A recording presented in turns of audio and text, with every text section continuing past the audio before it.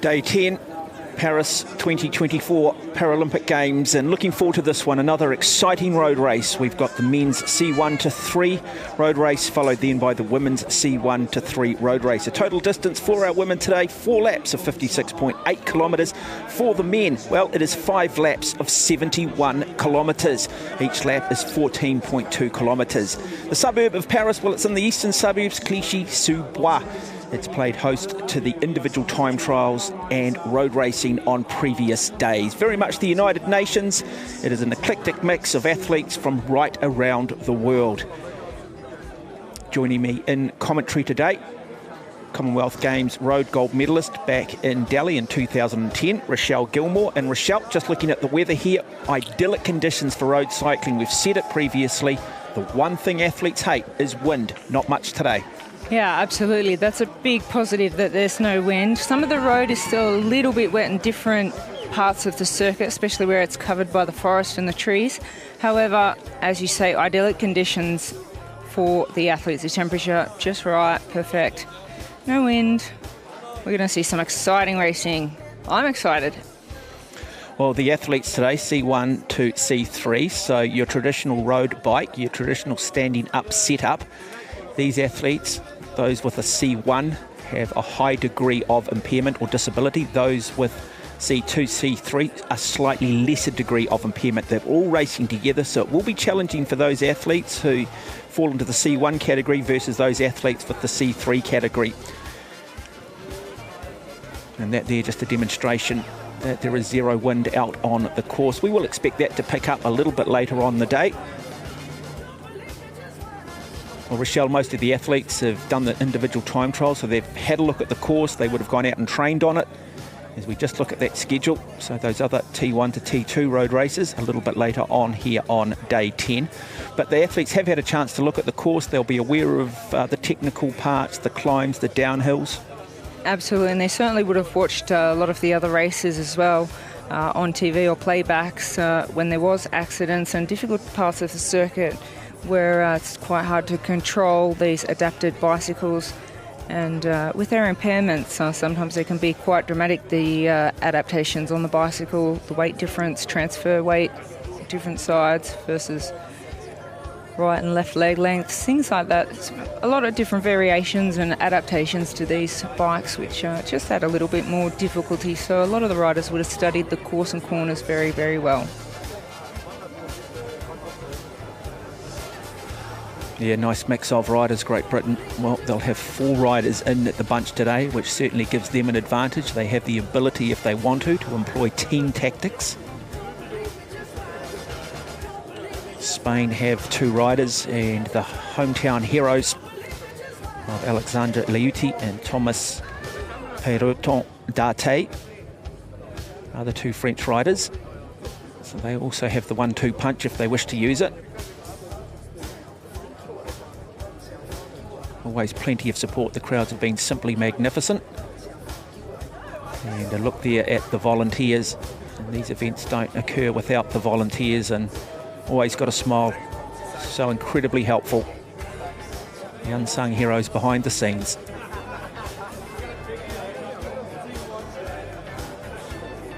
I'm glad you touched on that, Mark, because the volunteers here, particularly in Paris at the Paralympic Games, have been absolutely amazing.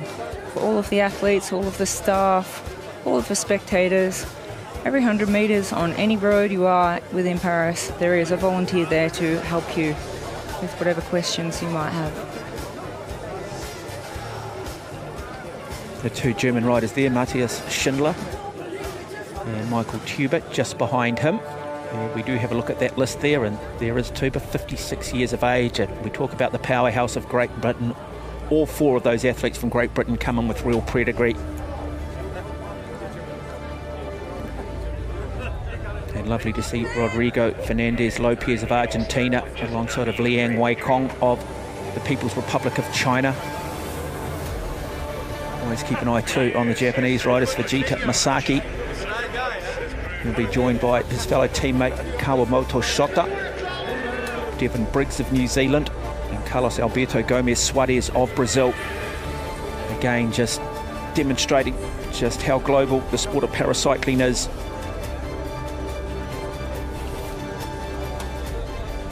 Darren Hicks, Gordon Allen of Australia, Esteban Goddard Medica of Panama. Recently, last year, took part in the Pan American Para Games in Santiago in Chile.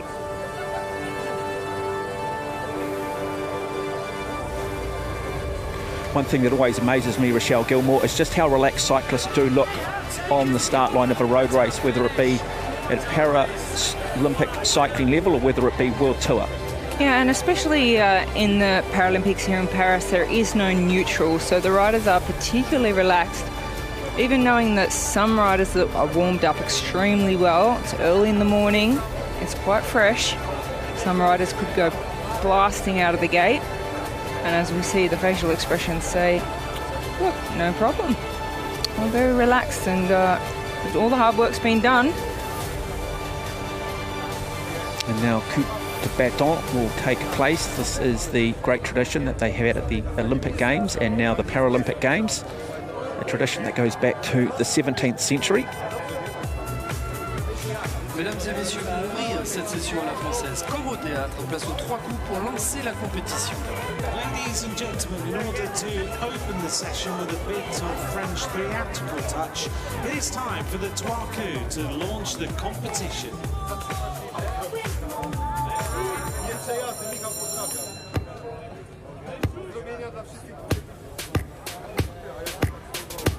So, moment to wait as the formal formalities begin.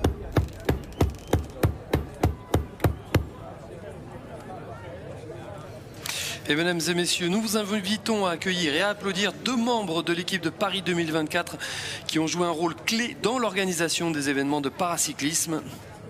Let's welcome 2 Paris 2024 team members who played a key role in organising the Paris cycling events.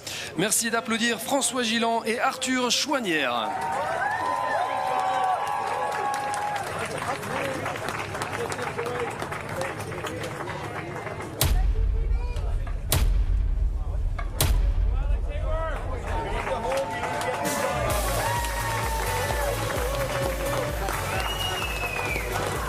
Well, the crowd certainly accepting the welcome, looking forward to this. 71 kilometres for our men in the C1 to 3 category. 5 laps of 14.2 kilometres. For some, it'll go from the gun. For others, it might just be a little bit more measured. Incredibly unpredictable, which also is what makes it so incredibly exciting. Well, as you touched on earlier, Mark, so just look up to the skies to see if there's going to be any rain. This is the C1 to C3 category, and only 1 gold, silver and bronze medal will be awarded across those 3 categories, so it's an all-in-one competition here at the Paralympic Games in Paris.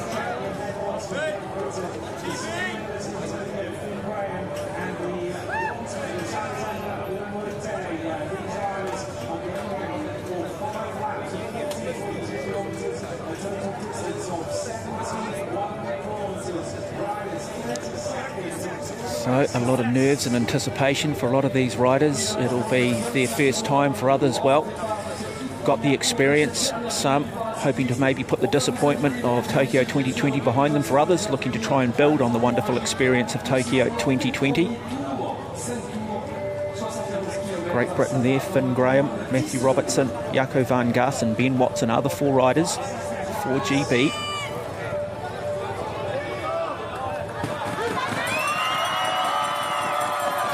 And we are underway in the men's C1 to 3 road race. As expected, a relatively aggressive start.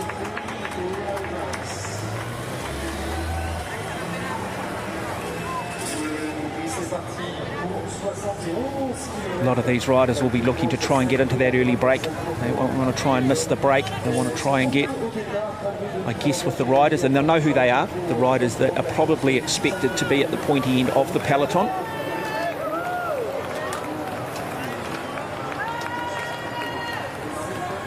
And as expected, based on the level of impairment from the C1 category, who have a higher level of impairment to those in the C3 category, a little bit more caution in and out of some of the corners. Well, the peloton looking quite relaxed with 2 riders out in front. We can't actually see and shot the rider front on the road. And I think it's big new Machuski of Poland, who's decided to just go up the road initially, set the pace. Chinese athlete there, remarkable, from the People's Republic of China, and that is Liang Weikong, who actually won the time trial. Wonderful look over the city of Paris, eastern suburbs here of Clichy-sous-Bois, which is the venue.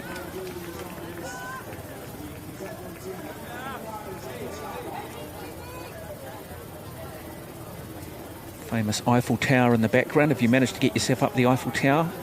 Yes, I have. Not on this particular trip, but many of my trips to Paris for the final of the Tour de France on the Champs-Élysées, I've had many opportunities to go up the Eiffel Tower. Plenty of pictures and memories from that, but the Paralympic Games has been all work and no play. We're on the start line for the women's C123 road race.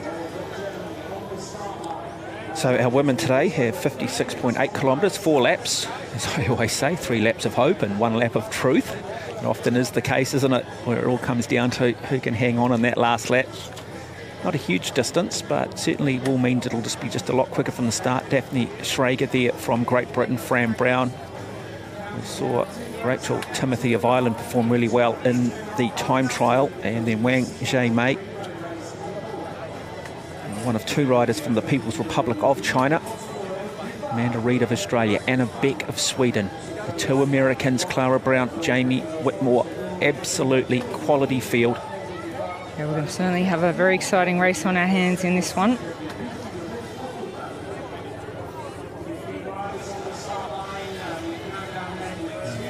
Again, different setups based on level of impairment for different athletes. Remarkable engineering.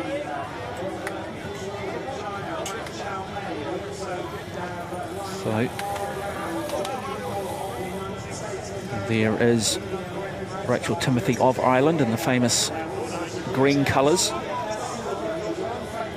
Sweden's representative, Anna Beck, always focused. Just like a coiled spring, isn't she? Just waiting to explode. Yeah, one of the big favourites in this race as well, Anna Beck.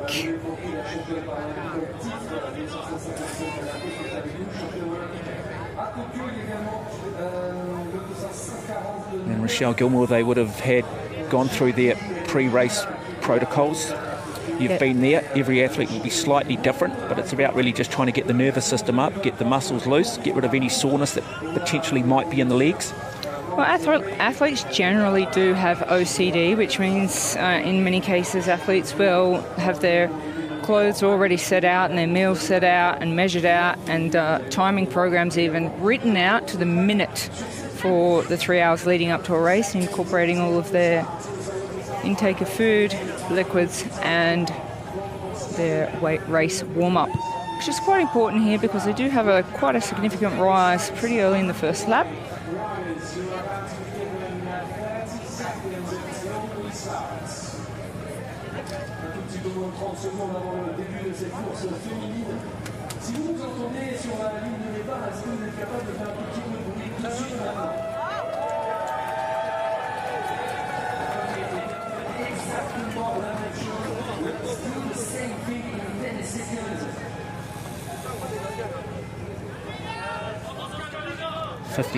.8 kilometres, moments away from a start in the women's C1-3 road race on day 10 of the Paralympics, Paris 2024.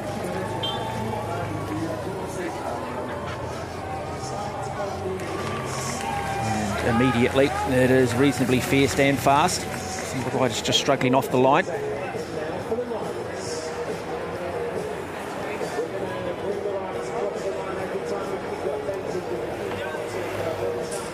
Great Britain on the front there, just setting the pace, early pace.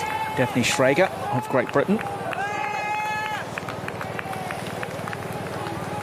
Really nice here to have too Jyoti Gadaria of India, another one of these athletes who says in her bio that very much around pioneering the sport here, trying to inspire the next generation of athletes in India with an impairment to take up the sport of road cycling.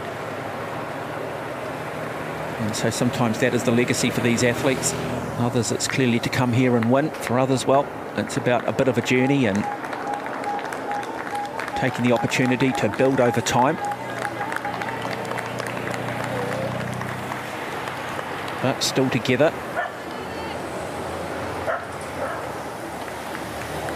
It's a remarkable skill set, isn't it? It is, absolutely. That level of impairment. You see the replay. All the favourites there at the front. A little bit of a wobble off the start there for Germany, but riders well underway. The Chinese rider there just trying to navigate a way around. Here, Wang Xiaomei of China, 24 years of age. Just struggling a little bit just to get clipped into. Sometimes they'll got to clip into their pedals. So it's 17 degrees, no real wind on the course. And so idyllic race conditions. Each lap is 14.2 kilometres.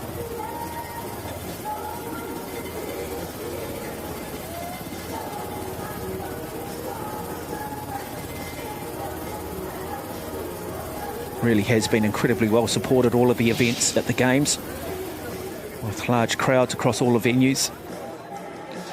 And there's a really good shot of just how they are clipped into those pedals.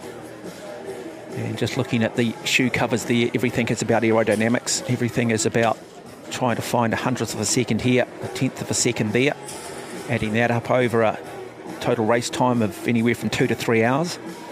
Yeah, absolutely. The aerodynamics come into play for those riders that would like to get out into a breakaway, or particularly riders that get together in a little group that really want to put the power down. You can see Tenar Gillies there.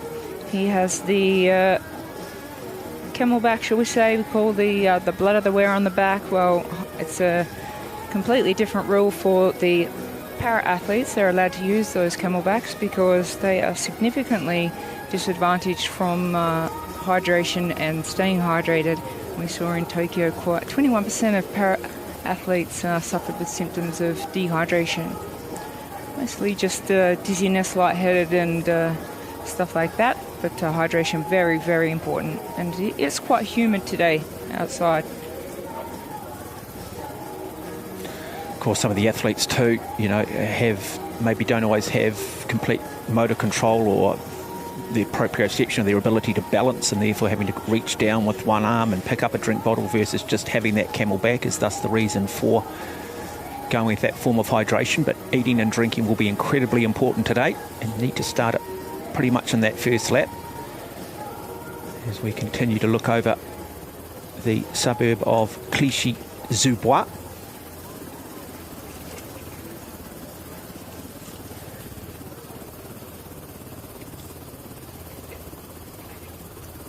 And there is the start-finish line. There's that last little left-hand turn. You see at the top of your picture now, that little arc, swing around there, and then pretty much a flat stretch of around 200 to 300 metres through to that finish line. I wonder whether today we will end up seeing some sprint finishes.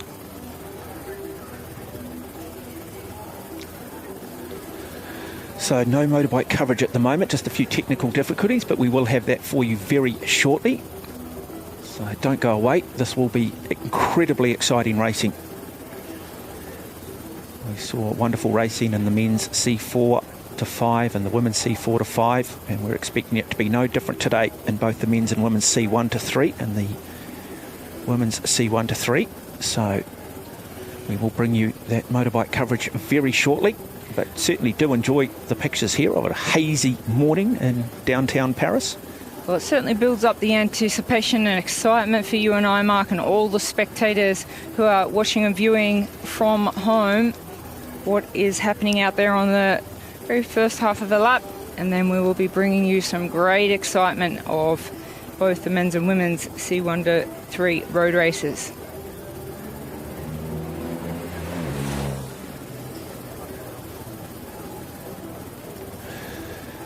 Well, Rochelle Gilmore, we've seen the athletes do the 14.2 2-kilometre lap in the time trial. We've seen other races participating in the actual road race, anywhere up to almost yesterday, 100-kilometre type events.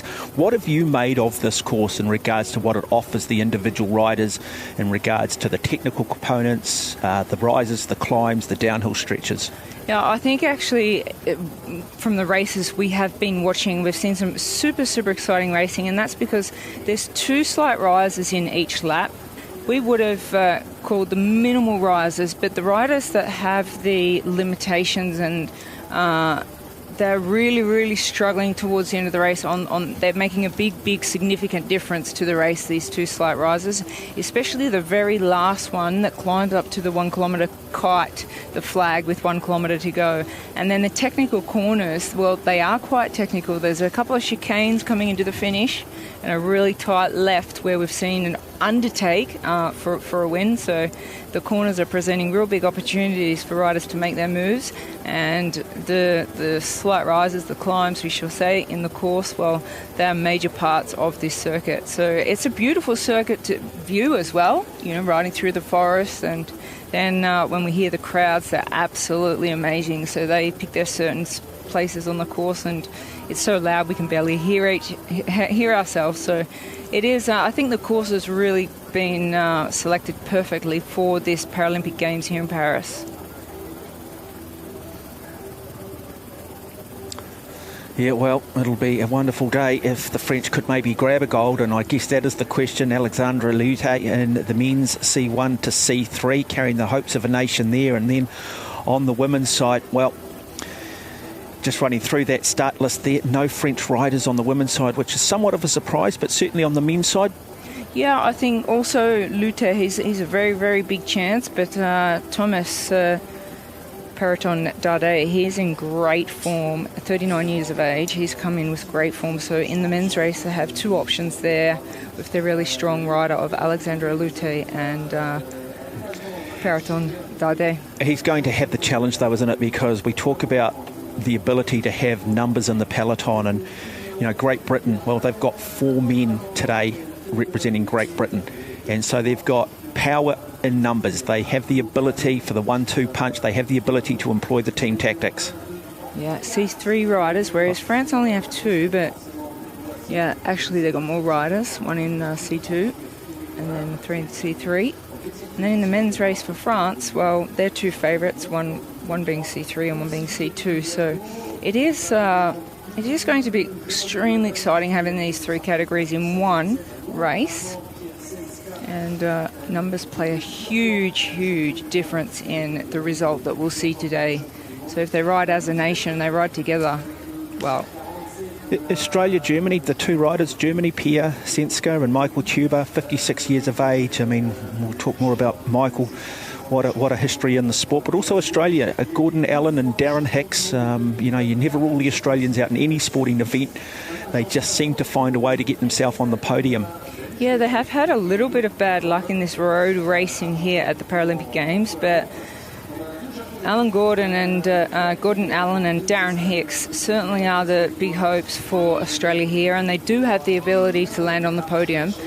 Whether they'll work together or not, well, that'll yet to be seen. That would have been discussed in previous team meetings this morning and last night. So generally they'll have a meeting before they go to bed and early in the morning again, and they will express themselves and their desires. And sometimes we will have one rider say, well, look, I'm not in my best shape.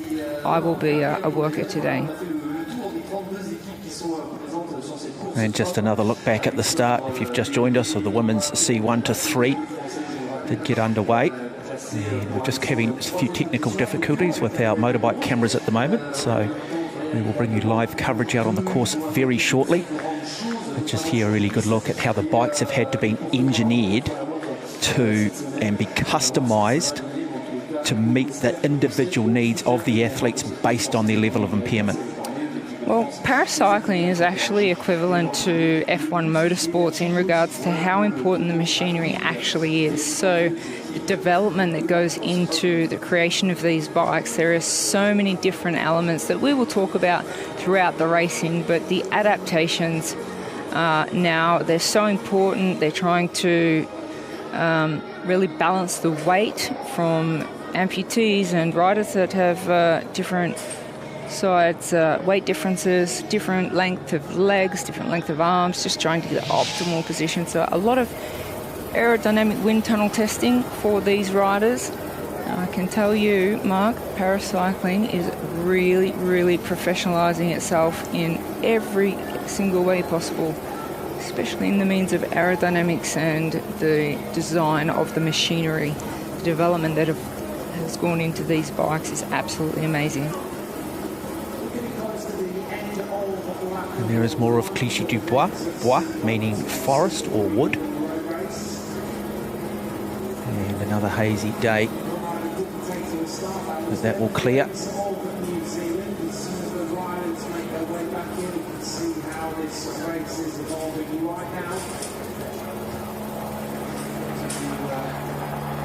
It's been a wonderful 3 days so far of the para road cycling, with just some magnificent finishes, some absolutely brilliant stories being told, and Dame Sarah's story, well, that has been well documented.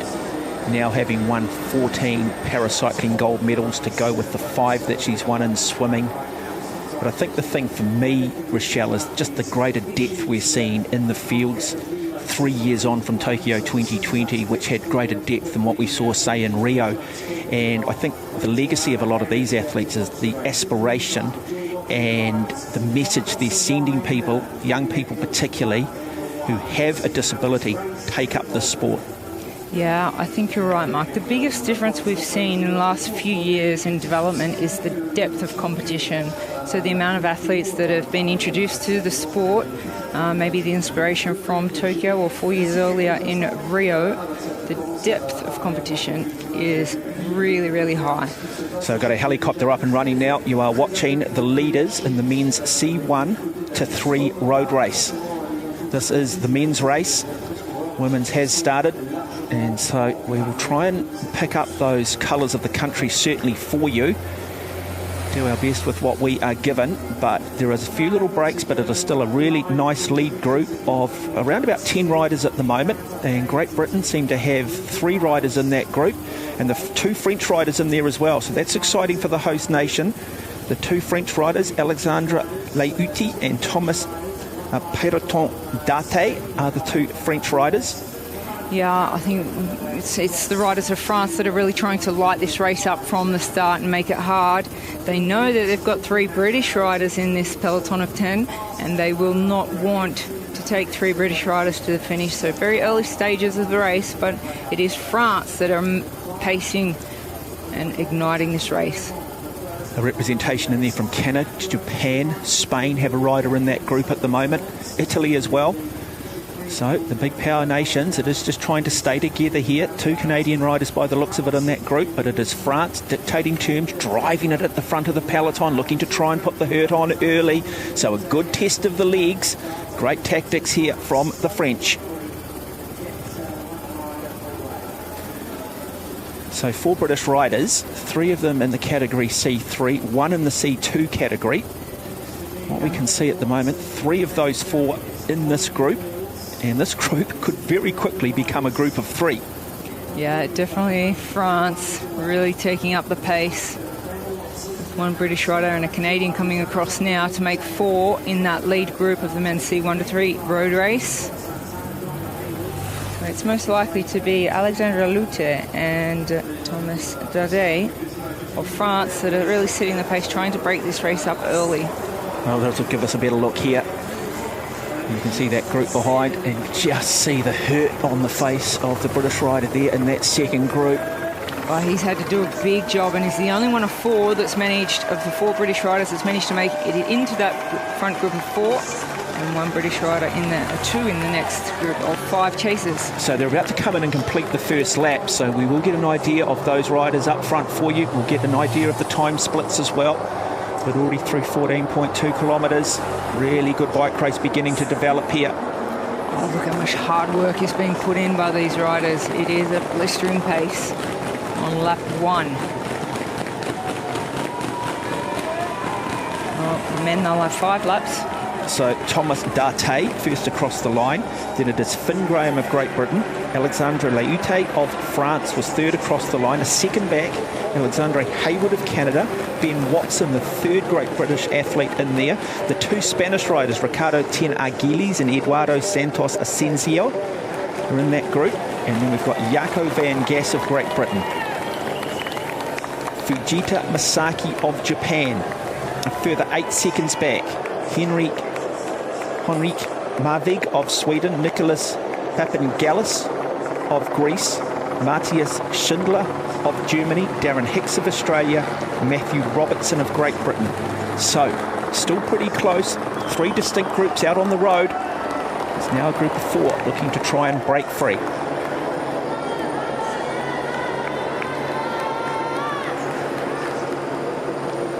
Really good example here of the engineering that goes in to the bikes. A good performance here coming from Darren Hicks, the big Australian.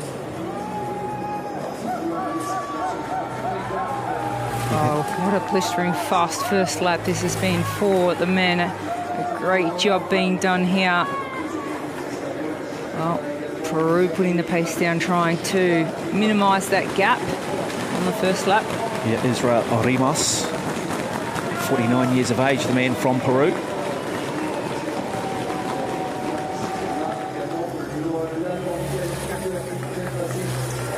So this group of riders, a minute 35 back. And Lopez of Argentina has crossed the line.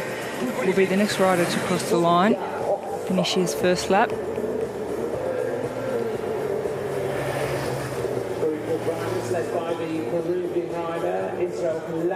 He'll be desperately wanting to try and get onto the back of that group and 4 in front and use that slipstream, use that drag coefficient. Number 47, and that is Golubek Zoyadov of Uzbekistan. I find it very interesting that it's been France igniting the pace on the first lap of this race, only having 2 riders versus, say, Great Britain, who started with 4 riders. Now, this group of 4 need to work together, but boy, the pace is on up front, isn't it? And it's still leading that there. Finn Graham now has come to the front, the Great Britain rider wearing number 52. And the Canadian rider sitting there is Alexandra Hayward. And so they still have a significant gap, little flick of the elbow. And so happy to work together. We haven't seen the French at any point looking to mix things up. They're all committed to this breakaway. They're all committed to trying to get a little bit of a gap over the rest of this field. There's certainly these 4 riders that are going to push on and try to establish this breakaway. It is Finley Graham of Great Britain on the front. He is followed by Leute of France. Well, Graham, he picked up a silver in the individual pursuit in the track program in the C3, and he picked up silver in the road race in Tokyo 2024, and is also the current, well, won the world time trial. In fact, won the road race in Glasgow at the World Road Cycling Championships in 2023. So he's certainly got pedigree. But you do just feel now that possibly Alexandra Hayward of Canada may be just struggling with the pace, and 4 has quickly become 3.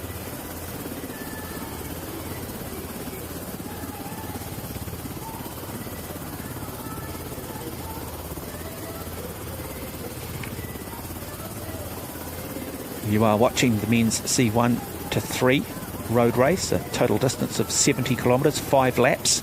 This is the lead group, and Hayward now of Canada does get himself back onto that wheel. So they come through this technical cobblestone section, which will send a lot of vibrations up through the body.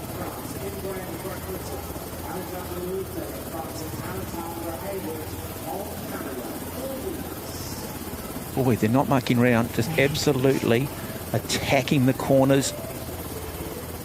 You can hurt a lot of riders in and out of the corners. And if they're too far back, you're up to full speed when you come out of some of those corners. Those riders a little bit further back are still braking coming into them, and then they've got to work that much harder to bridge the gap. And you do that enough times on each lap, and then multiply the number of laps, and it can come back to hurt you towards the end. Hayward just made contact again for this leading group of 4 on the road in the men's C1 to 3 road race. We have a breakaway of 4 establishing.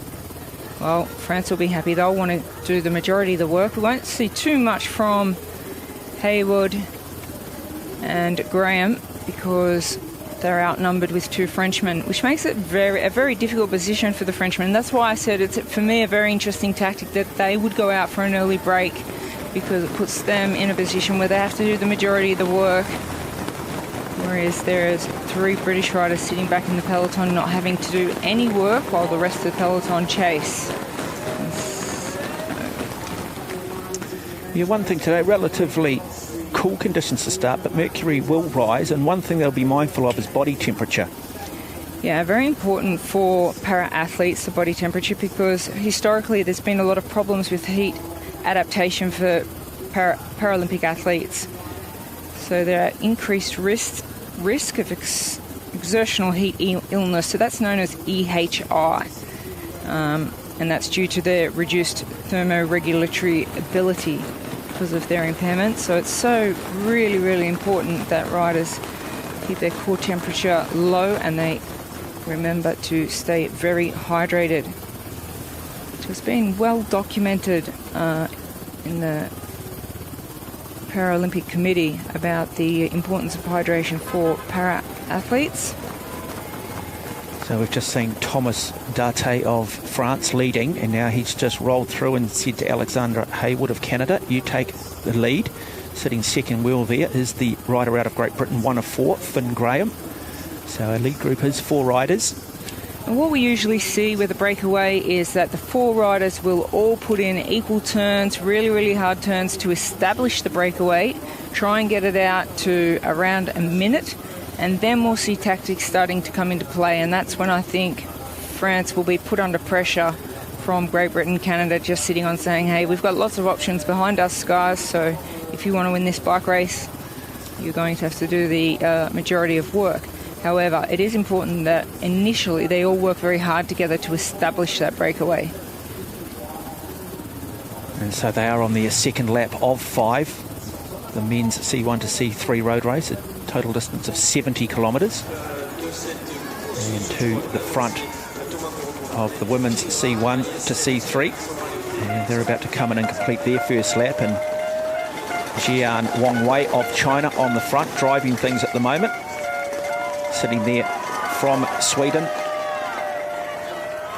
is Anna Beck. Yeah, Anna Beck, one of the big favourites. Sugiyata Keiko of Japan just sitting there as well. So we'll get some official times for that first lap and just confirm those riders in the group for you. Got Switzerland's Florina Riegling sitting there on the back as well. And look at her hydration system as well, slightly different. Another big favourite, Florina Riegling of Switzerland. And so you can just see the level of angst and the effort that has been put in, and it will be Clara Brown of the United States who will take this lead group of 6 riders through. Anna Beck of Sweden, Wang Mei of the People's Republic of China, Jamie Whitmore of the United States. So they do have the 1-2 punch if they wish to use it. Keiko Sugiyata of Japan and Florina Riegling of Switzerland, all given the same time. Then there's a group of about 3 riders trying to bridge that gap. From Colombia, Danielle Muniva Flores, Daphne Schrager and Fran Brown. So British riders at the moment just a little bit off the pace, trying to bridge up to that lead group.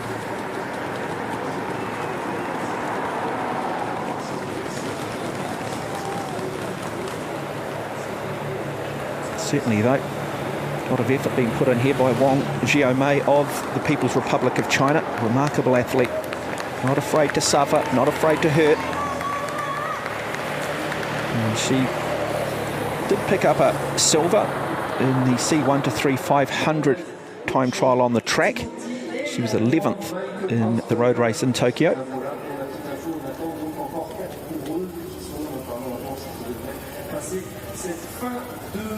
A strong group of 6. The American rider wants some help. But now it is... Sorry, that's just indicated, Mark, by the flick of the elbow, and we saw the rider from USA, Whitmore, she was flicking her right elbow, asking, come on riders, let's really get together here and put down some pressure to establish this breakaway. Well and good. She's doing it again. Flick of the elbow. Come on, come on. She's saying, I want help. Let's work together. Yeah, a little disorganised, isn't it, at the moment? They haven't got quite complete buy-in, but sometimes you have to be the rider that goes to the front and says, well, look, I'm going to try and get it going, and I'll be the one that sets the tempo initially. And now we do start to see Anna Beck come through. Big, tall figure, very strong bike rider, beautiful form. Like a lot of sport, Rochelle Gilmore, at the highest level, form is really important. Now, it does become more difficult based on your level of impairment, but based on your impairment, you're still looking to try and find and maintain some good form. Men's lead pack here. You have a look at the riders. I'll get you to talk a little bit about their form, but this includes Thomas Date of France, Finn Graham of Great Britain, Alexander Liate of France, and Alexandra Haywood of Canada. Yeah, we know Dade came in with good form. He's the rider on the front at the moment. His teammate Lute on the back. And it seems that it is the Canadian rider that is really, really struggling. Haywood on and off, but look, so close. It looks like this bunch is going to become a little bit bigger than 4 riders. Well, France won't be happy about that. However, it does take a bit of pressure off them because there'll be more riders from Great Britain and they'll be able to say, hey, look guys, you've got a group of riders in here that can work. Oh, big, hard job being done there by the chasing group. Yeah, the old pain face, isn't it?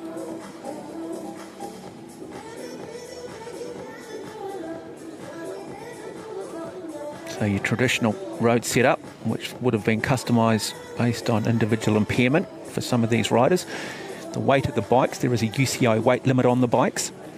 Yeah, the UCI weight limit is 6.8 kilograms, and that does apply for these bikes as well. So even with their adaptations, their bikes need to weigh more than 6.8 kilograms. Now that's weighed before the race, whilst they're in the race start area zone, and it is weighed without their bottles and without their computers. So need to stay above that minimum 6.8 kilograms, and that's for safety reasons, just to ensure the bikes are not so light that they could easily break. Yeah, it doesn't take much. Engineering on them has certainly evolved a lot more in the last 5 years, but when the carbon fibre first came out, you could hit, a curb or even a bump in the road and they could get a bit of a crease in them, and then basically they lose their torque, lose their stiffness, and basically have to discard them. So you've got to get that, making sure that safety is not compromised by trying to be too light or being too clever with the engineering. And still just the 4 riders up front of our men's C1 to C3 road race. Thomas Date of France, Finn Graham of Great Britain, Alexandra Liate of France, and Alexandra Haywood of Canada. Up here in this region of Clichy-sous-Bois. And the women's road race, C1 to C3, they're on their second lap of 5, and that's just starting to break up a little bit too. So we had about 6-7 riders when they came through the first lap. It's now just starting to splinter a little bit. It is the American rider who is just putting the pressure on here, Clara Brown. So just looking to try and put the hurt on. Sitting on her wheel is Keiko Sugiura of Japan. Anna Beck of Sweden's there. And the second of the United States riders comes across, and Jamie Whitmore. Well, at the moment, in the men's C1 to 3 road race, these 4 riders were very committed to establish a breakaway. You can see they're just settling into rhythm now, looking at each other saying, come on guys, let's just keep working together until we really get this breakaway established. Good shots here of the veteran out of Japan, Keiko Sugiura, 53 years of age, a remarkable athlete, wonderful talent. Yeah, she's labelled as one of the big favourites, so she's asking for help in the women's race as well.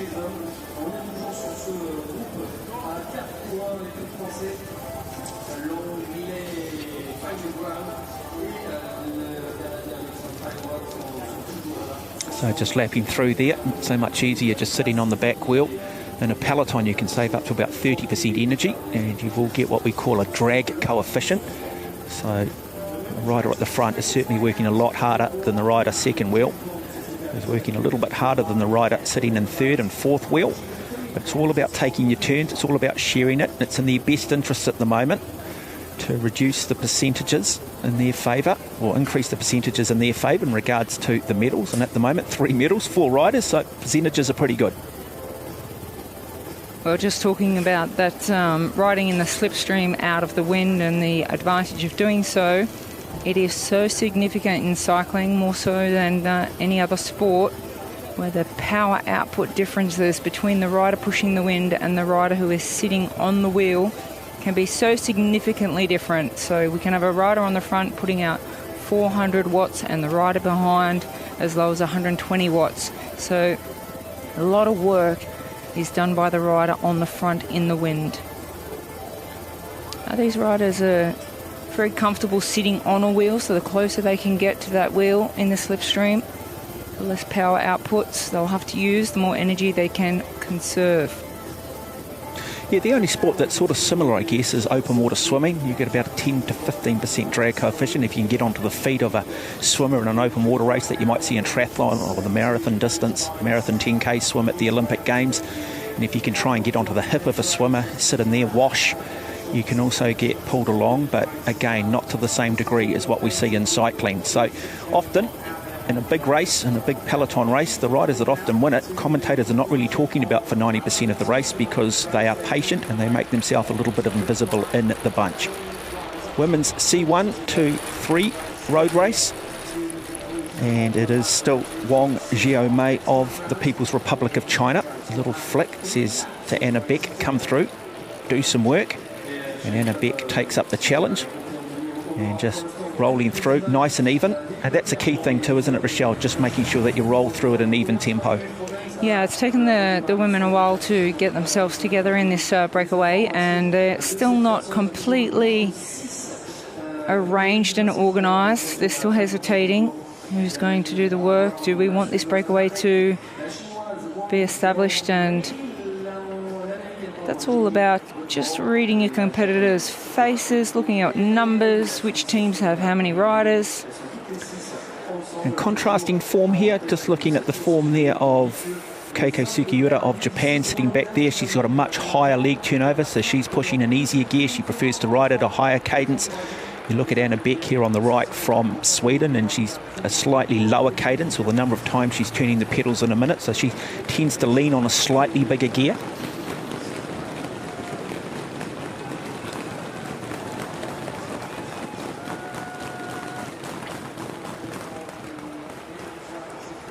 Just see the Japanese rider there just spinning up the hill.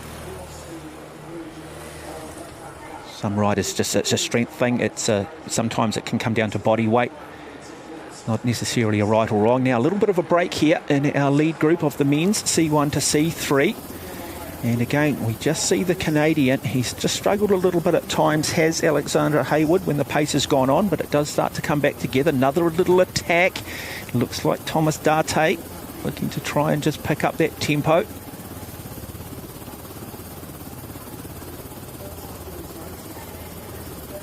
Well, I think, personally, Hayward is playing a little bit of a game here as we see him drop off the back. I think he wants to let the rider drop into third position and just stay in that fourth position. He's a C3 rider. He's quite tactical, strategic, and just missing a few turns, conserving his energy at the back. Well, I mean, there is an unwritten rule, but he still doesn't have any obligation to really come through if he doesn't want to, and he can put his hand up and say, look, I'm struggling, I can't. French rider certainly happy to just continue driving this, about to come in and complete another lap by the looks of it. And certainly 4 riders have gone clear prior to the first lap. The difference between these 3 riders and the next group of riders varied from around 3 seconds up to 15 seconds. But these 4, and big applause coming there. So it is Alexandre Lotte of France on the front. So the French rider with the moustache. I think they're discussing why Hayward's not doing turns, because he's the only rider from Canada. He doesn't have riders back in the peloton, so etiquette would be, let's all work together, the four of us, to establish this breakaway. And that's Lute at the back that's just had a quick word to Hayward and said, look, you need to contribute, as they now complete their second lap. Yeah, and that time, so they went through 40 minutes and 43 seconds, slightly quicker than that first lap. The first lap, 20:31, so not much difference, lapping around about 20 minutes. Now it's a bit of a wait to see what the gap is back to the chase group. So just confirming through completing the second lap, Thomas Date of France, Finn Graham of Great Britain, Alexandra Hayward and Alexandra Leute of France are your group of four. This is the chase group with the other two Great British riders in it, joined by the great Spanish rider, and that is Ricardo Ten Aguiles. And so let's have a look at that split. And so Ben Watson is the rider from Great Britain, the 35-year-old, 41.35 seconds back, in fact 52 seconds back. And then Eduardo Santos Asensio of Spain and Jaco van Gas of Great Britain. Well, they're only 52 seconds behind the leaders. They are putting a hard chase. Well, they both have the ability, the Great British riders, as we now look back in the field at the rider from Belgium, Edwoud Vromont.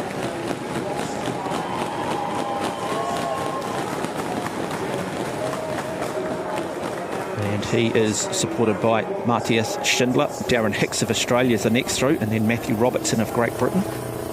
I can tell you Henrik Marvik of Sweden has also completed that second lap, as has the second of the Spanish riders, Ricardo Ten Aguiles. To the front group of the men's C1 to 3 road race. And still all four working nicely together, looking a little bit like a team's pursuit.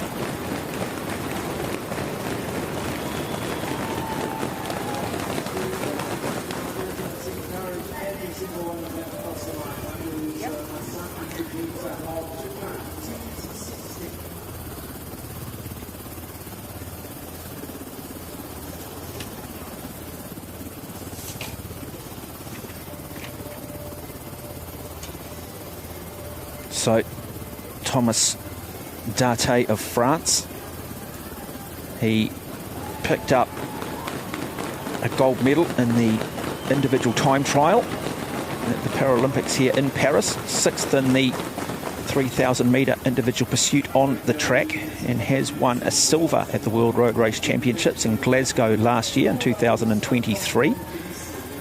Finlay Graham of Great Britain, who's there in the dark blue, sitting second wheel.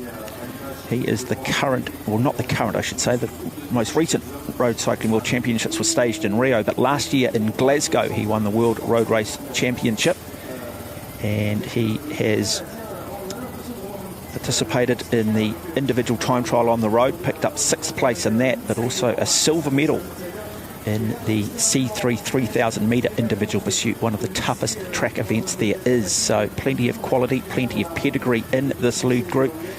Alexandra Leute, well, bronze in the road race in Tokyo back in 2020, and picked up gold in the individual time trial a few days ago on this same course.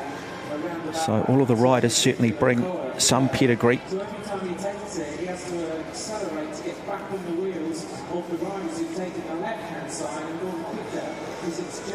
As we go back and have a look at the pain faces. It looks like Dado of France is doing the majority of the work in the breakaway. These are 3 chasers, 2 from Great Britain and 1 from Spain. So Jaco van Gas and Benjamin Watson from Great Britain, and Eduardo Asensio from Spain.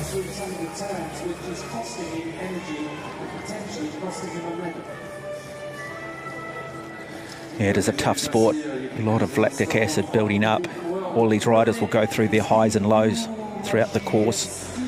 And it's just really, when it's all said and done, it's the rider who's prepared to suffer the most. And now a few more little attacks coming here from the French, just testing some of these other riders on some of the more technical parts of the course. But Hayward of Canada immediately jumps back across. You're looking at your leaders on the road in this men's C1 to 3 road race.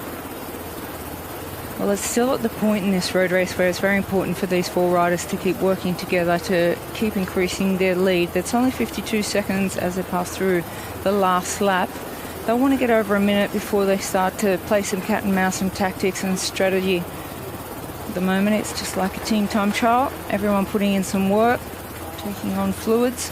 You see there from Dode.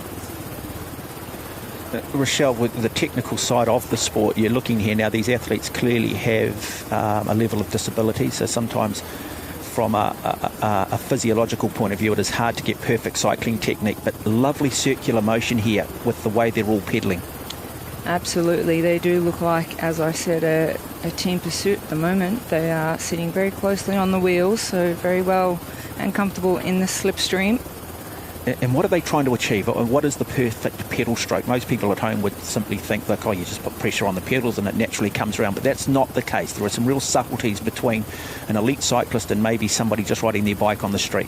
Yeah, absolutely. I can tell you sometimes I would personally be out for a 4 to 6 hour ride and constantly tell myself to pedal circles. And what I meant by that is that you want to apply even pressure on the pedals throughout one complete pedal revolution. So a general cyclist will get on a bike and only push with their quads. So they don't pull across the bottom, they don't pull up, and they don't push across the top. So essentially there's 4 sections of that revolution: across the top, push down, pull across the bottom, and pull up. So they want the circular motion to have power output that is evenly distributed around that complete pedal revolution. A good example of that pulling through, it's imagine that you've got mud stuck to your shoe and you're just trying to remove that mud, maybe on the edge of a step, and you're just running your foot across that, and then on that upward circular motion, almost just thinking about pointing your knees towards your handlebars a little bit. Well, there's plenty of scientific software developed to measure where you are putting out the power through one pedal revolution, and a lot of the time riders will notice where their weak spot is, but generally they'll have a weak side. So they might have an equal distribution of power through one side of a pedal revolution on the right leg, but then on the left leg they've got a couple of weak spots. So they'll have to work on that. And they do. They're out on the bike for hours training, thinking exactly about those things they can improve on. You are watching the men's C1 to 3 road race, day 10, Paris 2024 Paralympics. 4 riders up front, having already completed 2 laps, 3/4 of the way through the 3rd lap, a total distance of 70 kilometres, 71 kilometres. We've got Thomas Darte of France, Finn Graham of Great Britain, Alexandra Hayward of Canada, and the second French rider, Alexandra Leute.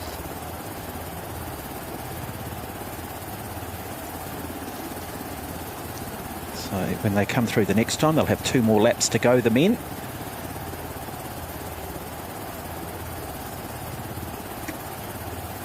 Looking back over the suburb here of eastern Paris, Clichy-sous-Bois. We have had just a few technical issues with our cameras out on the bikes. A good race developing on the women's side.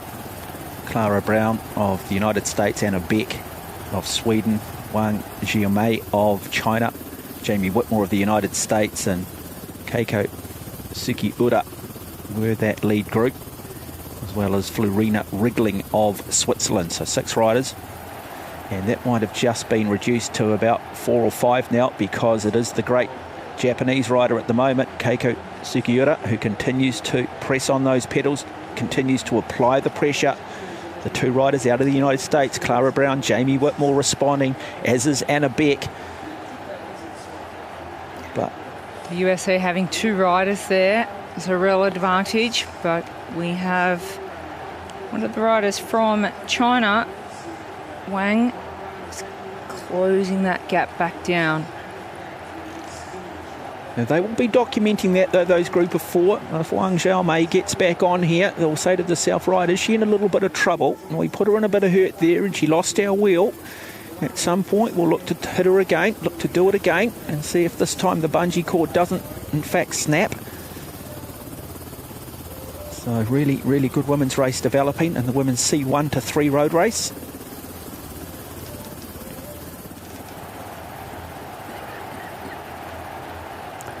And it is that lead group, so 5 in it now. Mentioned it too as they come up this climb here. Rochelle, all of these riders will go through a good patch and a bad patch, and you've just got to work through the bad moments. I will just double check from China if that's Quan or Wang, because both are very much favourites. So it is Wang. She's had some great results here already at the Paralympic Games in good form. So that's a group of 5 established. Another rider, it is from Switzerland, wriggling in fine form, trying to chase back. Yeah, these riders too, they'll be using the laps here, and they'll be maybe mapping out a little plan in their head mentally. Right, if I get to 1 lap to go, what part of this course best suits me? How can I hit the rest of this group? Good to see though that Florina Wriggling of Switzerland has got back on, Japanese rider though continues to just ride off the front. Keiko Sugiura, such an experienced campaigner, but one of the key things too, isn't it, Rochelle, is the ability to be patient sometimes. It's not always that easy in a bike race, but the great athletes have that ability to be patient, bide their time, and not look to try and go too early, not look to play their cards too early. About to come in and complete another lap, and about to come in and complete their 2nd lap. So when they come through the start-finish line area here, they would have completed 28.4 kilometres of the 56.8, so they'll be halfway through this race. Now the lead to the chase group at the end of the first lap varied from 12 seconds to 46 seconds. I would imagine now it's significantly more. Well, if these 5 riders out in front, the 6 riders out in front, really get it together and stop hesitating, because they're still looking around. They're not really in formation just yet. But we will now anxiously wait to see what the time gap is next, back to the next riders. Well, they're riding fairly even. They went through 24 minutes basically for the first lap, and now they're just under 48 minutes total time for the 2nd lap. So riding around about 24 minutes a lap. And it was Keiko Sugiura who went through first. Wang Xiaomei of China, the People's Republic of China, in 2nd. Clara Brown of the United States went through in 3rd. Anna Beck of Sweden in 4th, Jamie Whitmore of the United States 5th, and Florina Wriggling of Switzerland came through in 6th place. Now they only have 2 laps to go of their 4-lap race, the women's C1 to 3 road race, so they are just past the halfway mark, the leaders, and now they will take some nutrition. Now that's a real art to take a bottle from the side of the road, both from the soigneur handing out the bottle and from the rider taking the bottle. They need to train together to know exactly how they're going to execute that bottle catch.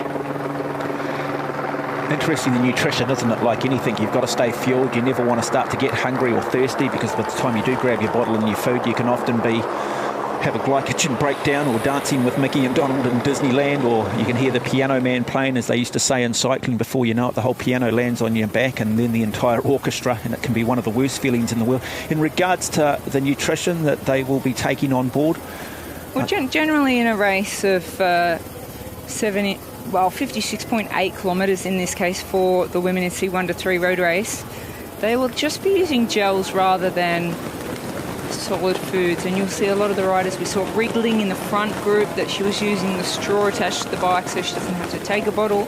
The same we see with the next rider through, Daphne Schrager from Great Britain. Well, she is 1 minute and 47 seconds back, so it looks like our lead group of 6 may produce the medals. So an interesting setup there. The bottle is on the down tube of the bike, and the cables are run along the top tube and conveniently placed there for Daphne Schwager to easily access fluids throughout the race. Yeah, another innovation that's come from really the sport of triathlon, those hydration systems where you can be on your aero bars and just basically drink through a straw. This is having to go down and grab your bins, and that's just an example of the difficulty there with the soigneur. I'm not sure she really wanted that gel. Yeah, it was a bit of a hesitant type of no thanks, I'm good for now. But now aerodynamics come into play so much that they don't even, and weight as well, that they don't want to be carrying additional food on board in the back of their pockets if they don't need to. Women's C1 to C3 road race. Anna Beck of Sweden continues to just set the tempo.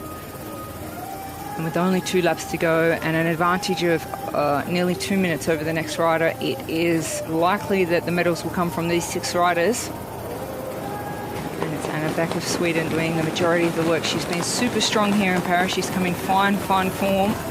She had to get that big result. There are a couple of climbs on the course where the riders will look to try and hit each other. Clara Brown now coming through, or hesitating to come through. USA definitely having a big advantage with 2 riders in this race. Will they use that to their advantage? Will they communicate? Will there be one rider sacrificed for the other? Oh, that's the big question. That's where the difference is made. Just having a look there through that roundabout of Florina Wriggling of Sweden, maybe based on her level of impairment, disability, doesn't appear to be so good when it comes to some of the technical parts of this course, and I just wonder whether the other 5 riders might be aware of that. And this is an example here, really just starting to drop off the back in and out of the corners, and all the riders say, look, this is where we think we can get rid of the Swiss rider. We can really just apply a little bit more pressure. We now just start to see it stretched out, and that's also got to hurt her. Every time she's getting spat out the back of that group, she's having to work that much harder to close it back up again. I think you're spot on, Mark, because Wriggling is as strong as these riders. However, being a C2 rider, she is really disadvantaged and taking it much more carefully through the corners and the roundabouts and losing ground, which means every time she has to use extra energy to try and make contact again. So a very, very substantial difficulty for Wriggling. And now we see, interestingly, one of the riders of the USA just dropping off the back. That would be Jamie Whitmore, I think. Yeah, Clara Brown's in second. Jamie Whitmore just making contact again, so she'll get into the slipstream. So if you are just wanting to think, we're identifying the riders at the moment. Jamie Whitmore has the ponytail of the 2 American riders. So just with the helicopter shots at the moment, we're just having a few issues with our motorbike coverage. So that's how you can identify them. Japanese clearly with the red Japanese flag on the back and the famous colours there of Sweden, yellow and blue for Anna Beck. And Clara Brown in the blue helmet with the beautiful pink bike. Yeah, really impressed here by Keiko Sugiura. What an athlete. Remarkable performance from her.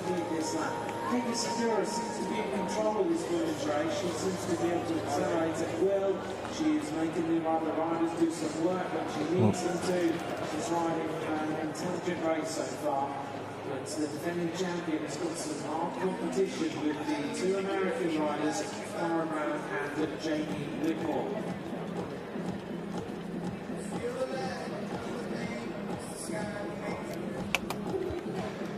We'll continue to say this too. Look, you can look at the facial expressions of bike riders and they'll have that pain face on, but generally you'll determine whether a rider's in trouble or not when you start to see a change in form. Maybe a little bit more head movement, you start to see the shoulders begin to drop, or you start to see riders maybe trying to change gears. They just can't quite find that right gear, or they tend to lean on a slightly heavier gear, so they go from a higher cadence to a lower cadence. All of those at times can be signs of fatigue. Yeah, absolutely. And we've seen the women's C1 to 3 road race. They're on their second last lap and they come through. They should get the bell to a business end of the bike race. And we see this lead of 6 riders dwindle down to 2 or 3 and then come back to 6. Yo-yoing riders off and on the back. A bit of discussion now just going on between the 2 riders of USA. Well, that's a good sign for the American riders. Yeah, the American riders, if they are going to use team tactics, one of them's going to have to be happy settling for possibly a silver medal or a bronze medal. If both of them decide that they want to win the gold medal, well, there's no real advantage to the United States. Yeah, that's right, Mark. And it's Siwara of Japan that we've seen doing the majority of the work, along with Anna Beck. They've been really aggressive near the front, or on the front for the majority of this race. It's just a steady tempo at the moment, probably riding high 30s. Knowing they have a near 2-minute advantage over the next rider, they can afford to really play around a little bit. Back to the men's C1 to 3 race, and back on the front it is Alexandre Leite of France. In fact, Alexandre Leite is in 3rd place at the moment. It is Thomas Paraton-Date of France who leads, and once again it is the Canadian Alexandra Hayward who's just getting shelled, and maybe just not dissimilar to what we were talking about with the women's race. I just wonder whether his level of impairment just maybe impedes his technical ability at times, and that's why he's continuing to get dropped off, but will come through. So this will see the riders complete 42.6 kilometres. They will then have 2 laps to go. It is Alexandre Leite of France. It is then Finn Graham of Great Britain. Thomas Paraton-Date of France was 3rd across the line, and Alexandra Hayward was 4th across the line. Now, they went through in a total time of 1:01:20, so they are very consistent in terms of the lap speed. Hayward's going to have to work here now because it's another technical part of this course. He's going to need to hang tough, the Canadian. He's going to need to dig deep. The only thing that might just save him is the fact the riders are slowing down through the feed station. Oh, that's Dade. He took a bottle that he didn't really want. It didn't taste right. It wasn't the one he wanted. And then he realised the bottle he wanted with the gel attached to it was a little further up the road. And unfortunately, he missed that. So that'll play with his head for a little bit. Goes to the front. Dade doesn't want Hayward to keep getting back on. Wants the race to come down to 3. That would secure 2 medals for France.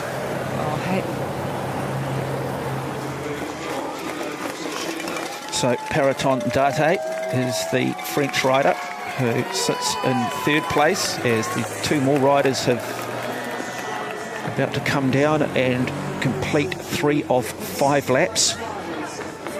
Ben Watson of Great Britain, Jaco van Gas, the 2 British riders, and doing a good job of working together here. But I just wonder at what point they do mentally maybe wave the white flag in regards to the medals. They do have a rider up in the break, and so they will come through just over 1:40 down on our group of 4. Quite consistent. Well, actually lost a little bit of time compared to the last lap. So it looks like our 4 riders, if we include Hayward in those 4 riders, they have a significant gap now. With a couple of laps to go in the men's C1 to 3 road race. These are our chasers.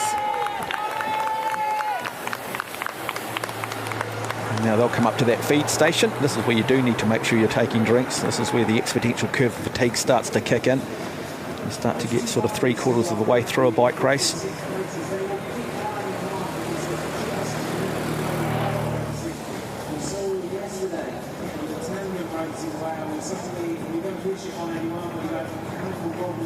And now they start to lap things back out. Eating and drinking at certain points on the course too. You don't want to be trying to eat and drink when your heart rate's through the roof. Go into an even deeper state of hypoxia, just trying to breathe while you're eating and drinking.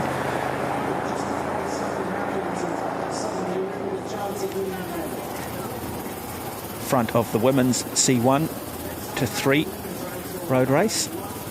And this is intriguing because this has already got a feel of a bit of cat and mouse here between these riders. It is Keiko Sugiura of Japan who leads. It is 2nd place. Currently Clara Brown holding 2nd wheel. Anna Beck of Sweden, 3rd wheel. In 4th place, the great Chinese rider Wang Xiaomei. And then we do have Jamie Whitmore of the United States and Florina Regling of Switzerland. It's starting to look a little, not disorganised, certainly not quite the urgency that we have seen previously. Might start looking at each other shortly. This is when it's not just physical, is it, Rochelle? This is when you start to be thinking tactically. This is when it starts to shift to a little bit more of a mental game. Yeah, absolutely. Coming into the final lap to go, they'll certainly be thinking about tactics and strategy. And just you see that when they come out of one straight line, it's riders looking at other riders. They want to see their body composition. They want to see their facial expressions, their pedal revolutions, and just really take a look at their competition. Yeah, and as mentioned earlier, there'll be just subtle little changes in form they'll look at. Some will try and chatter away and say, how you going? I'm pretty comfortable here. They might be hurting, but it's all about the bluff. A lot of bluffing in cycling, that's for sure. Can win gold medals. Enjoying this beautiful forest area of Clichy-sous-Bois. Bois in English does mean forest or wood.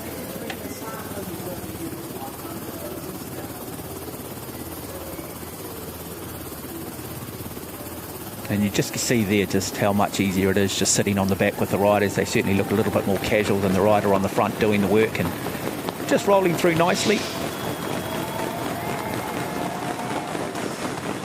Taking back the images of earlier, Alexandre Liotte of France, leading this group of 4 through the end of the third lap, or 42.6 kilometres. And Thomas Paraton Date, second of the French riders, third wheel. Stuck in the middle is Finn Graham of Great Britain, and Alexandra Hayward of Canada, who was really just struggling on the little technical parts of this course. Heart rate is high. He is well and truly locked in the hurt box, isn't he? He certainly is. And behind those 4 riders are these 2 chasers from Great Britain.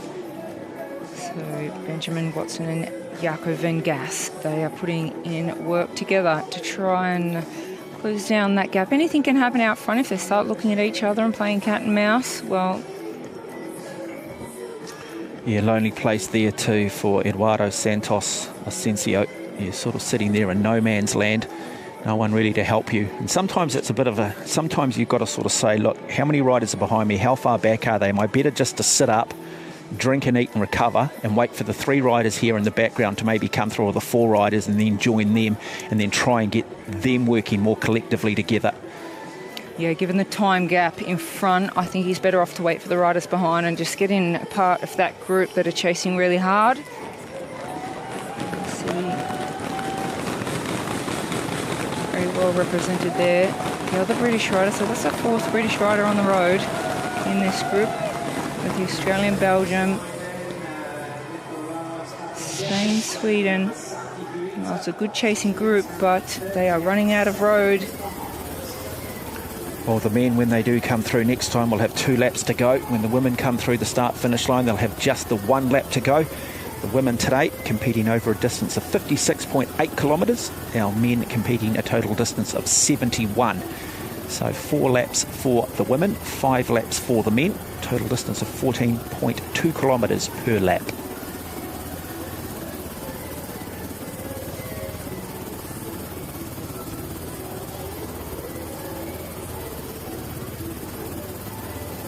So more racing on day 10. We'll have the men's T1 to 2 race and the women's T1 to 2. So they're the athletes that are on the tricycles. They're athletes who have the high level of disability that affects their balance, particularly. Thus, the tricycles will come out.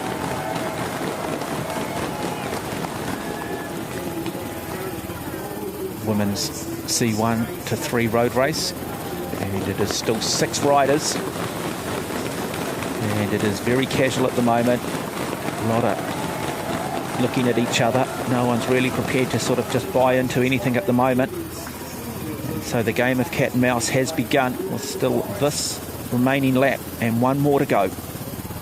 Well, it's interesting because it's such a hard race to call. Hard rider to choose for who would be the favourite. But something tells me that the one from China has done so much work on the front of this group that she may put herself into a bit of difficulty. But let's see what she does on the last lap, because sometimes the rider can be strong and establish a breakaway, do a lot of the hard work, and then when it comes to bell lap, I'll sit on now and I'll recover. Well, the Americans have the advantage. There's 2 of them, so they can do the 1-2 punch. And what we mean by that is one of the American athletes could decide to attack It's then up to the other athletes to chase her down. The second of the American athletes doesn't have to do anything. Once they do catch the American athlete, if they in fact catch her, the second American can then go, and they can continue to do that. And so they do have a slight advantage if they are prepared to play team tactics, if they are prepared to just get one of their athletes on the higher step of the podium. Kiko Sugara on the front at the moment. She is followed there by Whitmore. Well, the Americans, they are together. Annebeck right on the wheel.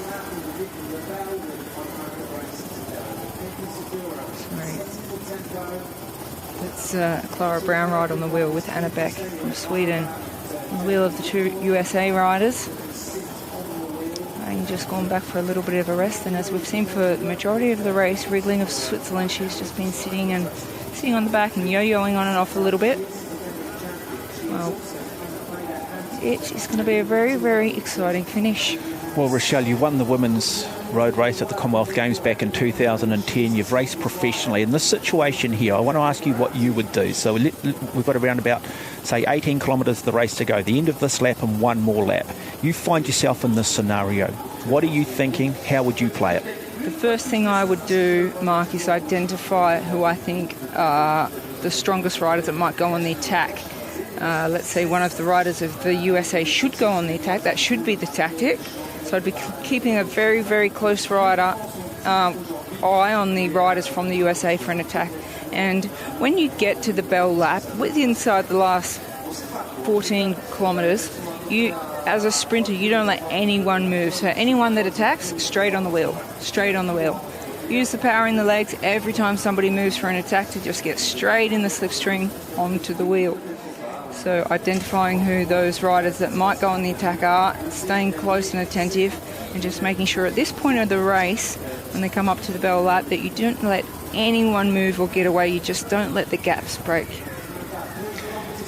I noticed Wang Xiaomei at the start of this lap just struggling a little bit at times. She was off the back of the peloton. We have seen Florina Riegling of Switzerland struggling through the technical parts, and we think that might be due to her level of impairment. But this slow pace that we've got at the moment, this pedestrian type pace amongst our leaders, that's just playing back into the hands, isn't it, here of Riegling? It's playing back into the hands of Wang Xiaomei because it's giving them time to recover. Yeah, Wang Xiaomei had done a lot of work on the front, but like I said, coming into the bell lap now, she's starting to think about the finish.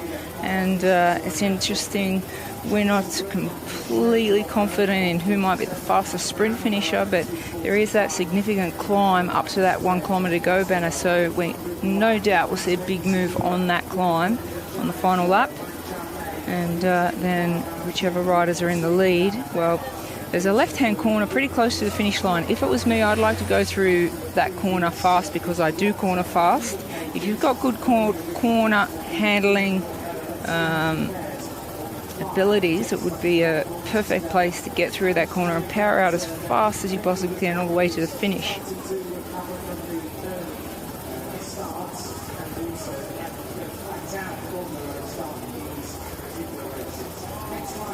So we are watching the women's C1 to 3 road race, the men's C1 to 3 road race. It is day 10 of Paris 2024 Paralympic Games.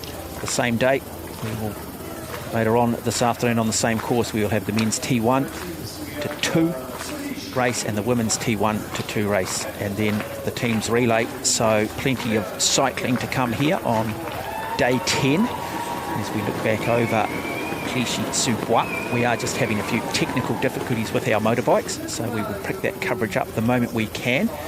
But don't go away, folks, because it is going to get incredibly exciting shortly. It is about to be lit up when they do come through for that last lap on the women's, and then there'll be 2 laps to go when the men cross the finish line. And it is very much game on.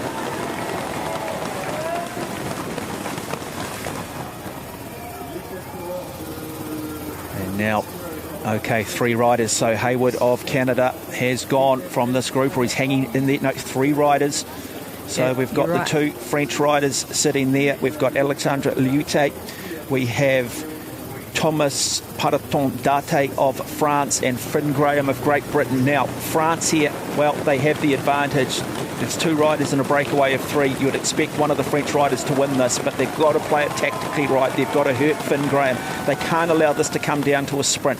One of these French riders, they both need to have an agreement here that, hey, we just want one of us to win this, and one of us might have to help in doing that.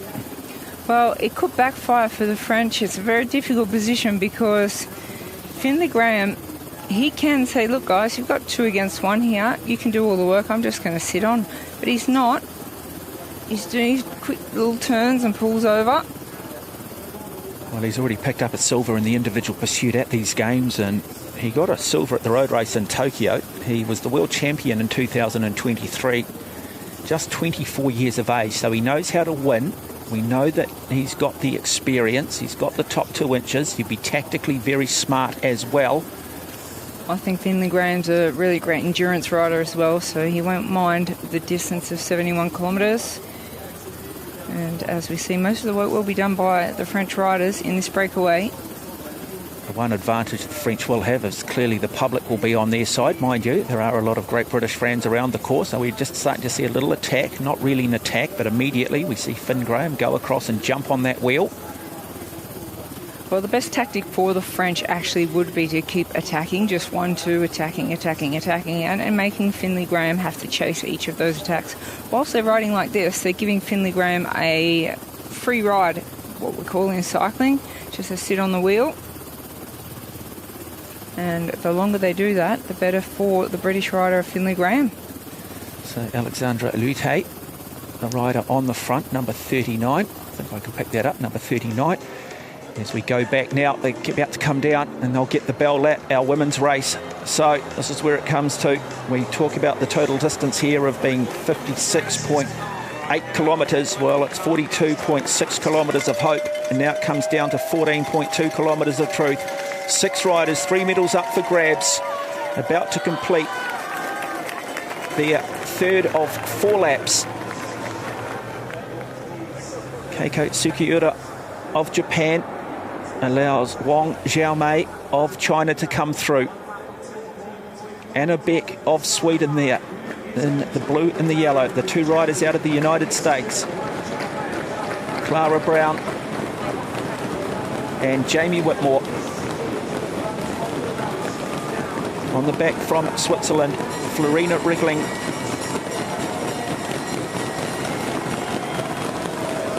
And now they've had 3 laps to strategise.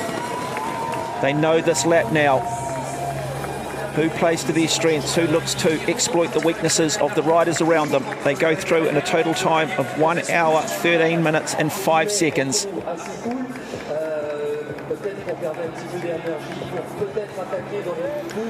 Wang Xiaomei of the People's Republic of China, Anna Beck of Sweden, Keiko Sugiura, they were the first 3 riders to complete a total distance of 42.6 or 3 of 4 laps. Now, this is what we talked about earlier, Rochelle Gilmore, the fact that Florina Riggling just appears to struggle sometimes on the more technical parts of the course.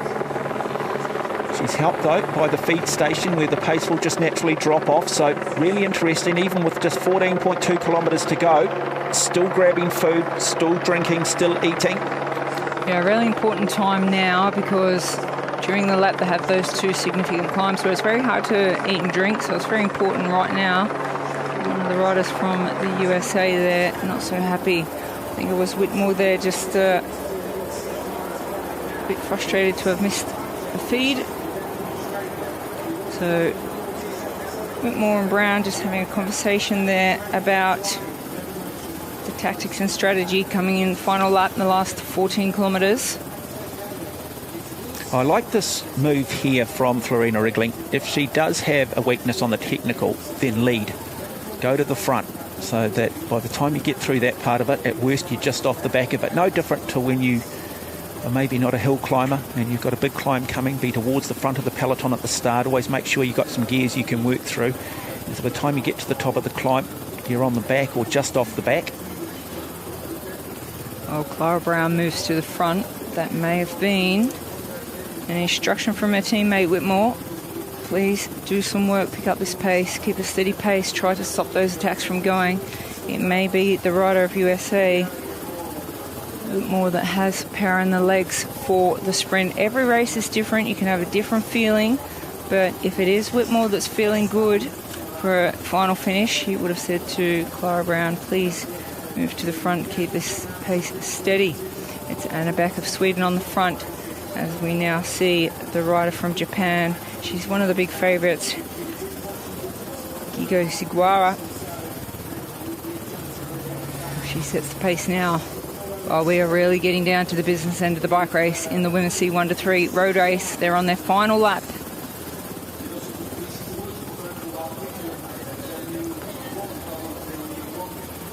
Yeah, it's certainly going to be intriguing, isn't it? Steady tempo. No one's really hit anybody hard just yet, but you do sense it is going to come. You do sense somebody is about to play their cards shortly. Who has the legs? Who has the ability to cover the attacks? Who here believes I'm the best sprinter, and I am more than happy if this stays together. Going back to complete another lap for the men. They will have 2 to go once they do come through the start-finish line in the men's C1 to 3 road cycling race. Thomas Perton-Dade, he is leading. Finlay Graham and Alexandra Lute.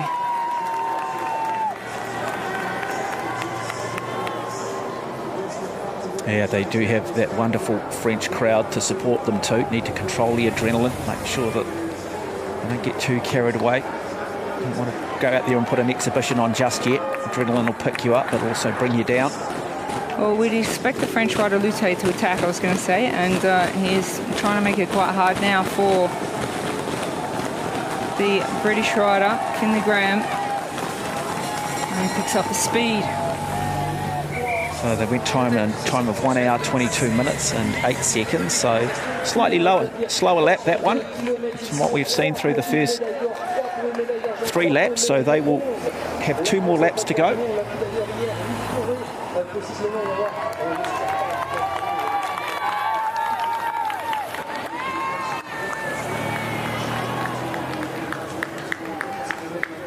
So in fact, they are now on the last lap. We heard the bell there, so it is Lute, Alexandra Lute, who is looking for a bottle. He's looking for some, well, and get some from his teammate there. So this is about to light up as well, folks. This is going to be exciting. How do they work Finn Graham over? Or does Finn Graham grab the spoils back to the women's race, pace back on? And so it is the Japanese rider, the veteran, who puts the pace on the 53-year-old Keiko Sugiura. But immediately jumping it across straight onto the wheel is Clara Brown of the United States. Well, the leader there from Japan, Keiko Sugiura, she won the individual time trial. Well, actually, so she was 6th in Paris, but in Tokyo she won the road race and the time trial back in Tokyo. So in Paris, well, C1 to C3 individual time trial, she was only 6th, but she's really setting herself up. Doing a lot of hard work. Anna Beck, she's just looking quite comfortable from Sweden. Yeah, interesting. This is just the shots coming back through the start-finish line, but when we saw that group, Wang Xiaomei and Florina Regling were the 2 athletes that were just starting to struggle a little bit. So Thomas Perton-Dade, one of the French riders at the front of the men's race. Bring you coverage of that. But we are focusing on this women's race at the moment because it is coming to a very exciting conclusion. And once again, though, Wang Xiaomei and Florina Regling have got themselves back on. I have a feeling we might see an attack from Whitmore of the USA. Now, could be wrong, but Clara Brown has done a bit of the work, and Whitmore's been on the wheel of Clara Brown, just being protected. So we see now the Chinese rider there, Xiaomei Wang.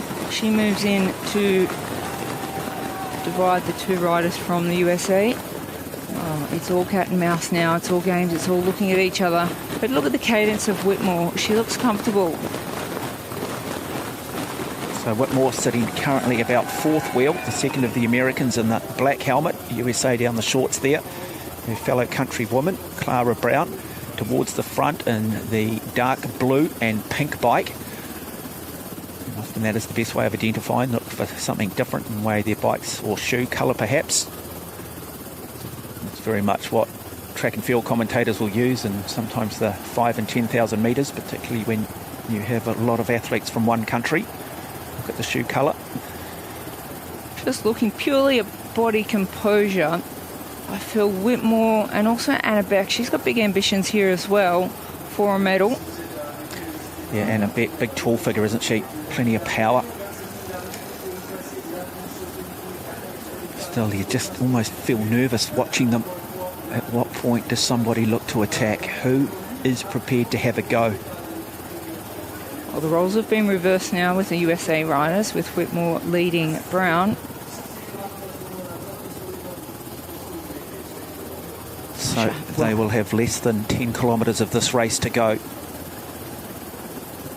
6 riders, 3 medals up for grabs. 2 riders from the United States. They have the advantage if they want to use it. You do just sense that of the 6 riders, Wang Xiaomei, possibly Florina Regling, might be the 2 that have burnt the most matches so far.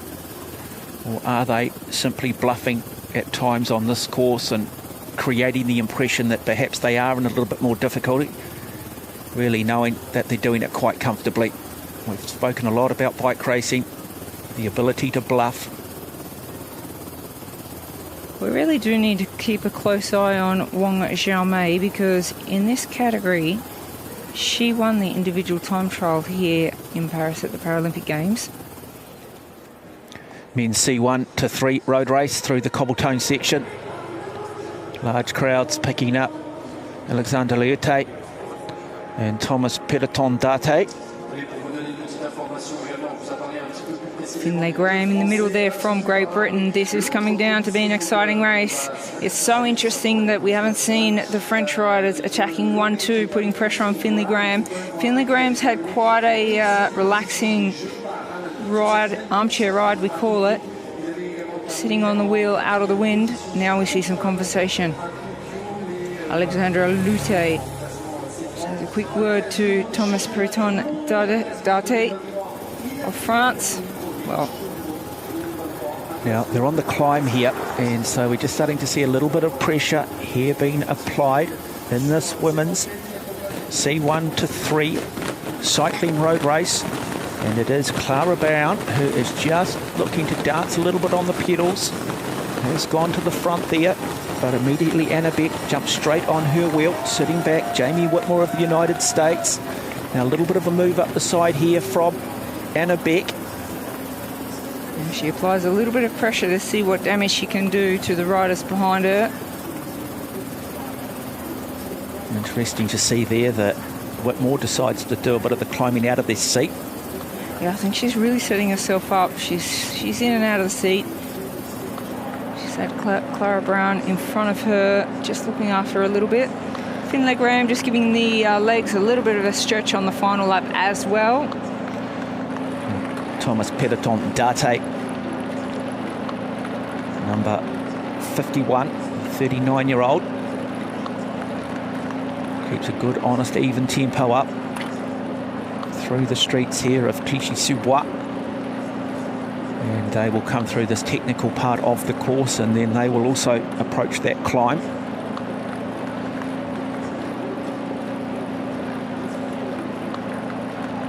Really nice work there being done by Finn Graham, though, just covering everything at the moment. Notice he's not doing any work, he doesn't have to.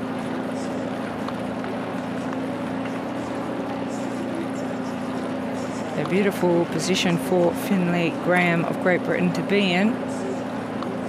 Obviously, you could be a bit intimidated by having 2 Frenchmen in front and behind you, but it does really give him that reason to be able to just sit in the slipstream without any arguments. A little flick, and Finn Graham says, no, I'm not coming through. There's 2 of you, there's 1 of me. You're not going to bully me. And now we do have the climb here, so we start to see a big move now coming from Thomas Petitton Date, and immediately Finn Graham has to jump across, and they've decided to attack at the bottom of the climb here. They're really going to try and put the great British rider into a world of hurt. Sitting back comfortably there, Alexandre Lute of France, but the tempo now being set by Thomas Petitton Date. Well, the French rider on the back, Alexandre Lute, he's had a really good campaign here in Paris. He's already won the individual time trial, the Paralympic Games here in Paris, so he may be the designated rider for France and the one being set up to contest against Finlay Graham for a fast finish. Well, this is going to be very, very exciting. Interesting there, just having a look at those gear ratios. So that bigger cog on the back means they are in a climbing gear. They'll have just the one chain ring on the front. Good tempo being set. Do look at the form though of Finn Graham. He looks comfortable, mind you. So does Thomas Petitton Date. He certainly will have the heart rate up, but he'll also know it's not a particularly steep climb, and then if you can get to the top, there will be an opportunity just to relax a little bit more. Now the next attack comes here. Good move here from Alexandre Lute, looking to really try and hit Finn Graham. Graham jumps straight across onto the wheel. He's going to need to fight to stay there. So the French have played the 1-2 punch.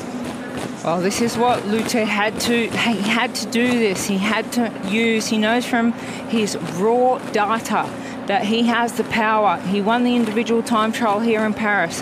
He knows he's the strongest rider. Finlay Graham, he shouldn't be looking around because he's not going to get help from anyone. He's the man that just needs to cover the moves. Now do we see Thomas Petitton Date look to attack? He does. This is the 1-2 punch. Here we go, the French. No, a little bit of a bluff, but what it has done, it's brought Finn Graham to the front. Oh, Finn Graham slips in on the slipstream there. Really, really good job. I think the intention was for Thomas Petitton Date to do that double attack, but he saw that Finlay Graham had already responded, he'd already reacted. So, great job there by the British rider. Women's C1 to C3 road race beginning to draw to a conclusion, and there are still 6 riders in it. We have Wang Xiaomei of China, Anna Beck of Sweden, Keiko Sugiura of Japan, Jamie Whitmore of the United States, Clara Brown of the United States, Florina Regling of Switzerland. And so through this beautiful part of this course, it is relatively flat. They are up high, but they are flat here. And so they're just an opportunity again to just feel each other out a little bit. They will be in their head visualising perhaps the tactics, at what point they will launch, but they've also got to have maximum concentration to cover any particular attacks that might go. Men's C1 to 3 road race, and they are, well, actually not that far behind our women's race, so we're going to have some pretty good racing in some very short periods here.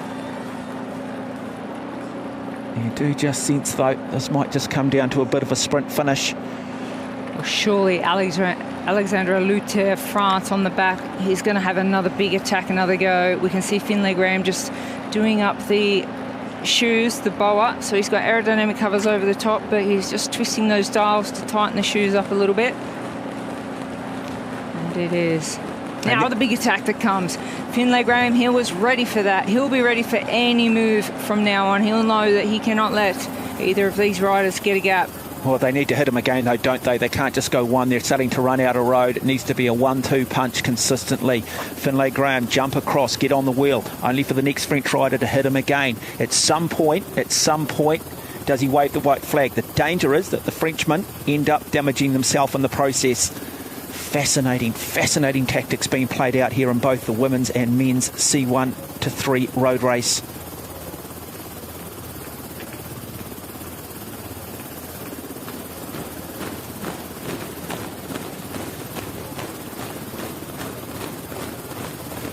And now this technical downhill, this roundabout here, another opportunity. They'll be familiar with it in terms of what side of the road to take. A lot of the lead-out sprinters in the big World Tour events will always talk about the roundabouts. It's a big part for them. What side is the best side to go? Another little attack coming once again.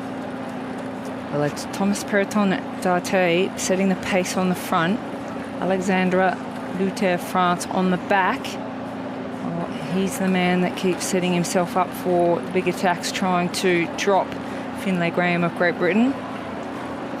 You do just sense there is another big one to come, isn't there? And now the game of cat and mouse. They're looking at each other.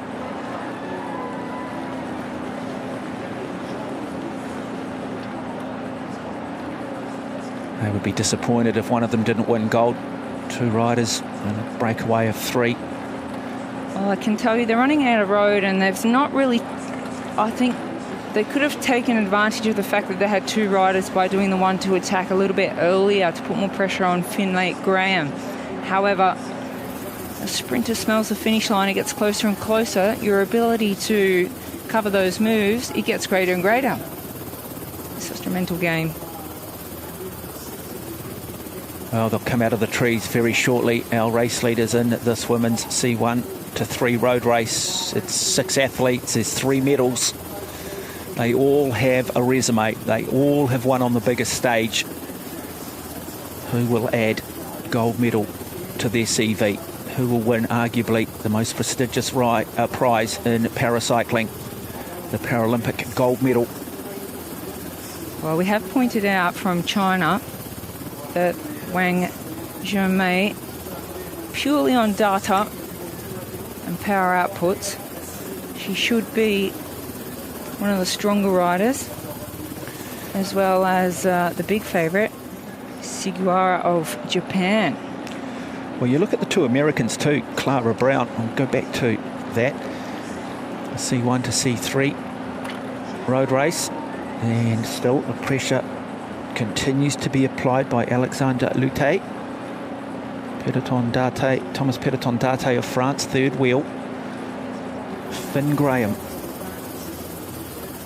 And Finn Graham won the World Championships in the road race in Glasgow, the UCI World Championships in 2023, so he knows how to win on the big stage. Women's C1 to C3 road race. The 2 Americans about to be overtaken by the men, so it'll be the men's race which will come to a conclusion first.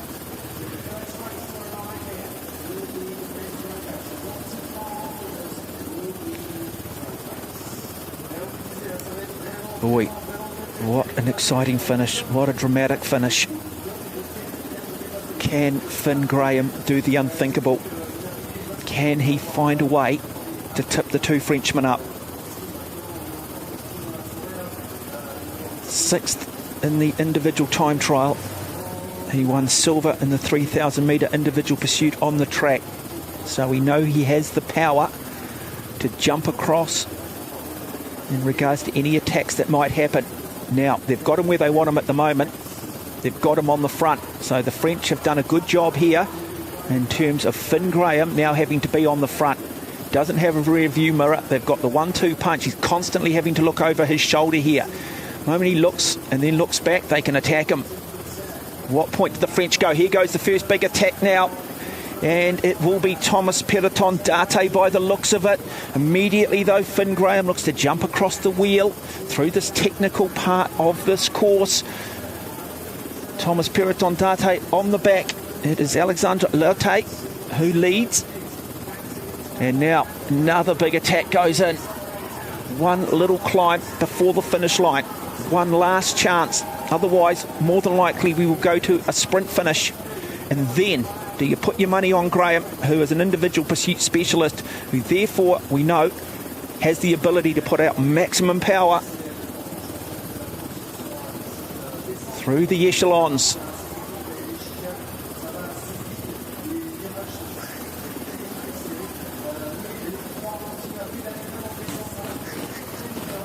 And now, more hesitation. And we're about to see Thomas Peloton-Darté look to attack up this nasty little niggly climb towards the finish.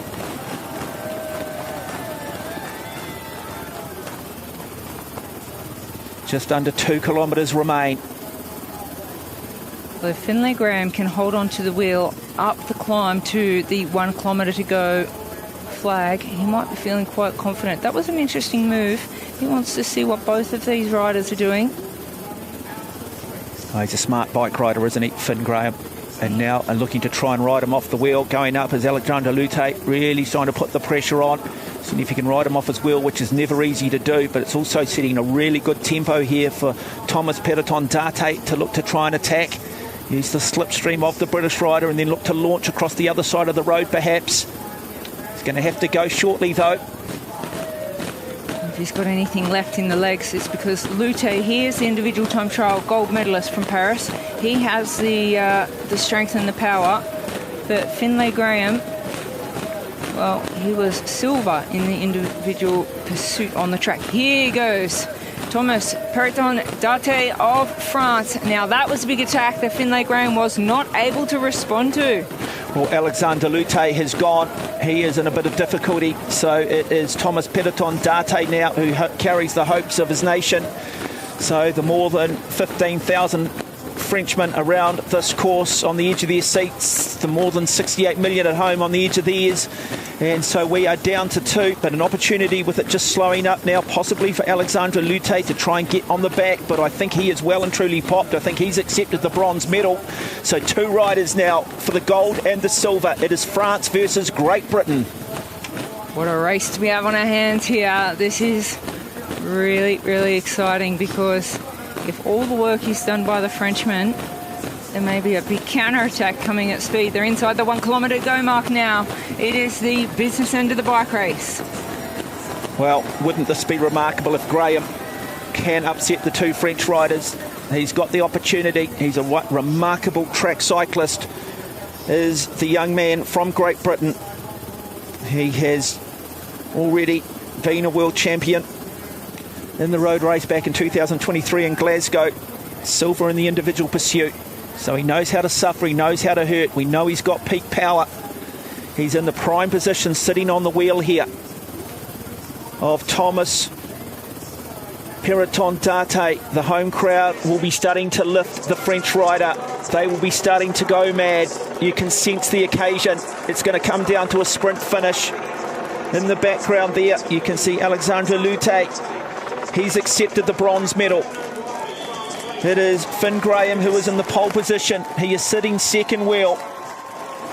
Well, will he take that final corner on the inside, or will he wait till he come out of the corner? It looks like... Oh, look at the crowd. Wonderful, wonderful scenes. Now it is a sprint finish. Finn Graham will look to try and come around the outside of him, but you do just feel that Thomas Perroton-Date, now the attack comes. Can he hold on here? Can the Brit roll around the outside of him?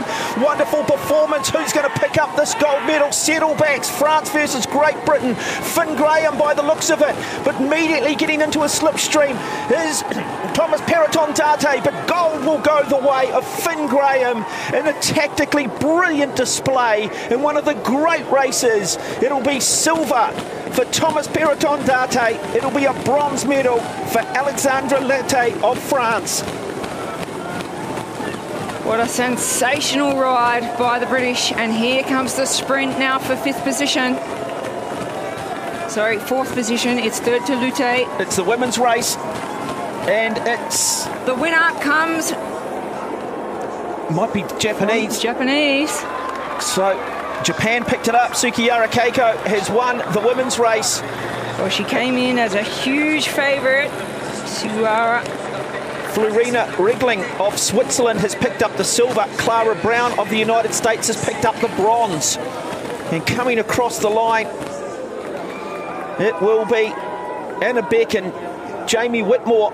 But just confirming, while we're celebrating the men's race, Keiko Sukiyara has won the sprint over Florina Regling of Switzerland, and Clara Brown of the United States picks up the bronze.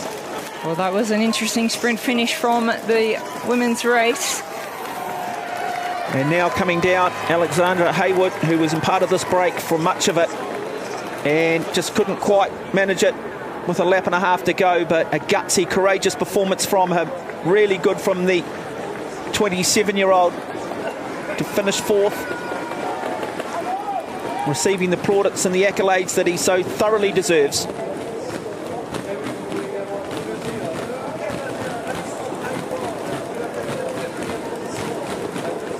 An absolutely unbelievable finish for the women's. We talk about the smallest of percentages and the smallest of margins. Well, they were separated in the finish by tenths of a second, 1/100th of a second.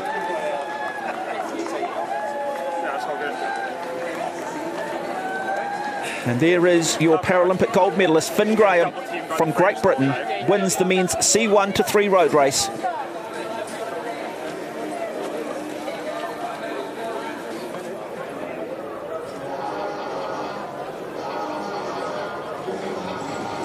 And the veteran, 53 years of age. What an athlete, 53 years of age. Keiko Sugiura wins this women's road race. Gold medal to Japan. Oh, she's the defending champion from Tokyo. She came in as one of the big favourites. Tu vois qu'il est dans ta roue, arrête, je prends direct, je me suis mis en croustille tout ça. Pourquoi? Moi aussi.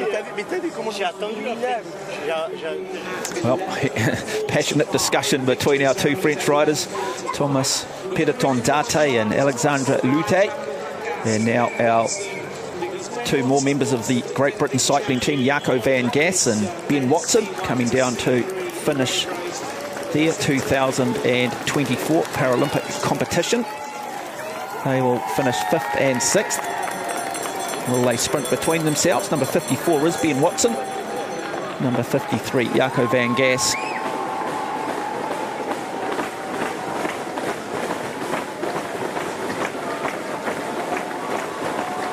And great acknowledgement, great emotion.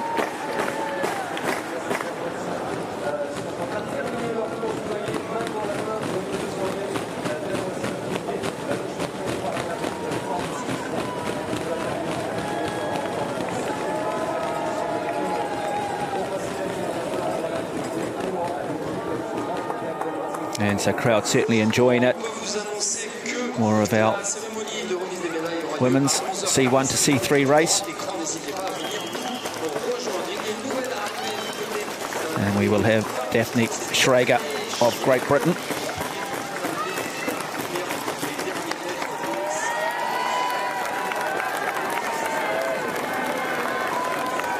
Wonderful reception for her too. Fellow countrywoman Fran Brown just behind her, 39-year-old.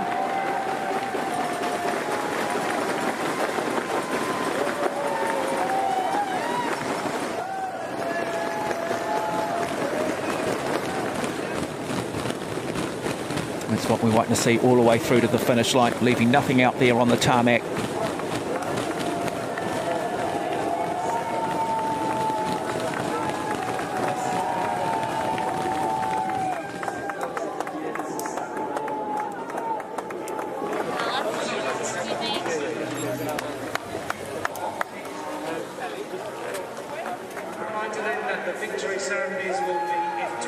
And plenty to celebrate for Clara Brown, her bronze medal in the women's road race by the smallest of margins.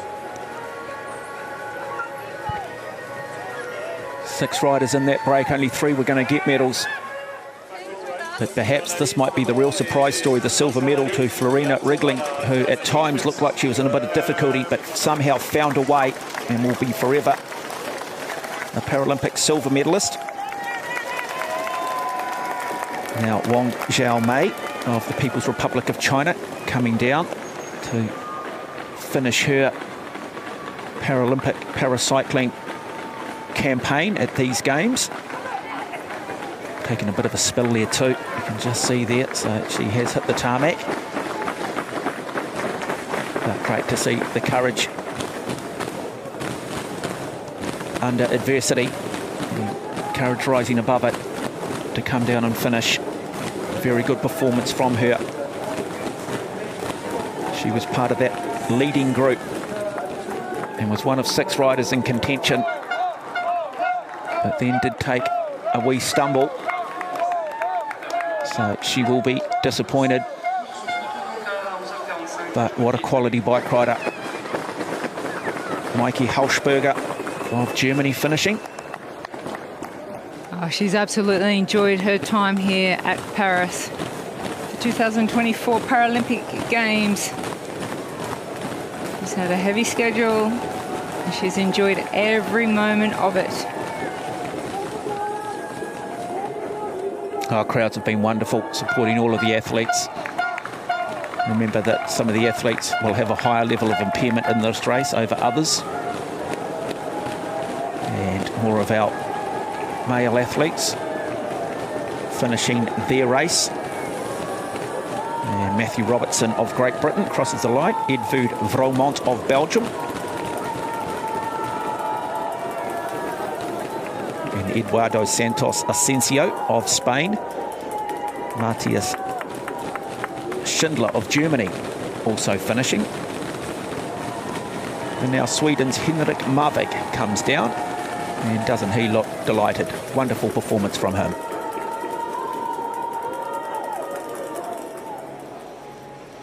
So it'll be silver and bronze to France. Thomas Pereton Date and Alexandre Alute. Still discussing the tactics, still discussing perhaps those what-if-only moments. And what a performance here now from Darren Hicks, the 39-year-old out of Australia.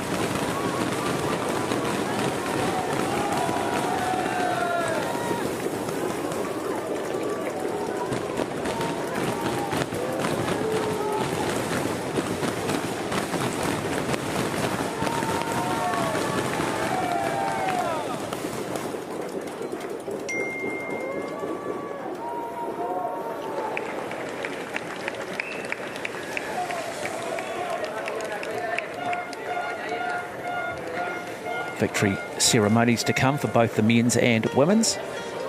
Still more racing this afternoon here on day 10. The men's tricycle 1 to 2, or the men's T 1 to 2, and then the women's T 1 to 2.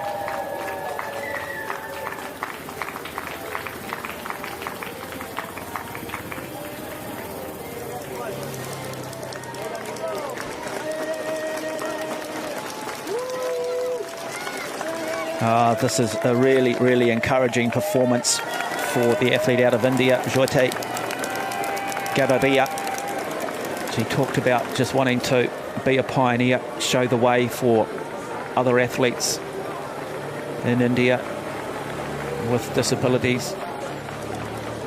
And that will be perhaps her greatest legacy, particularly if in the future we see some of the Indian athletes in paracycling, whether it be in LA or in Brisbane, getting themselves on the podium. How much of that will go back to what we've seen here today from her? Well, she says her big ambition is to win a medal at the Paralympic Games. She switched from rowing over to cycling. She's still only 26 years of age, and she is inspiring the countrywoman of India into the sport of paracycling. So she will finish at the moment in 15th place. And now from Ireland,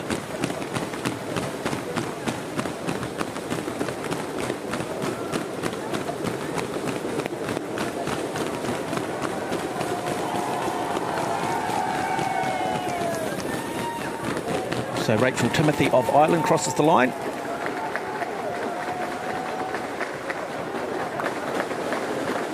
And the next of our athletes out of Argentina, big smile too. And that is Rodrigo Fernando Lopez, the 45-year-old.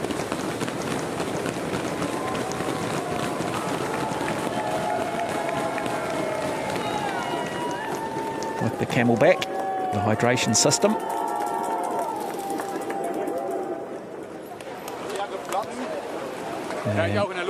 Now we've got Michael Tuber, the very experienced German, 56 years of age.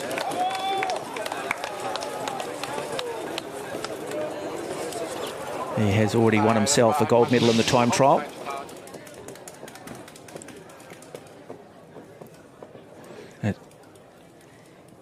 Yeah, we really reflect now on the men's C1 to 3 road race sprint finish, and it was hit out by Thomas Pereton Date of France, but it was Finlay Graham Finlay of Great Britain, he really did have the maximum power left in the legs. He had a nice armchair ride throughout most of the race. He left all of the energy for that last 150 metres, and Finlay Graham brings it home for a gold medal for Great Britain, taking on two very strong Frenchmen, and he is now the Paralympic gold medalist from Paris in the men's road race C1 to 3. En la segunda llegaba arriba y les decía, venga, pasar, que me vais a llevar otra vez hasta...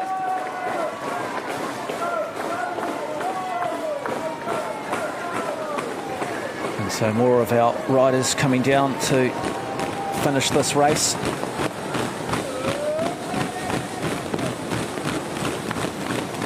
And our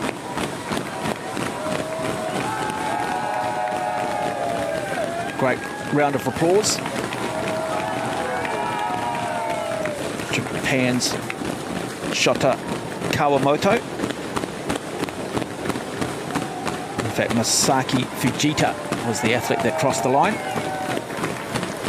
And now Muhammad Amizaran of Malaysia. Palais of Portugal finishes, as well as Polish rider there. Yeah, big new Machuski of Poland finishing, 51-year-old in the C1 category, so a much higher level of impairment than those C3 riders, so wonderful performance from him. That's why we see a lot of riders just celebrating their performance here as they cross the line, acknowledging the crowds. Well, this is Telmo Piano we're looking at as more riders come in to finish the men's C1 to 3 road race. It was 71 kilometres of a grueling 14.2 kilometre course with 2 climbs, a few technical corners, and look at the celebrations as the Paralympic cycling has really been one of the major inspirational events here at the Paralympic Games. Yeah, wonderful just to see what it means to finish for all of these athletes. And again, just so many congratulations to the people of Paris, the people of France for getting out and supporting this. And isn't that just wonderful camaraderie? Japan and Germany united as one as they come down across the line. And that is a really special moment for Shota Kawamoto of Japan.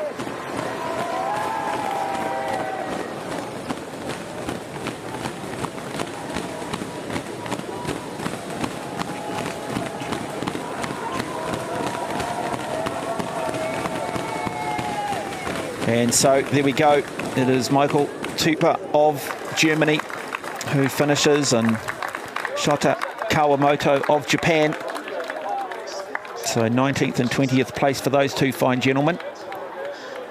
Well, they do establish camaraderie after riding 70 kilometres together, taking turns. So we now see another rider coming to the completion of his road race. It is Uzbekistan's. Yeah, Golubek Moizoyarov, the 24-year-old from Uzbekistan, looking to come down and finish in 21st place. Gets a great round of applause too. And we talk about the engineering and the way these bikes have got to be set up based on their impairment. It's a really good example of it. What an extraordinary athlete. I cannot underestimate just how difficult that is to do. But still getting really good bike technique all the way through to the finish line. Now just gets to enjoy the accolades of this very vocal crowd, and what probably has been a bit of a grimace will now be replaced with a smile. Really good performance from the man from Uzbekistan. So finishes in 21st place.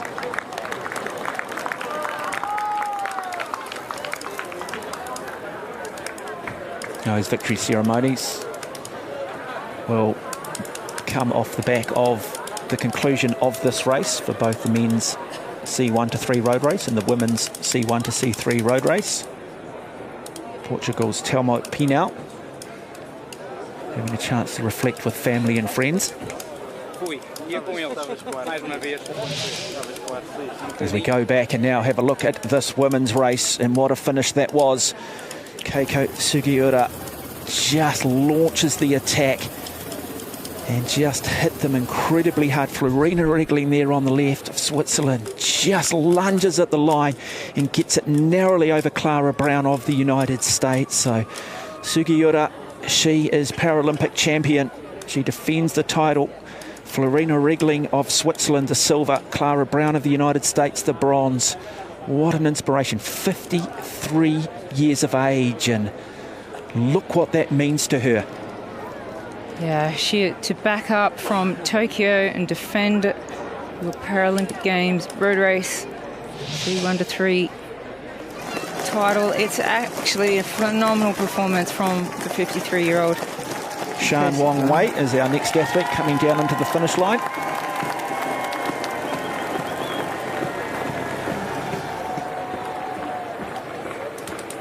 Good form from her. Always tough, the athletes out of the People's Republic of China. They just know how to suffer, they know how to hurt. Another example of it. Really good performance. And again, wonderful accolades being bestowed upon her. What a gutsy performance from Jian Wang Wei of the People's Republic of China.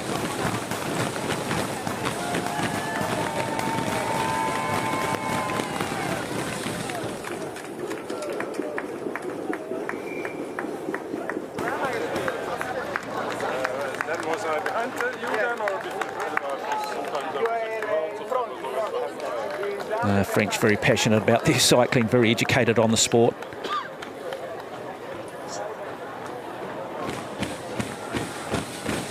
And now Amanda Reid of Australia, 27 years of age.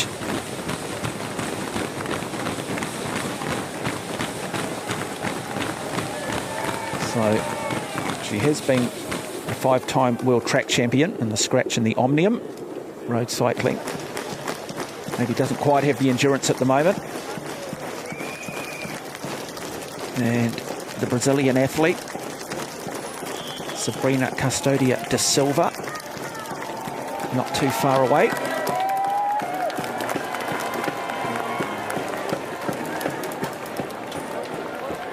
And coming down in the men's race, that is number 36, and Gordon Allen, 26-year-old, will finish in 22nd place. A rider who has a big future, still early on in his development, so his progression curve will continue to be upwards. And now he gets to enjoy this very, very special moment as he comes down onto victory lane.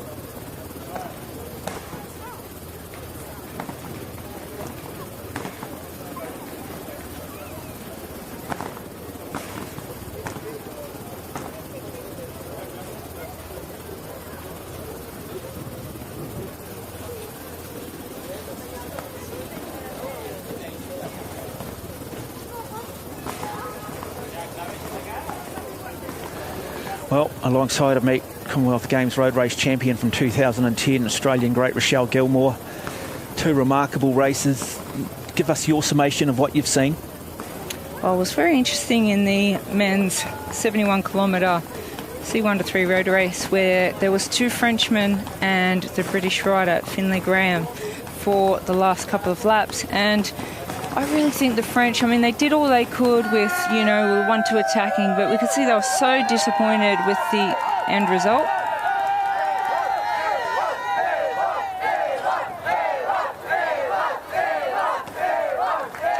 Yeah, and that is for taking a bit of silence to listen. Evelt Vromont, who finished a little bit earlier, finished in 8th today, the Belgian rider. Just take back in that remarkable finish again, the guts, the determination from Finn Graham and Thomas Petitton Date. Yeah, I had felt that Finlay Graham had left the sprint a little bit late, but he has so much power left in the legs. He was able to sit up and celebrate early against Petitton Date. of France.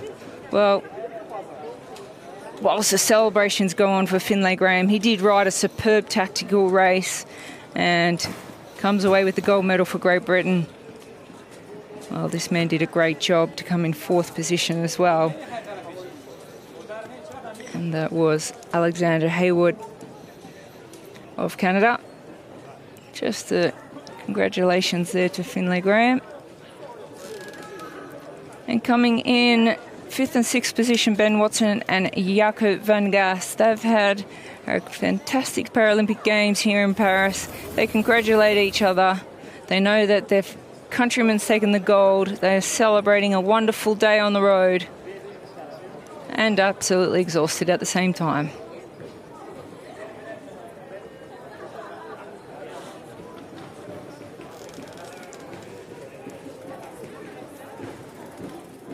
So Ricardo Ten Aguilis, we saw there from Spain, and then Fujita Masaki of Japan, one of 2 bike riders out of that country, along with Shota Kawamoto.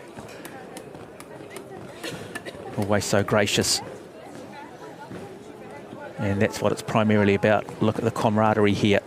Simply wonderful.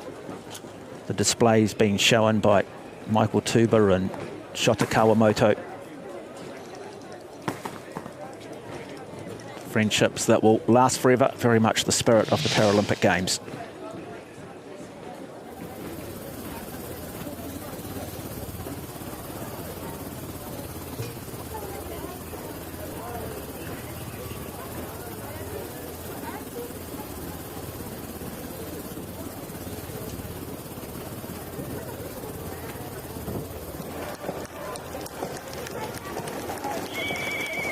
Carlos Alberto Gomes Soares, the 29-year-old of Brazil,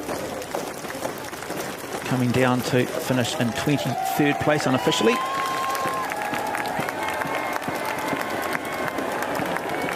And isn't loving the crowd too. Throws a drink bottle away, a souvenir for somebody.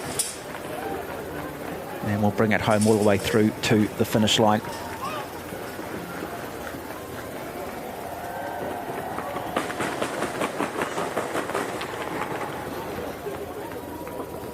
Make sure the zip jersey is up so that he can present the colours of his country for any photos at the finish line.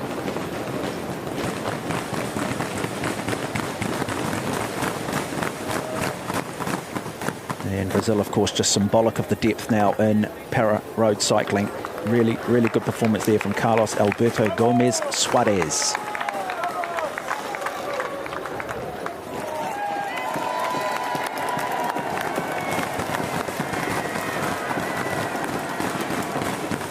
Mohamed Shahrudin of Malaysia is on the road, and coming down now from Morocco, Hatem El Amaroui of Morocco.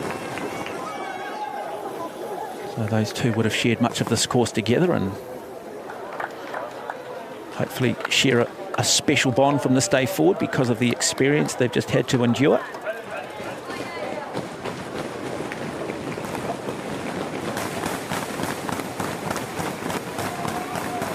And now this will be Mohamed Youssef Shahrudin of Malaysia and Liang Weikong of the People's Republic of China. Wonderful reception, all enjoying it. Again, a real credit to the people of France and to the community here in Clichy-sous-Bois, which we now do a flyover of. Really is a beautiful part of Paris.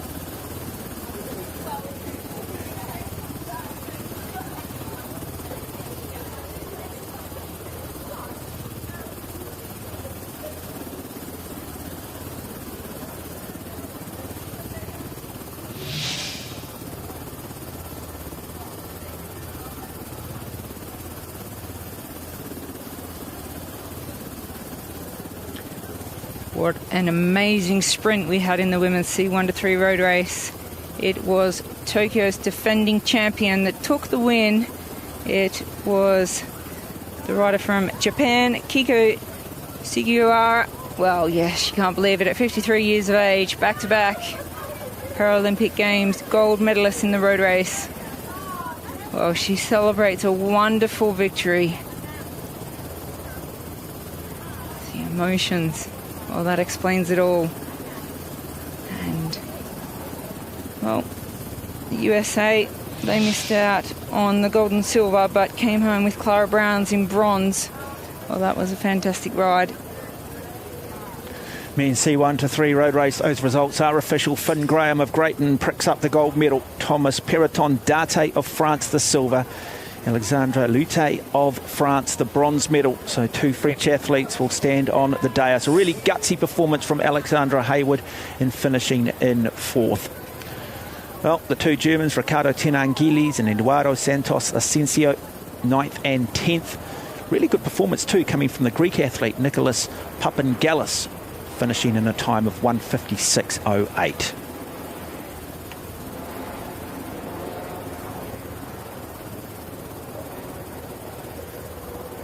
Gordon Allen of Australia finishing 22nd. Telmo Pineo of Portugal just outside of the top 15. And Bignu Majewski of Poland. Really, really courageous performance from him. Time of 1:56.32. Great to see Arshad Shaikh of India in the race. And Liang Wei Kong of the People's Republic of China in that C1 category. So a much higher level of impairment over those top 3 athletes on the podium. So plenty of athletes showing wonderful mental and physical fortitude today.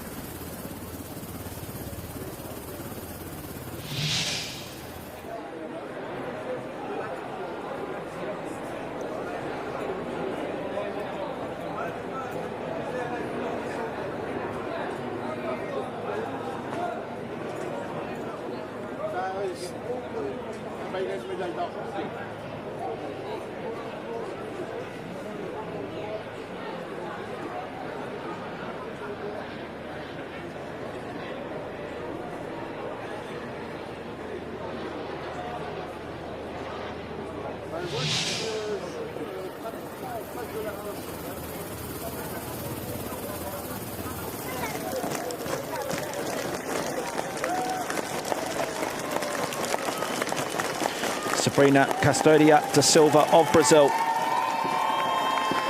maybe gets the biggest cheer of all today. Love their football in France, therefore they love the nation of Brazil anyway. But they're loving this remarkable athlete for the smile that she puts on her face, the spirit in which she's ridden this race. Sabrina Custodia da Silva will come down and finish in 14th place. Nice little slightly downhill ride through to the finish line. A sense of relief, but also a genuine sense of happiness.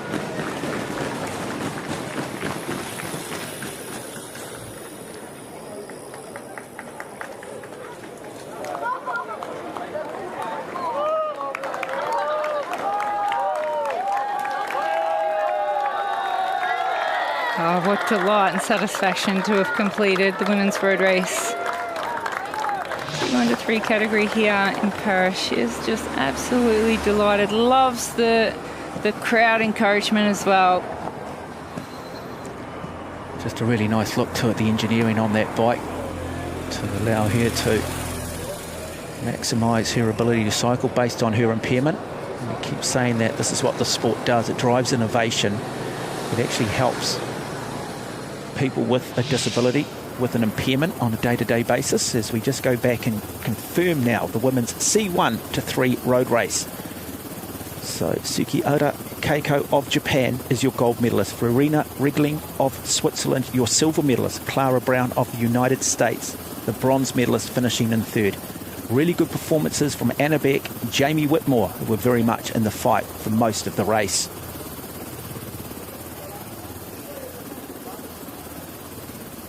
Heike Halsberger finishing in 9th place.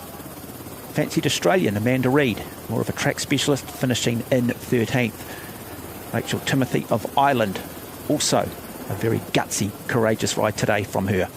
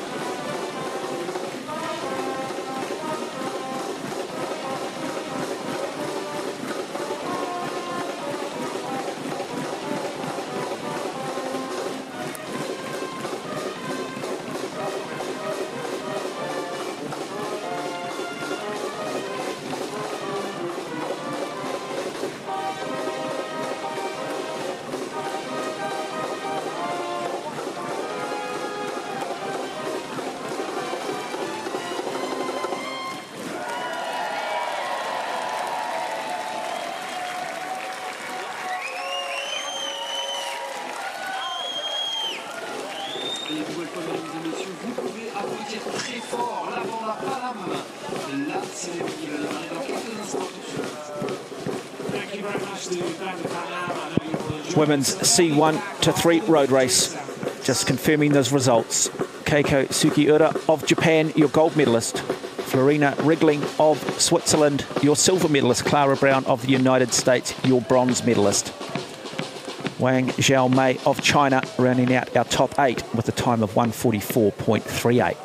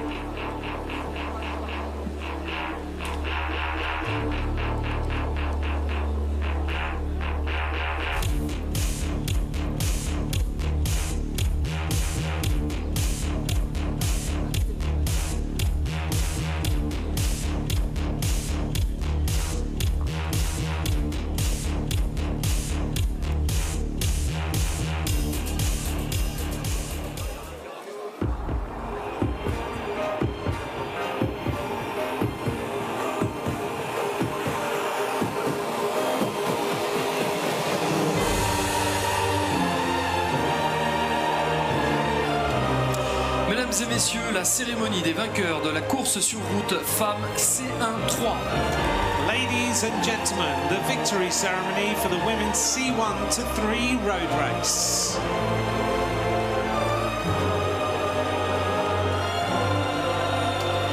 Veuillez accueillir les médaillés.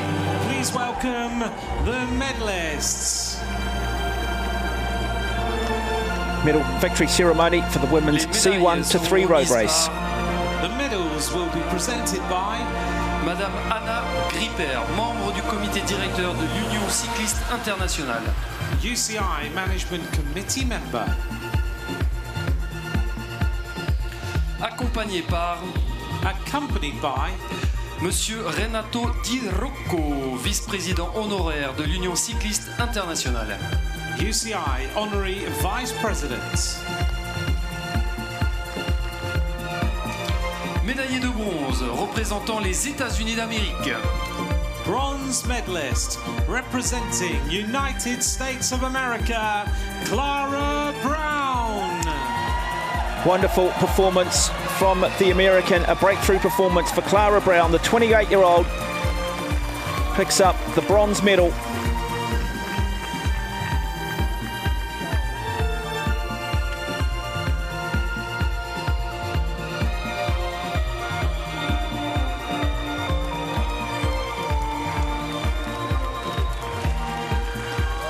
She was 5th in the time trial in Tokyo.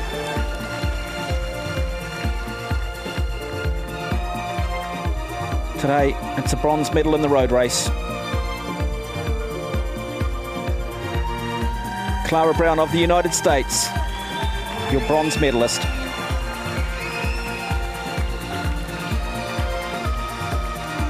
Médaillé d'argent représentant la Suisse. Silver medalist representing Switzerland, Florina Rigling. And Florina Rigling already picked up a bronze in the 3,000 metre individual pursuit. Today it's a silver in the blue ribbon event on the road, the women's road race.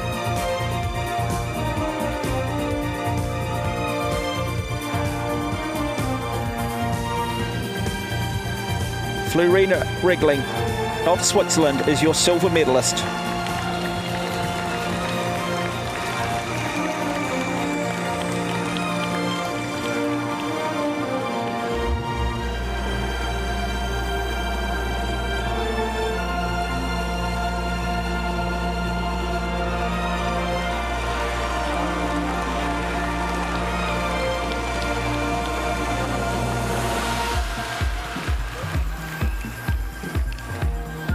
Médaillée d'or et championne paralympique représentant le Japon. Gold medalist and Paralympic champion representing Japan, Sugiura Keiko. Sugiura Keiko, 53 years of age. She won the race Tokyo 2020. She won the time trial in Tokyo 2020. She's defended it in 2024. One of the greats receives yet again another gold medal. Sugiura Keiko of Japan is your Paralympic champion. She is your gold medalist.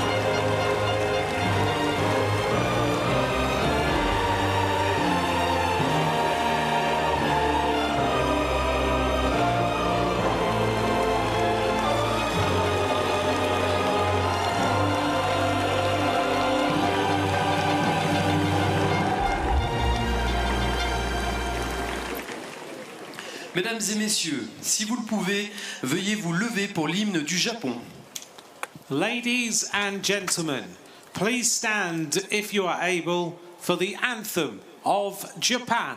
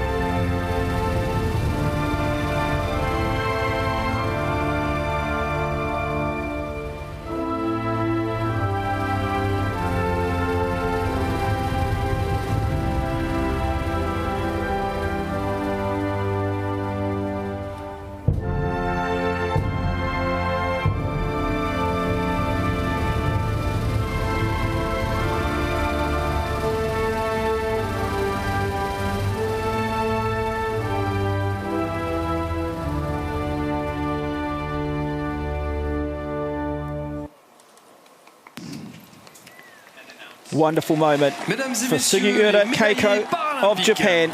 Ladies and gentlemen, Two-time Paralympic road race champion, women's C1 to C3, joined by Florina Rigling of Switzerland, your silver medalist, and Clara Brown of the United States, your bronze.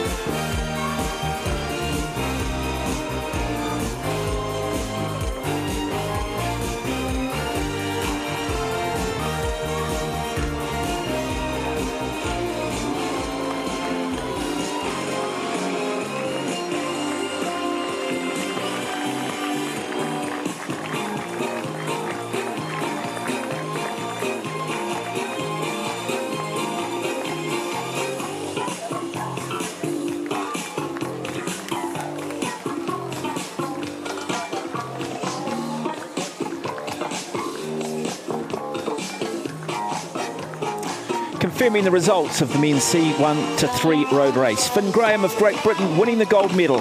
Thomas Perroton Date of France the silver. Alexandre Leaute of France picking up the bronze medal. Edwout Vromont of Belgium finishing in 8th. Two very good performances from both Spanish riders, Ricardo Ten Argiles and Eduardo Santos Asensio, 9th and 10th respectively. Great performance too from Nicholas Papangalis of Greece. What a moment for him.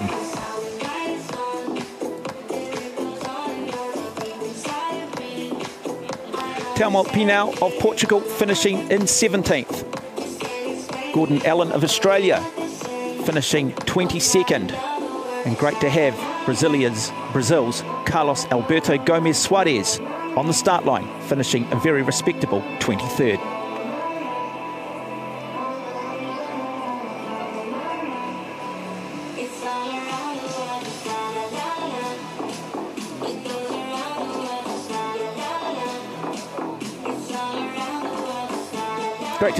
Great to see India's Arshad Shayak getting onto the start line, a C2 athlete with a higher level of disability than our winners.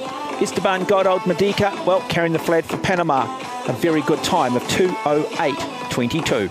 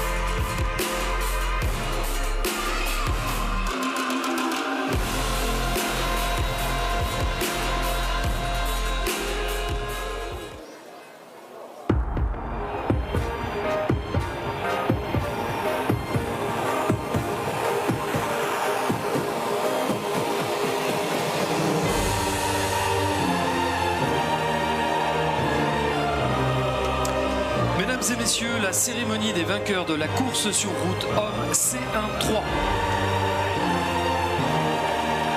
Ladies and gentlemen, the victory ceremony for the men's C1-3 road race. Veuillez accueillir les médaillés.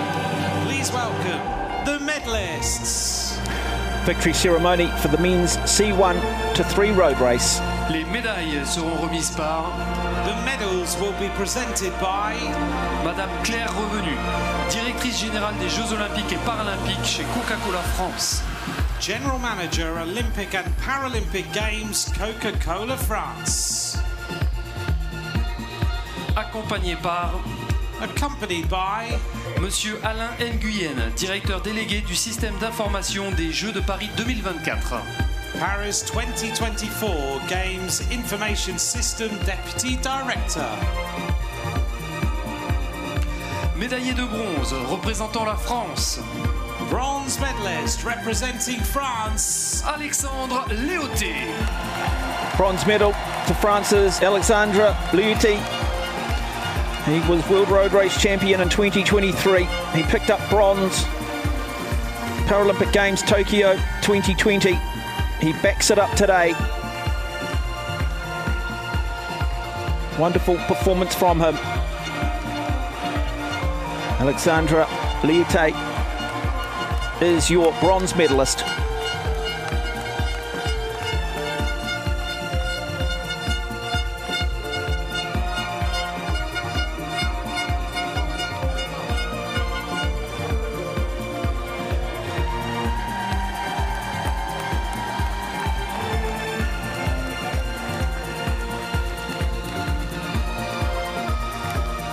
Médaillé d'argent représentant la France. silver medalist representing France, Thomas Perroton d'Arte. Thomas Perroton d'Arte wins a silver medal to go with the gold medal he won in the time trial.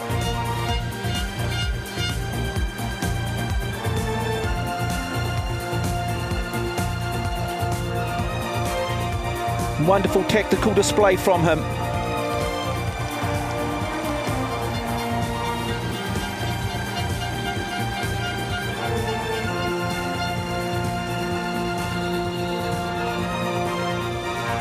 Thomas Perroton d'Arte is your Paralympic Games silver medalist in the men's C1 to 3 road race.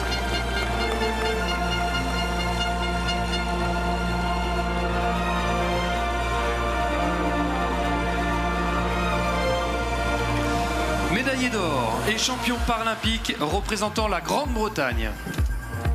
Gold medalist and Paralympic champion representing Great Britain, Finlay Graham. Great to see Finlay Graham wins the gold medal. World champion in the road race in Glasgow in 2023. Silver in the road race Tokyo 2020. Today takes that one step higher on the dais. Finn Graham of Great Britain, from this moment on, forever Paralympic champion in the men's C1 to 3 road race.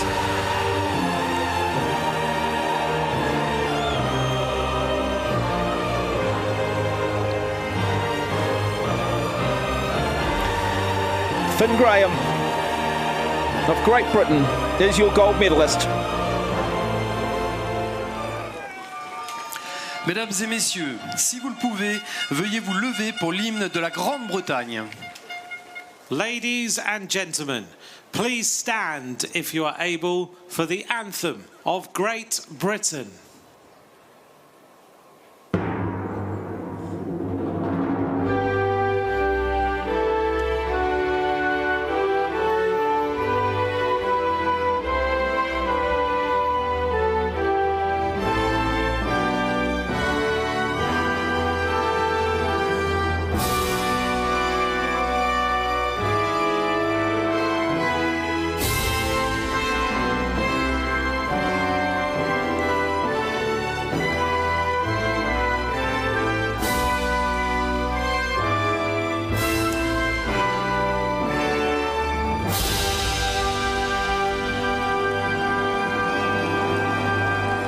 Great to see the emotion, tears of joy from Finlay Graham, Mesdames et messieurs, les médaillés Thomas Petterton Date, Alexandra Liute. Paralympic medalists. They are your 3 medalists, and you do just feel these 3 are going to have some wonderful duels in the years to come. Our medalist in the men's C1 to 3 road race.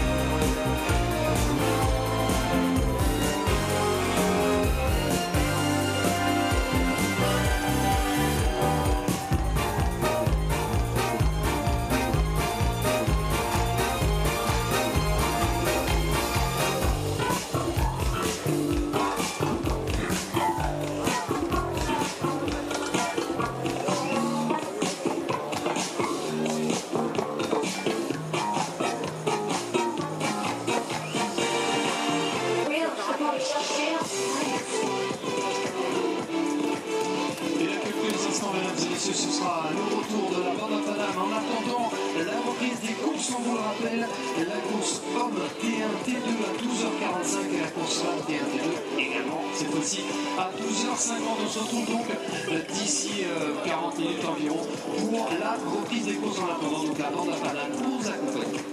Thanks and gentlemen, we've got a little break now until 12:45. We bring in the men's T1-2 road race and at 12:50 the women's T1-2 road race. In the meantime, to entertain you, we welcome Band of Hannah.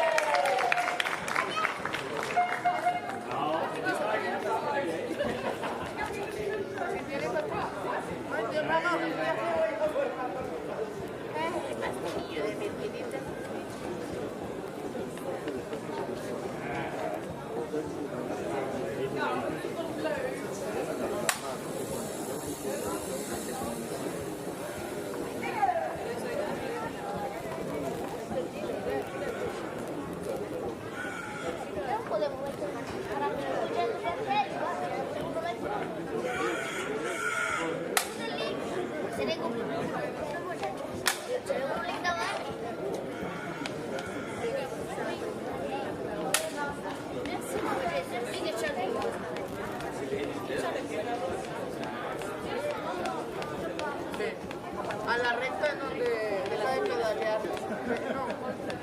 No, en la ciudad no, en la recta donde no hay gente.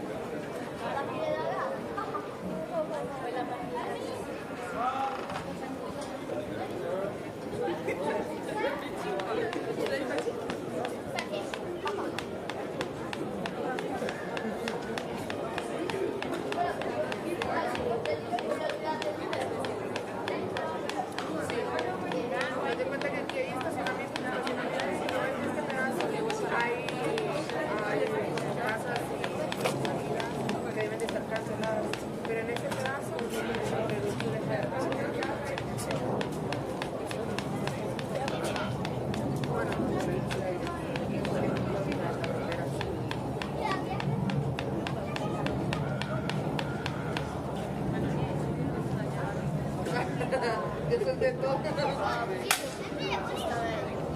Ahora nos va a tocar lluviecita.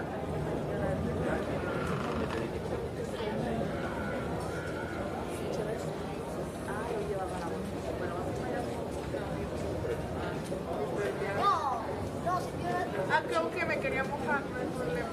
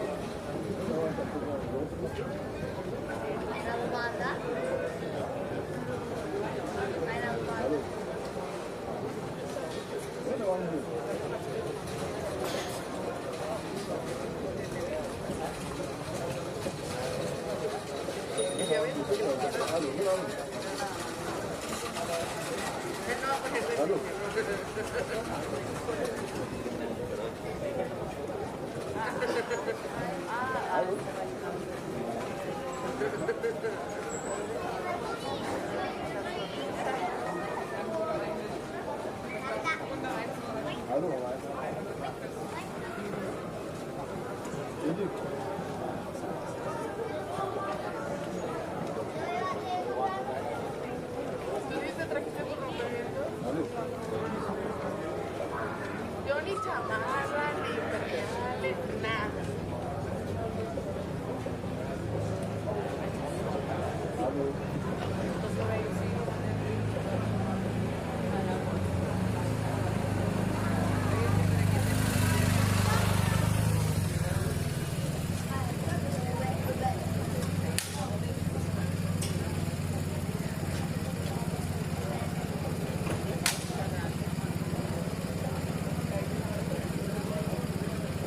Yo el paraguas lo traigo, el que me prestó la explosión del carro.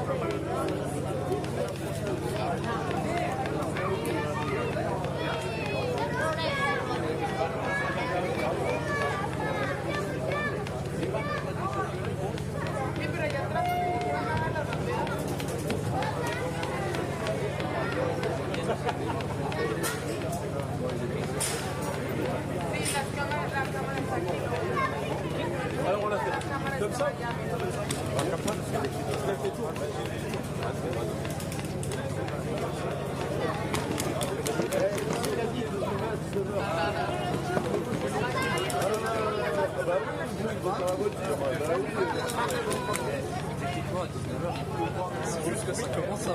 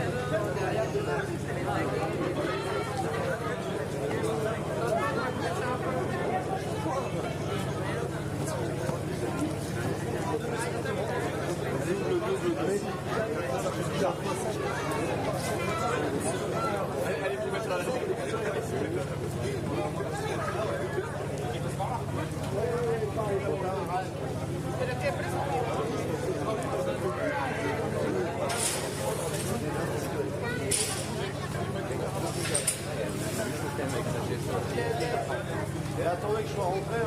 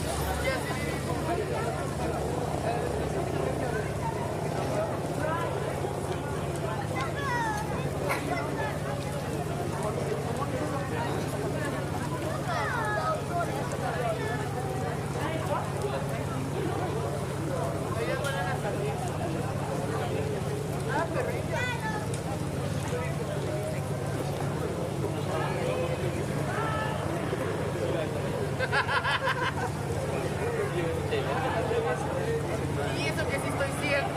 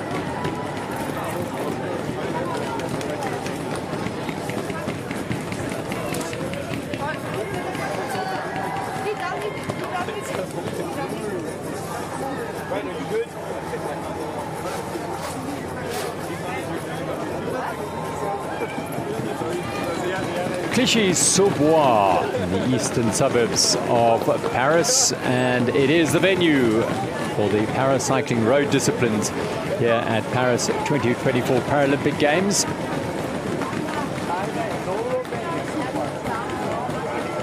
The weather has closed in over Paris and a little bit of rain has started to fall over Clichy-sous-Bois. The flags are fairly limp, a gentle breeze, but the roads will be damp for the cyclists in our two races that are about to begin in Clichy-sous-Bois.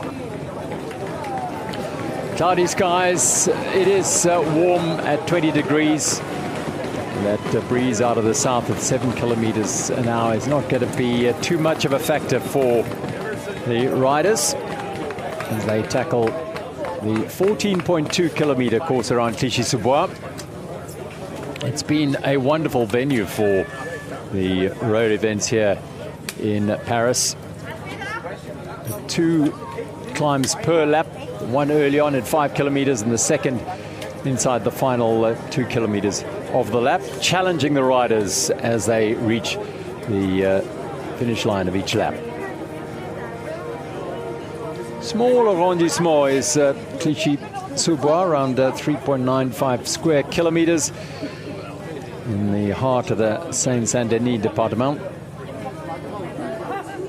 Now, riders assembling on the start line for the first of 2 road races. The last 2 of the individual events on the paracycling road program, and we've had plenty of champions crowned, and we've got 2 more to be crowned today in the men's T1-2 road race, and then the women's T1-2 road race, and the final event of the 51 medal events in paracycling at the Paris 2024 Paralympic Games is the only team event on the road, and it is the H1 to 5 team relay.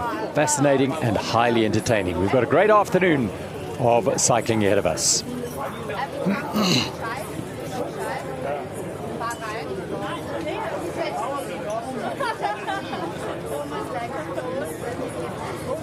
Stern face for Tim Zellen, the silver medalist in Tokyo in the men's T1-2 road race.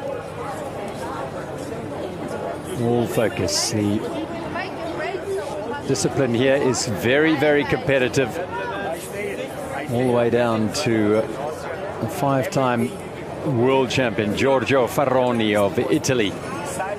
He'll be in the mix here for sure. All these riders did tackle the individual time trial on this very same course, so they know it well.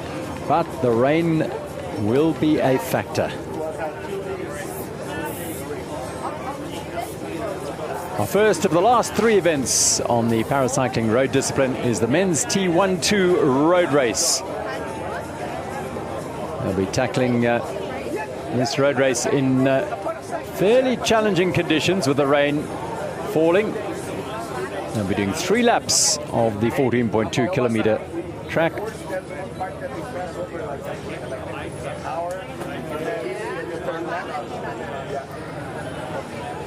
And the riders assembling under the umbrellas, trying to focus and concentrate ahead of what is the biggest day of their year here, perhaps 4 years for a lot of them, building up towards the Paralympic Games.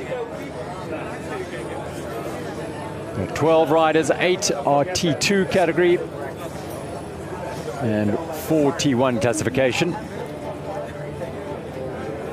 And these are those riders with their classification alongside. They race for 1 medal in this. There is no other way of discerning the champions here. It is just 1 race and 1 medal. T1 and 2 athletes are those with coordination impairments that affect the whole body, or down one side, or the trunk and legs. In some cases caused by severe head trauma, spinal cord injuries, cerebral palsy or hemiplegia, all of which affects balance amongst many other impairments. T1 athletes are the more severely impaired of the 2 classifications in this race. 4 T1 athletes. Chen Jiangjin, the gold medalist in Tokyo. He is a T1 athlete, as well as Kim Yong-ki of Korea. Nathan Clement from Canada, world champion as the T1 rider, and Giorgio Faroni, the Italian 5-time world champion as a T1 racer.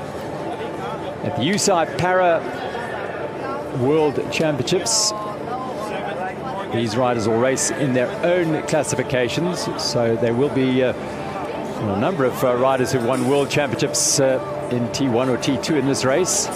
But for the purposes of the Paris 2024 Paralympic Games, they race for 1 medal. That's Nathan Clement, 7 times a world champion, and the current world champion in the T1 classification.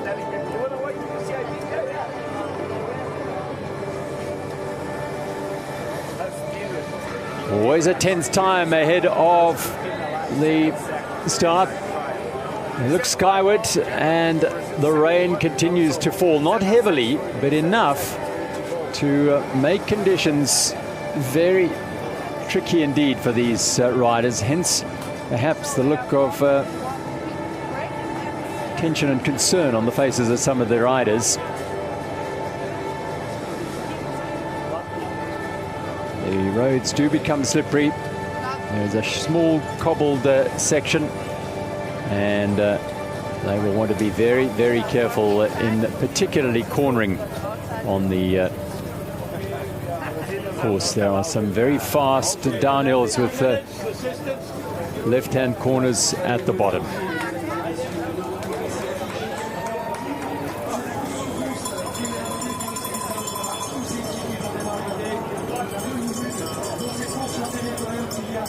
So umbrellas out the way, supporters and staff of the riders cleared away, and now it's just the starter and 12 athletes on the start line in Clichy-sous-Bois for the men's T12 road race. Riders on a tricycle, and the classification T1, more severely impaired athletes than the T2, but all with impairments that affect coordination and balance.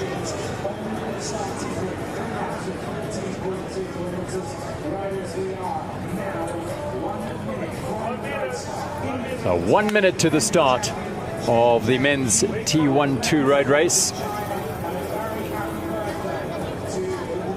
Starting shortly after this will be the women's T12 road race.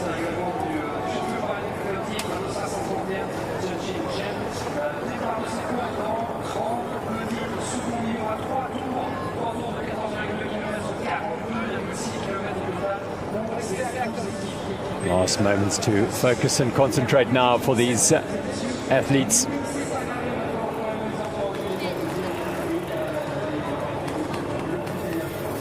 They've waited a long time for their road race. The para road discipline has been a 4-day event, and this the final afternoon.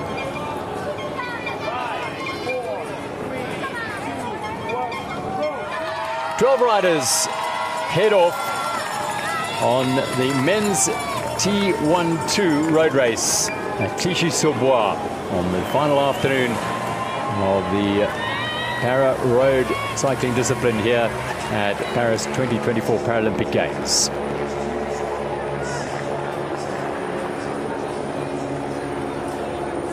They will do 42.6 kilometers. Each lap is 14.2 kilometers. And caution will be exercised by all these riders in these tricky conditions in the wet, particularly on these corners and where there are white lines. They become very, very slippery indeed.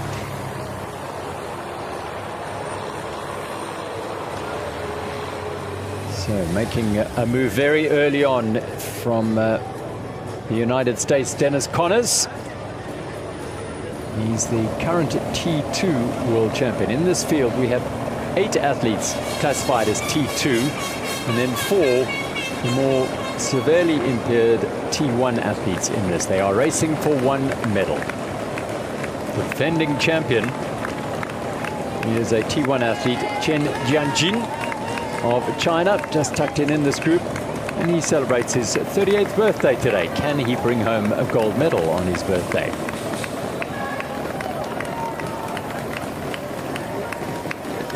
So already a group separating itself, 7 riders from the rest of the bunch.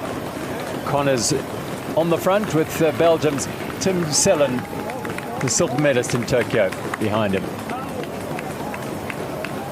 And sitting and watching this, as she has done throughout the Paralympic Games, all the enthralling action in the paracycling, both on the velodrome and the road, is Rochelle Gilmore. Hi Gerald, I'm so excited about the tricycle racing and the men's T1 to 2 road race, and followed shortly by the women's T1 to 2 road race. So very, very exciting events, the tricycle events. Very skillful riders. Had a little bit of a challenge with some water on the roads as well.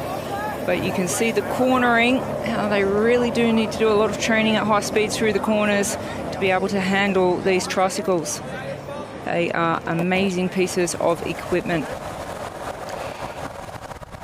Well, on course already towards the back, 3 riders just losing contact. And this group up front of 7 being dragged along by Dennis Connors of the United States. Well, we are having some difficulty with our on-course motorbike cameras. We will bring you these images from the sky and on occasion from down on the road, but we will bring you the action to the absolute best of our abilities, considering the weather that is prevailing over Paris. Dennis Connors of the USA, he's taking charge, setting the pace at the front. At the start at Clichy-sous-Bois, the women's T12 road race, a field of 6 athletes ready to begin their 2 laps of the 14.2 kilometer course. Germany's Jana Majunke is perhaps the favorite here, the defending champion. She's a T2 athlete. Celine van Til will challenge her. And likewise, Marieke van Soest, T1 athlete from the Netherlands, a world champion in 2022.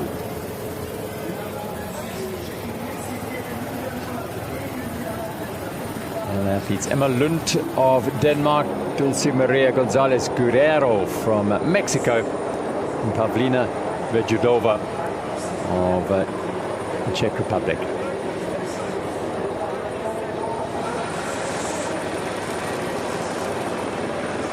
Well, we have a very small but extremely strong contenders here in the women's T1 to 2 road race. Focus. Look at the focus. Well, it's been 3 years of development, progress and hard work put into this.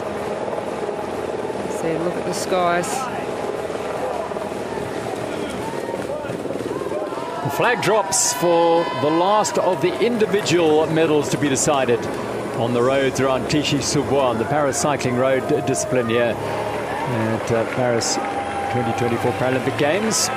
It is the women's T12 road race. 6 athletes bidding for 1 gold medal. They're across 2 classifications, and there are 3 each from the T1 and 2 classifications, but just 1 medal on offer.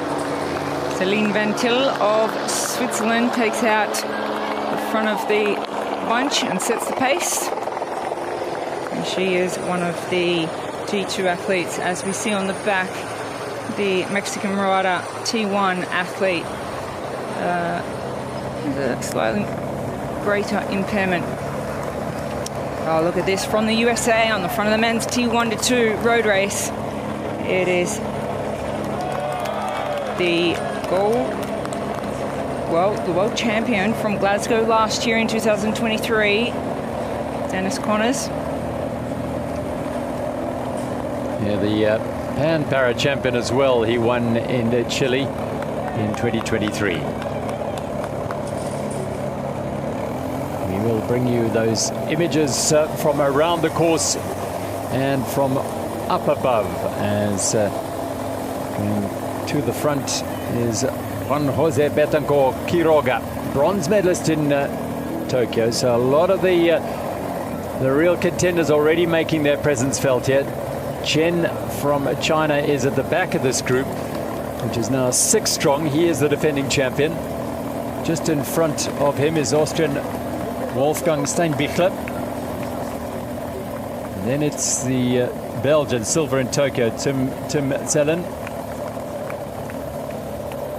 I believe Tim Sellon, he really wants to improve on that silver medal from Tokyo. He's very, very motivated for a win here. German Max Joger is in there. The women's T1-2 road race on their opening lap, just heading out. And Denmark's Emma Lund has gone to the front with Switzerland's Celine Van Til behind her. Just drifting off the back here is Dulce Maria Gonzalez Guerrero. Just putting a bit of an effort in to try and regain contact. She does not want to get detached from this group this early in the race. Well, it's extremely difficult when you have the current world champion from Glasgow last year in 2023 from Denmark, Emma Lund, on the front, setting a really high pace. She's one of the 3 T2 athletes in here. The T1 world champion in 2023, Pavlina Vedjedova, is also in this field.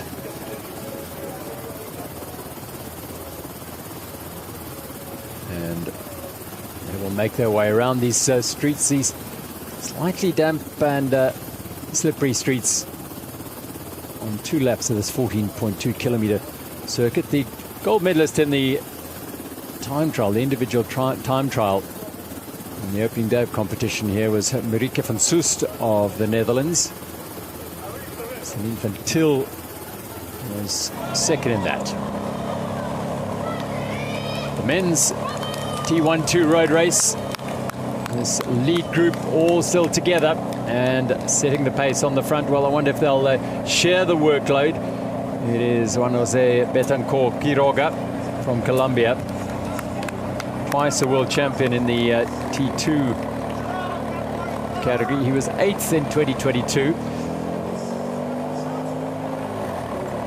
And a few little looks and maybe conversations. Connors is in fact pointing out that Sellon's got a problem on his bike. Yeah, he's saying, look, try and get a little further up the road before you stop for a mechanical assistance. Oh, yes. Yes, he's to the back of his bike. That's why he's just getting an indication he needs to pull over, because that can be a danger to the riders behind him, as it may well detach from the bicycle. Well, it's fantastic camaraderie amongst these riders. Dennis Connors, the American, just pointing out firstly to the Belgian that he has a problem there, and then trying to indicate up the road that he has a problem, and letting him go up there, try and get it sorted out as quickly as can, and see if he can get back into the race. It would be absolutely devastating if it put him out of the race, because he's got huge ambitions here, the rider from Belgium, Tim Sellon. And yeah, great camaraderie, like you said, to give him that benefit of just moving up the road to pull over to get some assistance. And he and Connor were Connor was the gold and Sellon the silver medalist at the Glasgow World Championships in 2023. And so they are sharing the load on the front there. It is Steinbichler of Austria who's gone to the front. Meanwhile, Sellon is looking for assistance somewhere along the road. His Belgian support team may well be there to help him out. Otherwise, it'll be the neutral car that will be able to try and help him out there. But that looks an issue that will need some attention. The T-bar at the back has come loose. The women's T1-2 road race is really starting to develop now on the first lap. There are 4 riders with a little bit of a break. It's Lund, Majunki, Van Til and Van Zost. They're representing their nations here at the Paralympic Games in fine style at the start of the women's road race. Oh, so here we go. The mechanics are under pressure because they need to, as quickly as possible, fix the rear of this bike. And well, be a big job for Tim Sellon to make his way back to those leaders out on the course. It is a tricky one because it's not like a puncture or a chain break where, you know, there's a fairly standard fix that obviously slipped out and mechanic doing his best to try and repair it. Meanwhile, on the front of the men's T12 road race, it is Wolfgang Steinbichler, beg your pardon, who's gone up the road. Yeah, well, Connors at the USA was he's still trying to tell the peloton, hey guys, let's just be a bit etiquette here and wait for Tim Sellen to get back into the group.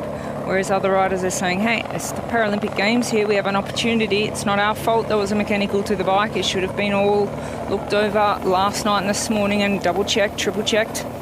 But the gentleman of the group, he wants to take control here. It's that we've observed it in various races over the, well, in any cycle race you see it, is that slightly grey area of the camaraderie and etiquette and the spirit of the sport, trying to allow a rider who's had a misfortune like that to regain contact with the group.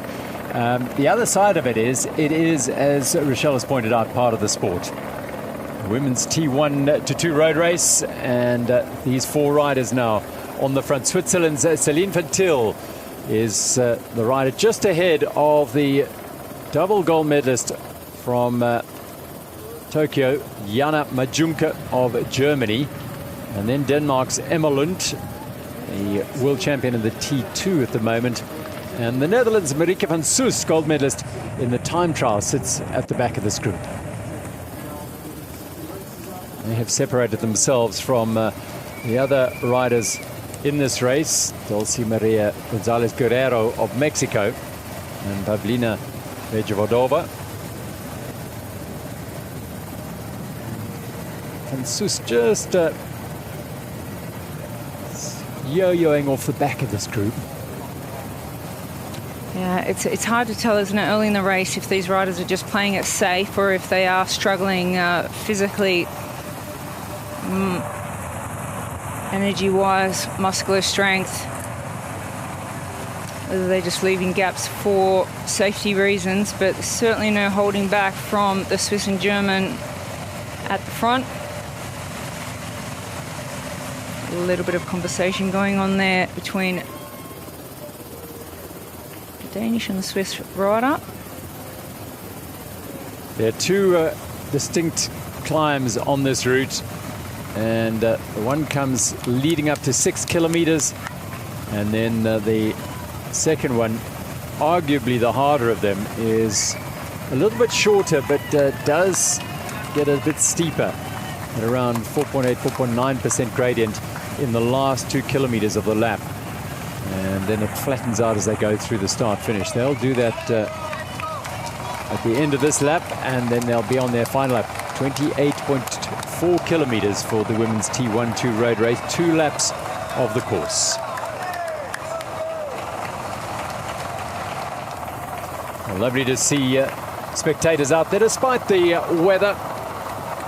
The crowds around Clichy-sous-Bois have been absolutely amazing. Well, that's when, Gerald, you pointed out, Van Zost of the Netherlands, just yo-yoing on and off the back. Well, she is the only T1 rider of this breakaway.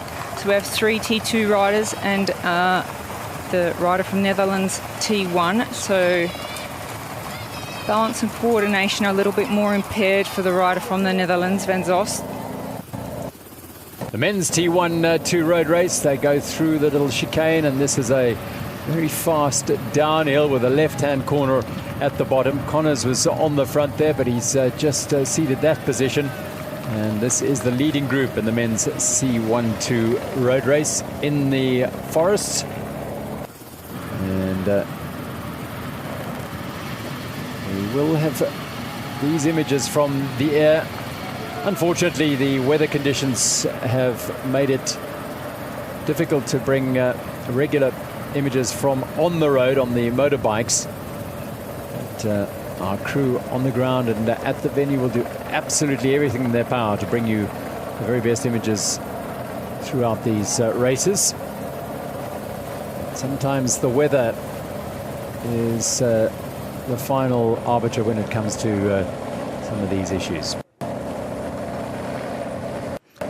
O'Connor's on the front. He's just trying to control the pace because he's still concerned about Sellen having a mechanical Oh, look at the power being applied now in the women's T1 to 2 road race on the first climb of the day. It is Jana Mayunki of Germany applying the pressure and really putting Lund from Denmark under pressure.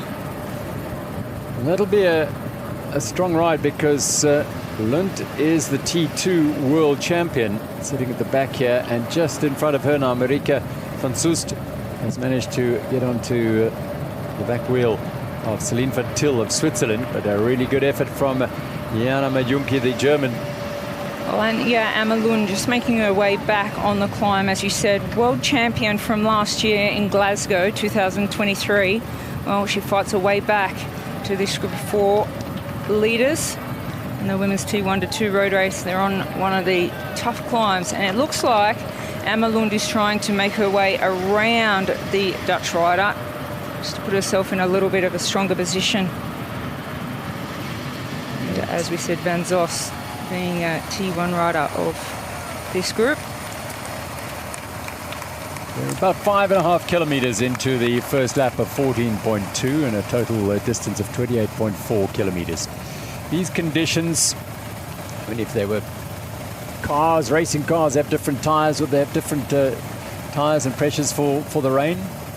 Oh, absolutely. And they call the tricycle racing of paracycling the Formula One of the sport because their machinery is so important. Look at Connors there, just trying to slow down the peloton to let Tim Sellen of Belgium get back into this group. He's still very concerned about making this a fair race, with one of the big favourites unfortunately having an early mechanical. Very cautiously around that corner in these wet conditions. Quiroga of Colombia has decided he's going to go to the frontier and try and dictate matters. This is fast, this descent. He's got to be careful when they get to the bottom. A sharp turn as well. Oh, yeah. Oh, too fast. Too fast. Well, he looked a little ambitious as he went down on the attack on that descent. And he got away lightly, did Quiroga. Yeah, well done to the organisers for the padding on that corner, because that really did save Quiroga, the Colombian, and he'll be able to make his way back. Oh, another mechanical out on the road, and it looks like it's a similar issue to Tim Sellens of Belgium, the back of the bike. Indrich Massin is also having his bike fixed, the rider from Czech Republic, and Connors going very carefully around these corners. Well, that will act, I'm sure, as a warning sign for all these riders. That close call that Juan Jose Betancourt Quiroga had, being a little bit overeager and flying down the descent and shooting through the corner. Well, it's left him on the back foot here, because this is the problem that the rider from the Czech Republic had, Massin. It's interesting, difficulty on the corner, something not quite right with his bike. There's the replay of the Colombian. He was on the attack, a little bit too much speed into that corner. Well, a safe recovery, and he is back chasing the leaders now. Well, a 4-rider group in the men's race. That little incident with Quiroga has separated him out from this group, and so it is going to be Connors who's watching Steinbichler go up the road here, the Austrian. Also in this Yang Jinchen of China, the defending champion. And well, there's Quiroga making his way back. In fact, beg your pardon, that's the German Maximum Jaeger, I think, who's coming back into this. Past Connors. Yeah, Connors wasn't very happy about the early injection of pace. Will he have the strength to make it back to these 4? Surely he's not waiting for Tim Sellens to help him come back. That would be a huge surprise. But Connors, being one of the stronger riders in this race, it's surprising to see that he is dropped early on this little rise. Men's T1 2 road race to 3 laps here, so they are getting towards the top of the second climb of the day and of the lap, and in a short while they'll be on the flats and they'll catch sight of the 1 kilometer kite, which will take them through the finish line for the first time, with Steinbichler on the front here now. Germany's Jaeger and China's defending champion Chen Jianjin.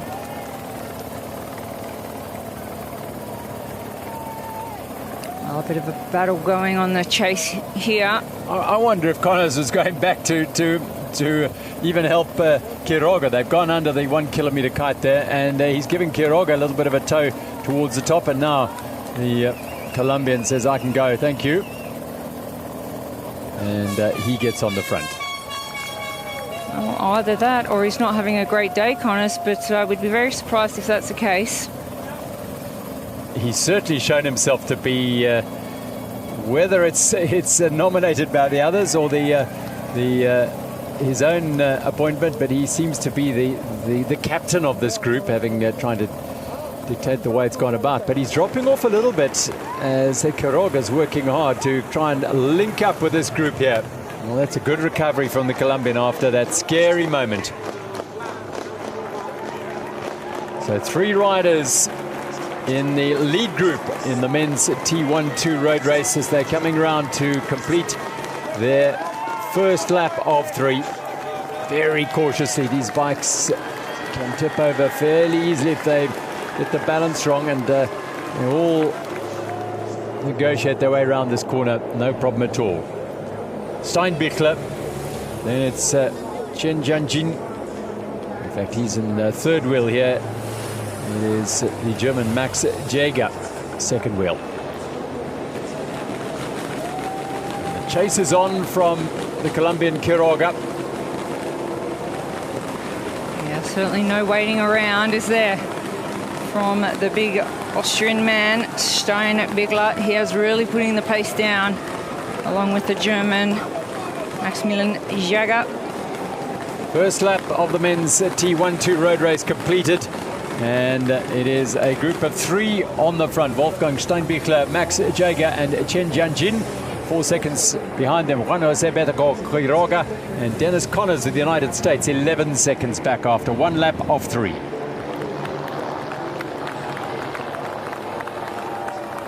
Connors distanced a little bit here on that climb, and that'll give his rivals for the gold medals a little bit of encouragement.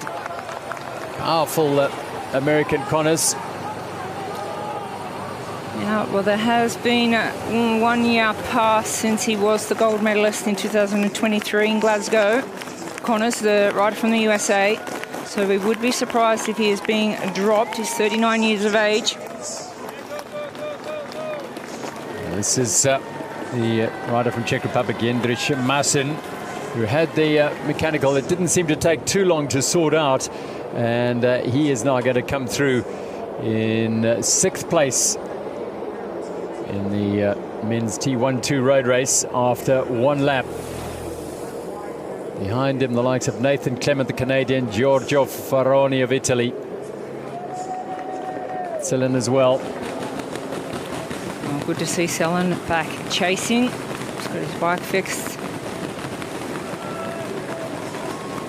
So it is the Czech Republic athlete Jindřich Masin who crosses the line now, and he is in 6th place. Now there's the issue that Selen has still got. So the Belgian has clearly either decided to ride on with the issue, or it's come unstuck again. Yeah, I think it may have been fixed, but not properly, because the commissars are likely to ask him to remove himself from the race if this is a danger to other riders in the race. So I think he's asking for more assistance. Can we please find a way to repair this broken part of the tricycle? Well, really dramatic time for Tim Selen of Belgium. On the opening lap, he picked up a mechanical. He's a silver medalist from Tokyo, so he's a real contender for the medals. But as you can see, the back bar on his tricycle has come loose. It came loose early in the lap. The mechanic stopped to fix it. He stopped to fix it, and it has come loose again. And that certainly will be of concern to him and perhaps to the race commissaires during this lap. They may say that if he cannot get it repaired and fixed, he will have to pull out of the race.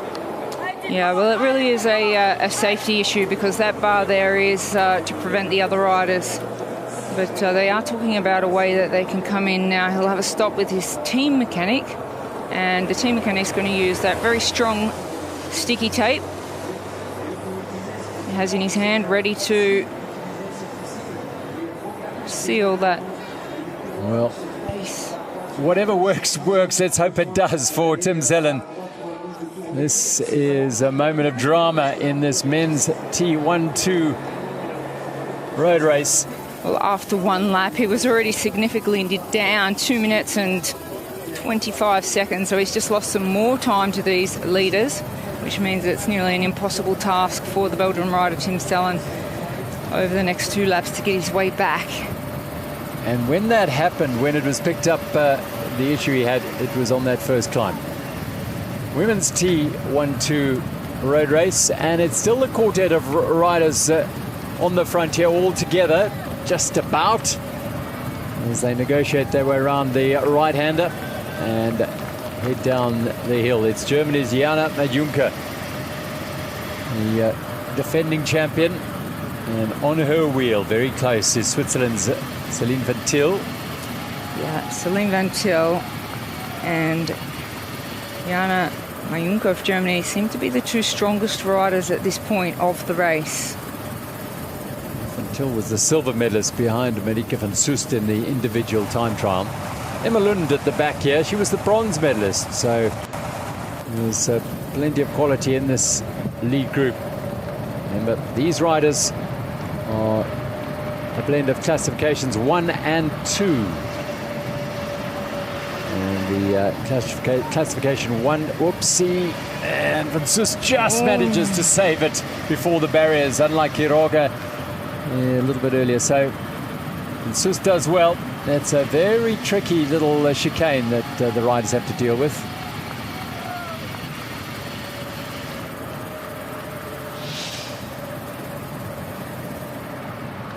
Just avoids making contact with the padded barriers, which is, Michelle has noted, a very good thing. The race organisers have that there. It is a dangerous part of the course. Looks as though it may have dried up just a little bit out there. As Van Til glances over her shoulder, she's got one rider for company, Jana Majunga, the German. And Van Til setting a very solid pace, the time trial world champion. Yeah, and here in Paris, the German was the gold medalist in the individual time trial, and the Swiss rider was the silver medalist. So, wow, look at this. Really, really great effort to see Marike van Soest of the Netherlands make her way back. That's an impressive ride. Remember, she had that slight overshoot at the start of that chicane, and she's managed to really put the afterburners on and catch up. And Emma Lund is doing the same behind the Danish rider, out of the saddle, up the climb to try and to close down these 3 riders and rejoin them and make 4 on the front. This is the start of the second ascent on the 14.2 kilometer lap. It is around about probably just under 2 kilometers from the finish line. So it does play a pivotal role when it gets down to the business end if these 4 riders were together at the end of the next lap. Only 2 laps to race for the women in the men's T1-2 road race. Well, we've seen an injection of pace from the Colombian. Quiroga is out in front setting the pace. He is making his rivals chase. Well, he is igniting the race. Well, he's a brave man, is Quiroga. We saw him go on the attack on a very fast, tricky descent and overcooked it. He got away with it there by just managing to apply enough brakes not to have too much contact with the barriers. He did hit the barrier, but no damage done to his bike or himself. And Steinbichler has led the chase. Jager, Jen and Connors are all back in touch with Quiroga now.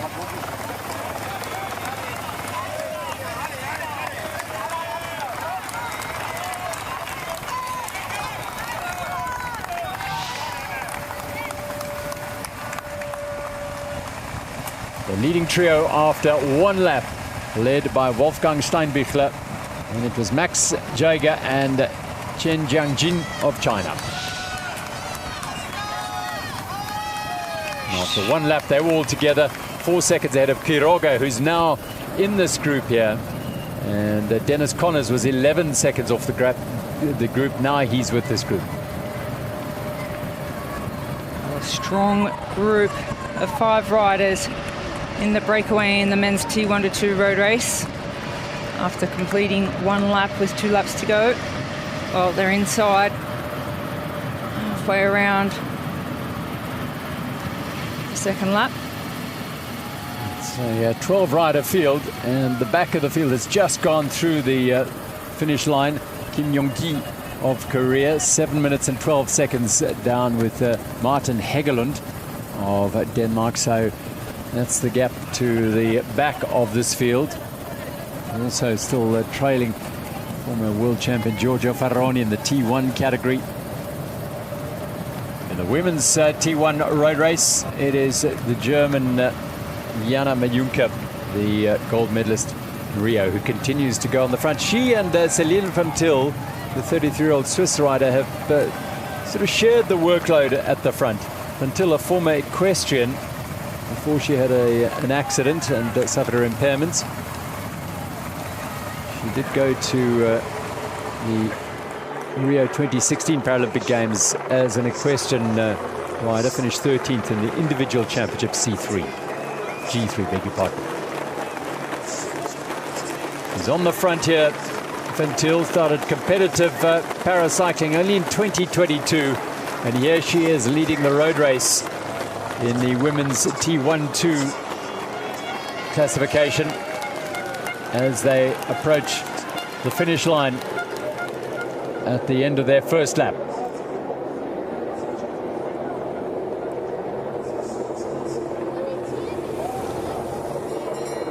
Well, they get the bell for one lap to go. There are 4 strong riders in this breakaway. Well, Emma Lund from Denmark leads the quartet of women as they take the bell. Céline Van Til is second rider from Switzerland. Then it is Germany's favorite here, the defending champion Jana Majunke. And right at the back of this group, Marieke van Zust of the Netherlands. 4 riders going into the final lap in the women's T1-2 road race. At the end of the next lap, well, there'll be medals to be won. Which of these riders is going to take the gold medal? And suspects it will be one of these 4 riders. Dulce Maria González Guerrero of Mexico and Pavlina Vejovodova is still some way off the back of this group. Absolutely loving Emma Lund's lean into that corner. Weight distribution. We're talking about the tricycles being the F1 machinery of paracycling because there has been so much technology. It was Alex Zanardi, the ex-Formula 1 driver, who put so much effort into big, huge leaps and bounds of development to make these bikes more stable, more aerodynamic, more comfortable for the riders.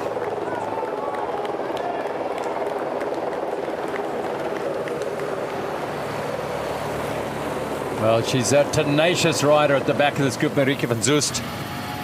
She's got a gold medal already in the individual time trial, and she's digging deep every time the road goes uphill. She has to haul herself back onto the group here.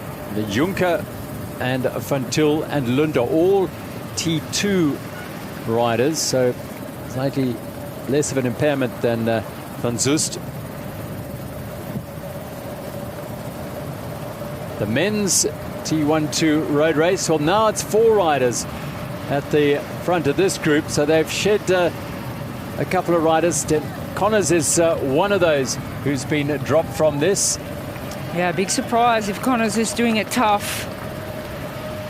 Jaeger is on the front for Germany. Steinbichler of Austria, Quiroga from Colombia, and Chen Jianjin of China.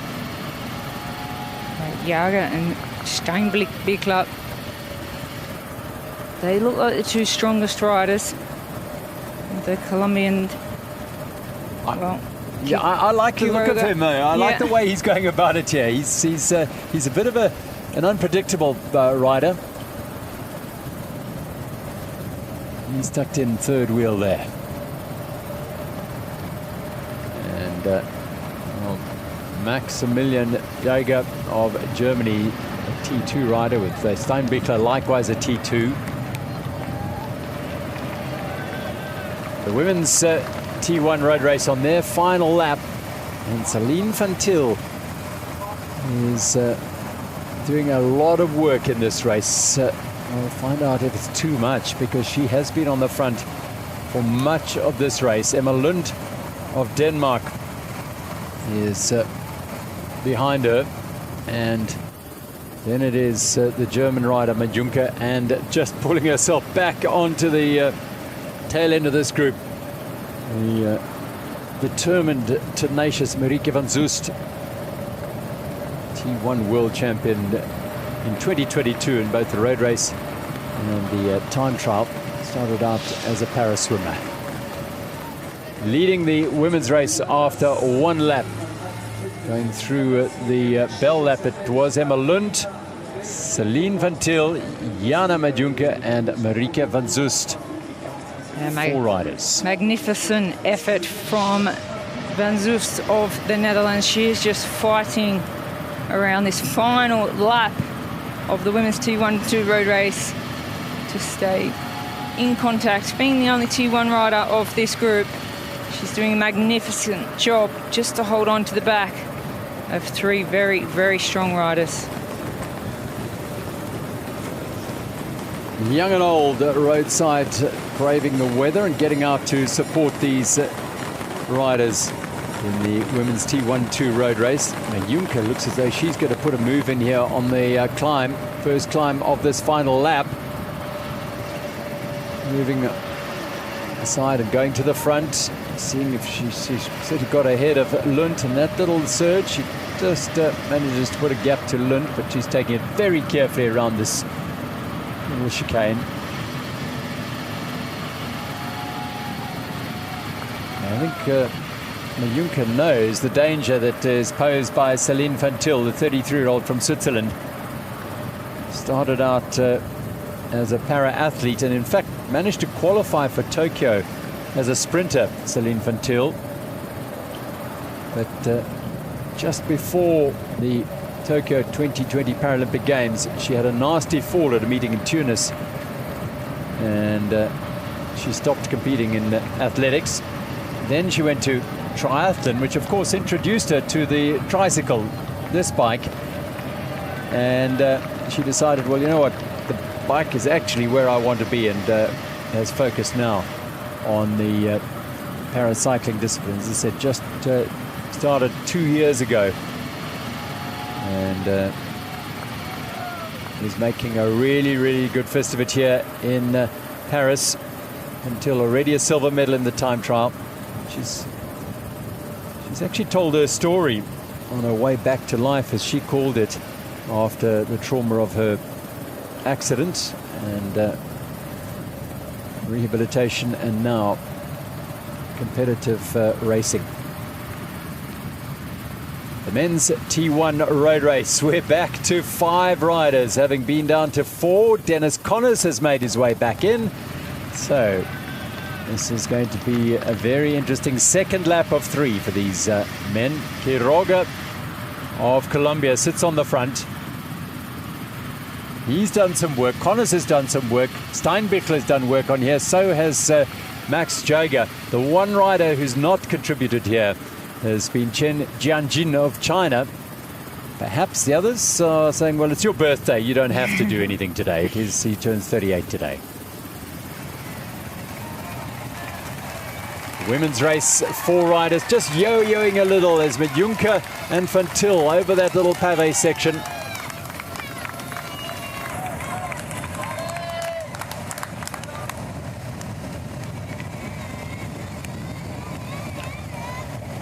Lund is going to make contact with Van Til's back wheel very shortly, and the fiercely determined Van Zust is hanging right in there. She's in the mix for a medal, no question about that. These four riders are well clear of their rivals, and there's a determined effort now from Jana Juncker on the front.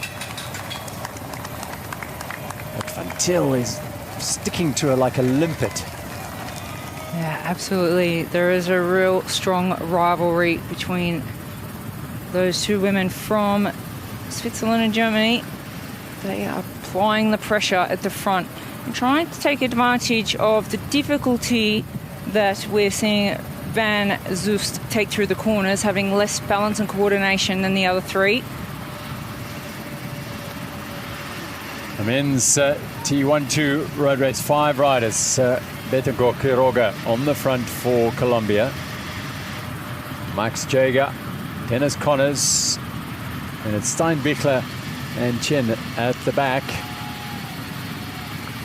Still, they've got a lap and a half to go, so the men still just content at the time, for the time being, to let things be in this quintet of riders. There are still 3 climbs they'll have to deal with. Till now goes to the front. Emma Lund has slotted in behind the Swiss rider. Juncker is the feared rider. I feel that Lund, Van Zust, even Van Til, she's the rider I think they fear, the defending champion, although she didn't defend her time trial title here. Yeah, she was bronze medalist in the individual time trial here in Paris. While Van Zust of the Netherlands off the back, well, she managed a gold medal in the individual time trial. The Paris Paralympic Games here.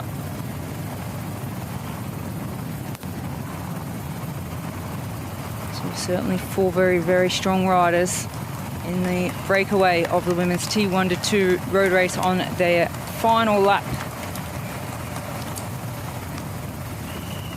Well, just a reminder, we'll bring you the images from up high in the sky with our camera in the helicopter, and do our very best to bring you images from down on the road.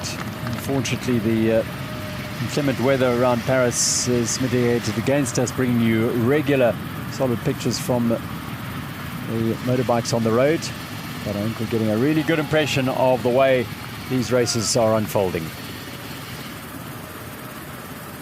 So Quiroga of Colombia on the front of the men's race here, heading into the little chicane that saw him very nearly come to grief on the opening lap. He overshot that and went into the barriers. Fortunately for him and his bike, he was all right, and he's all right to race on now. Connors of the United States now goes to the front. Yeah, with a blistering speed. He's really picking up the pace coming into this corner. Well, he's going to really lean his bike. They've got those wet white stripes that are a little bit more slippery than the tarmac. They have to navigate that as well. So it's Connors of the USA leading the charge through the corners, using his skills to his benefit, because look at the work the Colombian has to do to pull back the wheel and get back in the slipstream. Well, great work there by Maximilian Jaeger of Germany. He held the wheel quite well. I think we've seen Connors' strength is on those descents and the flats, but going up the road now, it is Wolfgang Steinbichler of Austria, and immediately reacting to that is the defending champion, Jianjin Cheng. First time we've seen him come to the fore, and that is to chase down Steinbichler. This is a big move from the Austrian on the climb, and Connors is losing ground whilst Quiroga goes around him. He's a good climber, the Colombian, as so many from that South American country are. They do know how to climb, and he's chasing down this pair. Steinbichler on the front, and behind him Jianjin of China. Quiroga, he drags Jaeger back onto the wheel here. And Connors, well, maybe that will put him to rest. He is a very, very good man on the flats and the downhills. He's perhaps the most solidly built of these riders. The former Marine, but he struggles a little bit on the climb. Attack here from the defending champion, China's Chen Jianjin, goes to the front in the men's T1-2 road race, and he's put distance into Steinbichler, who started the attack at the bottom of this climb. But at the top of the climb, it is Chen Jianjin of China who's gone away. He's put in a big, big gap to Steinbichler and Quiroga, and behind him Jaeger. Could be a very decisive move, this. They're closing in on the end of the second lap in the men's race. What an impressive move by Chen. He's really put the rest of the field under pressure here. He's made his winning move. However, they still will come through the finish for another lap. It's a long way out at this point. Well, it is bold, isn't it? He might feel this is a gold medal winning move, but there is still one more lap to go. And he made the move on that climb, as it has been one of the most decisive factors throughout these road races at the Paralympic road disciplines, that last climb. And Chen has obviously earmarked that as a launch pad towards a potential victory here. Well, he's just getting into rhythm now. He wants to ride his own race. Chen from China, defending champion from Tokyo 2020. Well, he's on a mission to defend his title.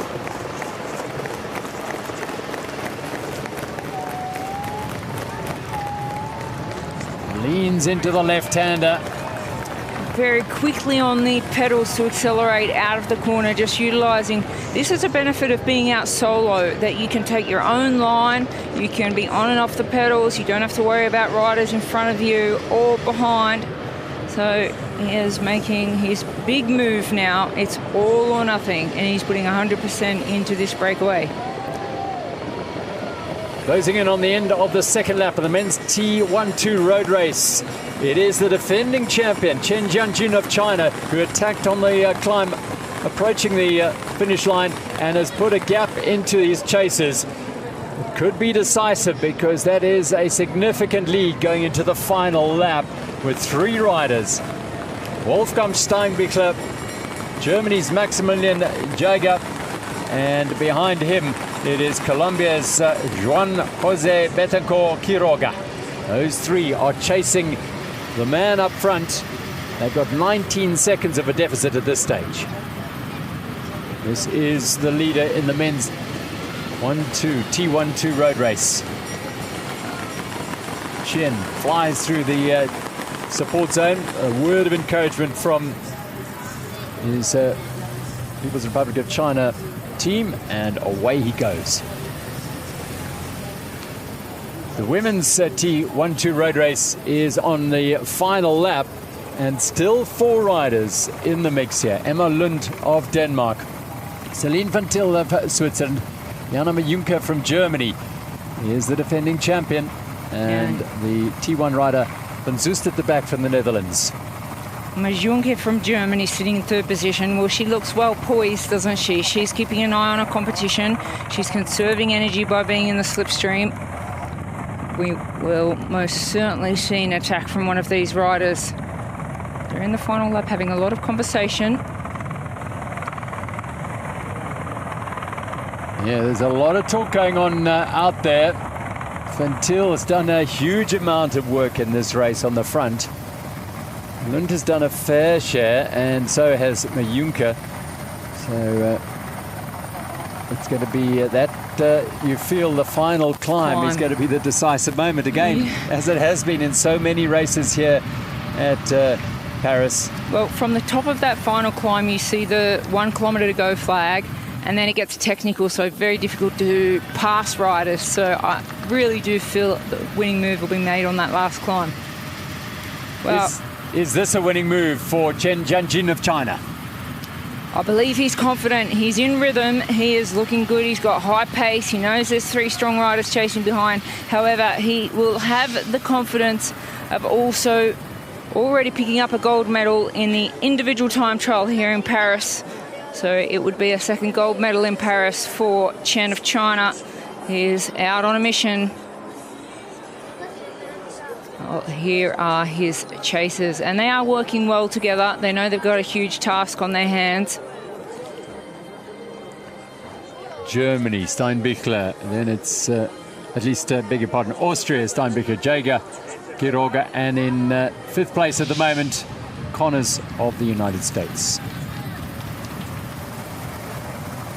Women's T12 road race is closing in on its finale here. They started out with a task of completing the 28.4 kilometers, 2 laps of this 14.2 kilometer route. And it's been a dynamic route. It's been a route that has provided wonderful entertainment. It's technical at times with those fast ascents and sharp bends at the bottom and a couple of chicanes. And the 2 climbs, one at the start of the lap and one at the end of the lap. Well, one about 5 kilometers into the lap, and the other about 2 kilometers from the end of the lap. 3 now, chasing the gold medal, potential gold medal up the road in the form of Chen, Quiroga, Jaeger, and Steinbichler. Well, they are working well together. And Steinbichler, he initiated the attack at the bottom of the climb towards the end of the 2nd lap, and then it was Chen halfway up that climb who burst past him and disappeared up the road. And Quiroga, I think, is backing himself to outclimb for sure Steinbichler. I'm not entirely sure that he'll get away from Jaeger, but that perhaps is what he's looking to do. Still a way up the road though that time.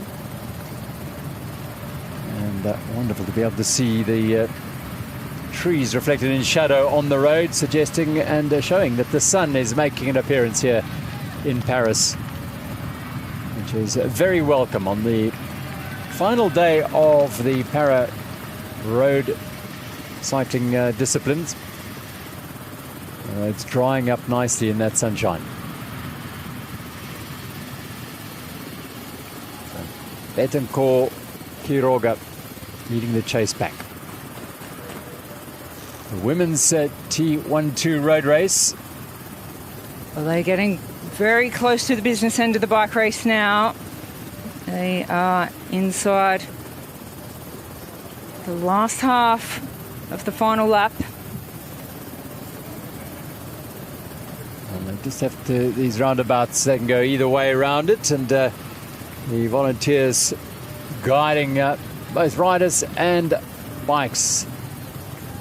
Here is the lead group in the women's race. So it is Francouz who goes to the her right and the other 3 to the left, and it is Celine, the Swiss rider Celine van Til, who goes to the front, and Emma Lund has decided this could be a dangerous move, and very quickly the Danish rider is onto the wheel of van Til. Well, she really did show her strength there, didn't she? Closing that gap very quickly, moving straight to the front to keep the pace high, to ensure it's just the 2 of them coming into the finale. Mayunki, well, she's in a little bit of difficulty on the climb. And Zeus off the back of that breakaway. Well, this is the men's T1-2 road race. Chen of China, he is on a mission for a second gold medal here at the Paris 2024 Paralympic Games.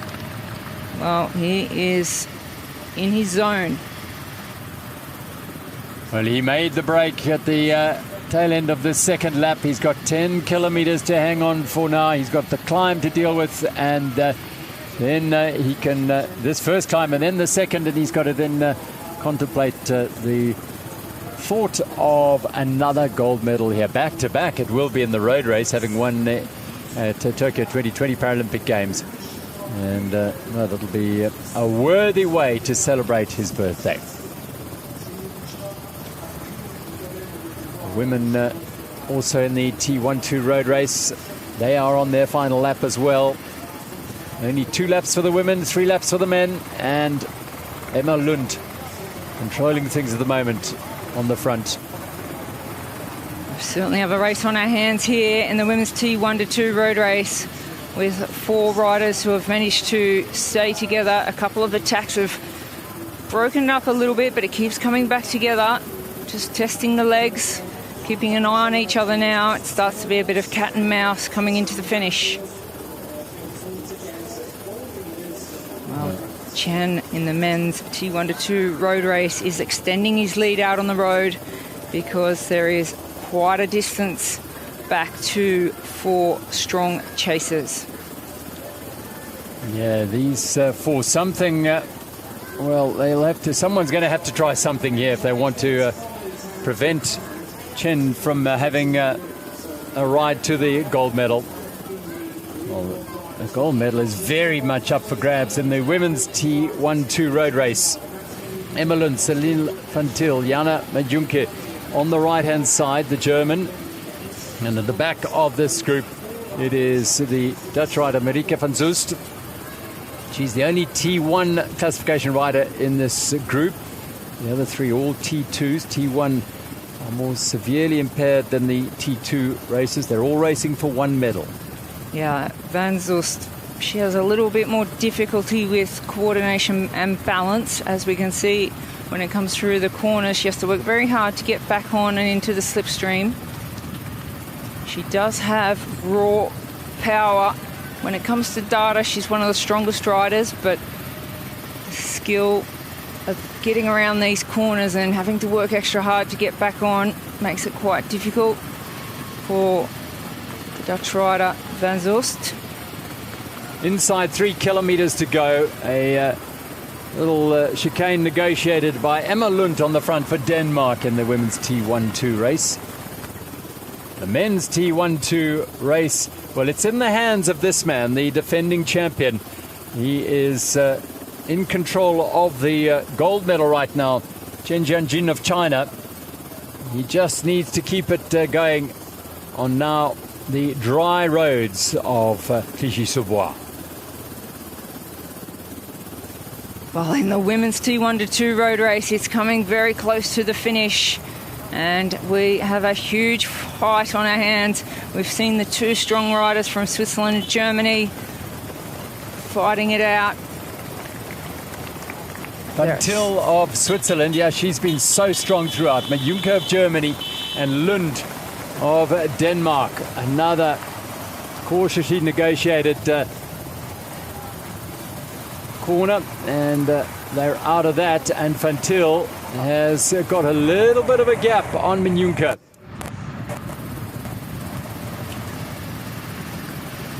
The rider up ahead of Van Til is in the men's race. That's Martin Hegeland at the back end of the men's race. Oh, Majunke and Van Til here. And Emma Lund digging deep to try and put herself in the frame for the gold medal. And don't discount Marieke van Soest at the back as well. And definitely not. Because if she does have the raw power, she will use that on the final climb. That is for certain. Oh, Lund putting in a huge effort here. Well, on the right side of the road is actually one of the men's race. We can see the 4 women behind. They are racing coming into the finish. Here goes Van Soest, and there are tail end of the men's race there. Van Soest can't get past, and Van Til goes to the left and takes Majunke with her. Now Van Soest goes, she looks across.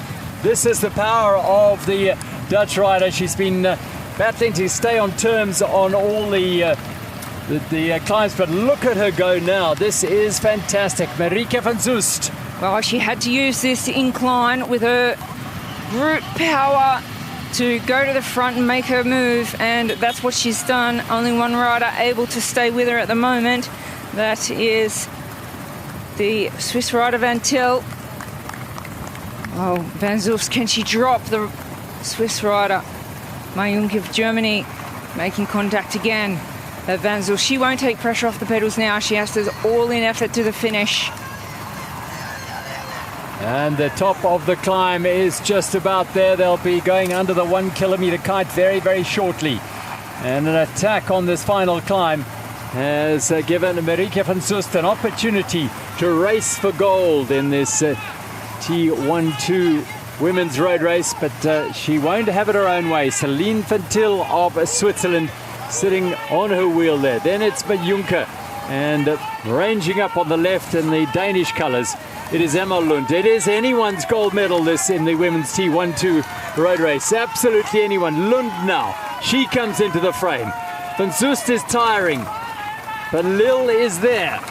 Until at least she is going to go with Emma Lund's wheel. Oh, Van Zyl might have gone a little bit too early, because Emma Lund is now really, really putting the pressure down. And a great job from Van Til of Switzerland. She now goes to the front to show her power. They know the first rider over the top of the climb with 1 kilometre to go has got a huge advantage with those technical corners coming into the finish. And it is Celine Van Til of Switzerland who manages to go under that 1 kilometre banner in the lead, just ahead of Emma Lund. Denmark, well, she is putting up a big fight. She's now taken the lead. This is a drag race to the finish. They are inside the last kilometre. And on the inside is Van Til. She has the better line. Has Emma Lund got the power to get to the finish first? Well, it's a drag race. Well, Van Soest is still hanging in there as well, the Dutch rider who went to the front on the middle of that last climb. And she is trying to haul herself onto the back wheel of Emma Lund, who is, well, they are neck and neck. It is going to be a drag race to the line. Celine van Til now gives way as Emma Lund now goes to the front. Can she hold it all the way to the line? They're within sight of the finish. One left-hand corner, and then the finish line will be in front of them. And don't discount Majunke still in this frame. The German rider has pulled herself into the picture. We could have a 4-up dice for the gold medal here in the women's T12 road race. Emma Lund, Celine van Til. Here comes Majunke, the German on the outside. She still now just gets ahead of the Dutch rider Van Soest into the final corner. Emma Lund at the front. Celine van Til, who's it going to be? Who's going to take the gold medal in this women's T12 road race? What a thrilling finish to this race. These four have been together for the virtually entire race, and it's a sprint for the line. Van Til or Lund? Van Til or Lund? It looks like Van Til's going to get it, but it could be Lund with a final thrust for the line. They still got about 50 meters to go. Van Soest is not done yet. She's going to try and empty the tank. Lund and Van Til, Switzerland and Denmark, neck and neck in the women's 1-2 T12 road race. It is going to be Emma Lund of Denmark who's going to take the gold medal. What a ride, what a finish. And it'll be Van Til who'll get the silver. And just behind her, Marieke van Soest gets the bronze medal.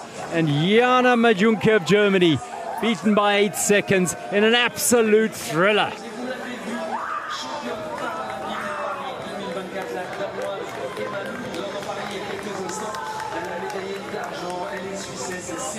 Wow, what a race. And what delight for Emma Lund, who takes the gold medal in the women's T12 road race to add to the bronze medal she picked up in the individual time trial. And a very big effort by the gold medalist in the time trial, Marieke van Soest. He initiated the attack up that last climb and hung on to take the bronze medal, the T1 rider.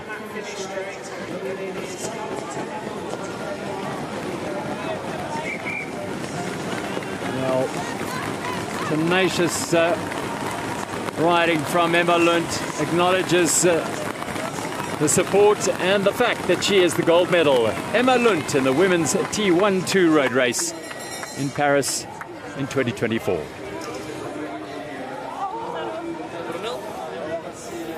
Oh, what a magnificent final we saw in the women's T12 road race. In the men's T1-2 road race, Chen is on a mission in the final lap. He must be approaching the finish line quite soon. He's been on a mission out there in his rhythm. Well, this man's ridden virtually the entire last lap on his own. He made the attack at the end of lap 2 when he attacked up that final climb and put distance into the group of 4 behind him. And from then on, he has made it his mission to continue on and repeat what he did in Tokyo at the Tokyo 2020 Paralympic Games when he took the gold medal in the road race. And Chen took the gold in the time trial there, and he did that here as well. So we're looking at a double-double here for the man Chen Jianjing from the People's Republic of China. Absolute confidence and belief that his attack with a lap to go was the right place to do it, and he's backed that up with a sensationally strong performance on this final lap of 3 in the men's T12 road race over what will be 42.6 kilometers. Well, at 38 years of age, Chen is being so dominant. He won a gold medal in the time trial here in Paris. He has the confidence, and if everything goes well and there's no mishaps between here and the finish line, he is on his way to victory for a second gold medal here in Paris. Chen from China. Chase group of the men's T12 road race. Well, they are now fighting for the silver medal. Quiroga, Connors, Jaeger and Steinbichler. The 4 riders in that order in this train, as they will have to get clever when it comes to that the final run to the line as to who's going to pick up medals and who's going to miss out, because if they stay like that, 2 are going to miss out. Chen, though, is not going to miss out. He is making every pedal stroke a winning one in this men's T12 road race. The defending champion has put in a masterful display here.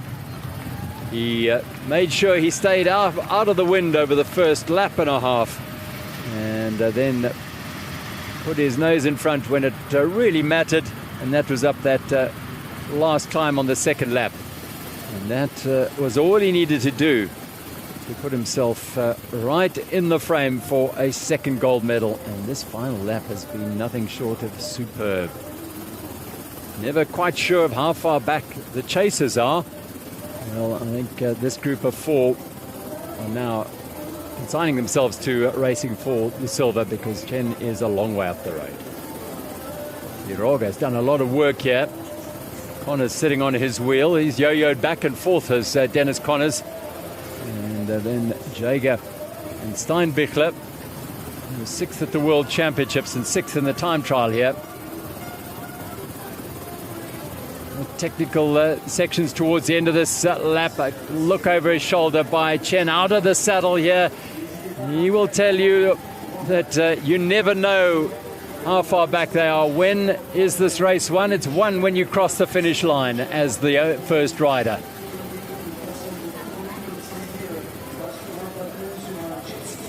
And he is at this stage looking like the man who is going to take that 2 kilometers to go. He's looking in supreme control of this race. Slightly slick on that corner, but he's got so much in hand. He'll now approach this climb with confidence. Can this quartet, well, they're not working together. Quiroga is doing all the work on the front yet. Well, they know this is the race for the silver and bronze medal. There's 4 riders. They will know that the gold medal has ridden out of sight. And it is between these 4 riders, Jaeger, Steinbichler. Well, here's Chen of the men's T1-2 road race. He is riding his way to victory in the Paris 2024 Paralympic Games. What an absolute champion.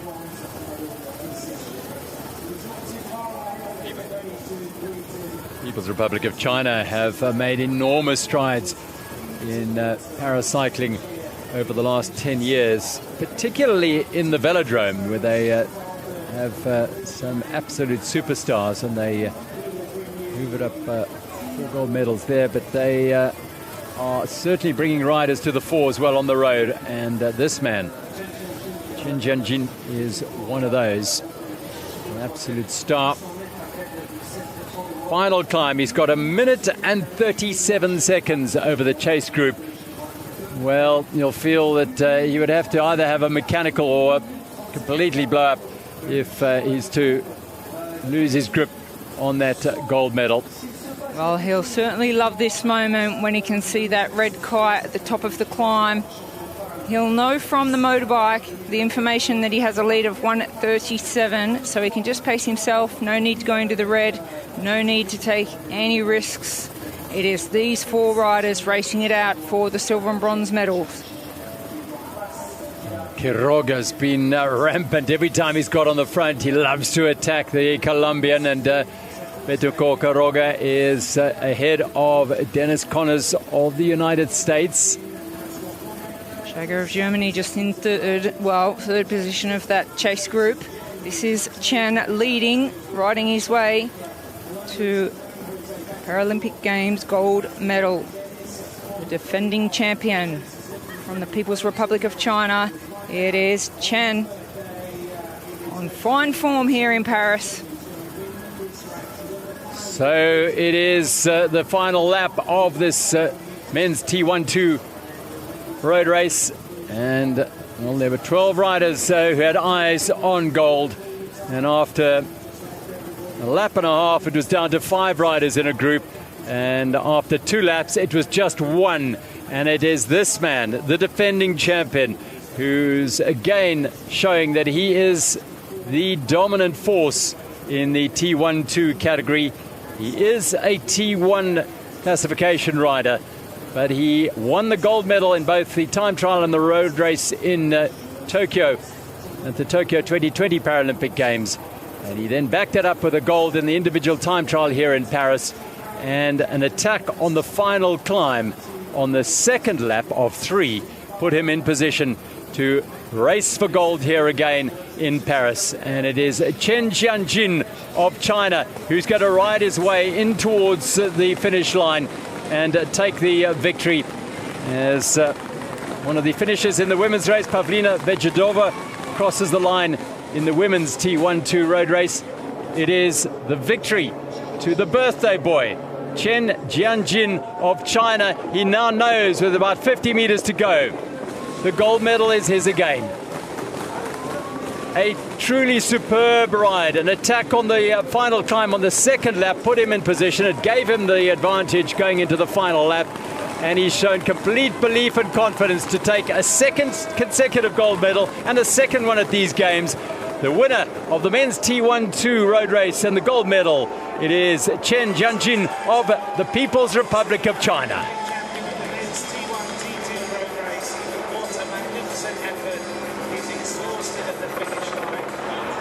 Well, he absolutely gave that everything. He wanted that second gold medal here in Paris and to defend his title from Tokyo 2020.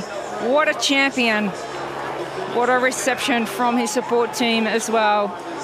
It's a huge effort as we now see 4 riders racing it out for the silver and bronze in the T12 men's road race. We're about 1 minute and 37 down when Chen was a kilometer from the finish. And Steinbichler, Jager, Connors now ranging up from the United States on the left-hand side, the former Marine. Then we've got Quiroga from Colombia, who's done so much work. Is that coming back to haunt him? Steinbichler looks as though he's a beaten man here. Jager on the front. Connors is digging deep for the United States. There's a silver medal on the table here for one of these riders. Who's it going to be? Quiroga holding firm just behind Connors, who has a bit of advantage. The gold medalist is Chen Jianjin of China in the men's T12 road race. The silver medalist is going to come from this group of 4 riders. It's going to be a real fight to the line. Maximilian Jager of Germany, he's got the jump. on Dennis Connors at the moment, and Jaeger looks as though he's going to go through and take the silver medal for Germany. Connors is digging deep. He looks as though he's going to try and hold on for the bronze medal, but Quiroga is coming fast from behind, so is Connors under pressure now. Here comes Jaeger. He's going to take the silver, or is it Quiroga is coming on? And now Connors is coming through the middle. Who's going to take it? Connors is going to take it. What a finish! The American bursting through the middle and taking the silver medal ahead of Jaeger. And Betancourt Correga just gets up to take the bronze medal. Well, Jaeger thought he had the silver.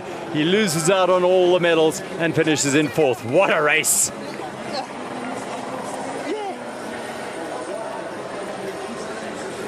Elation for Chen of the People's Republic of China. Oh, unfortunately for, well, it's Connors there. He is finished in silver position. What a finish by Dennis Connors. We talked about his power on the flats. Dennis Connors wins a thrilling silver medal in the men's T12 road race.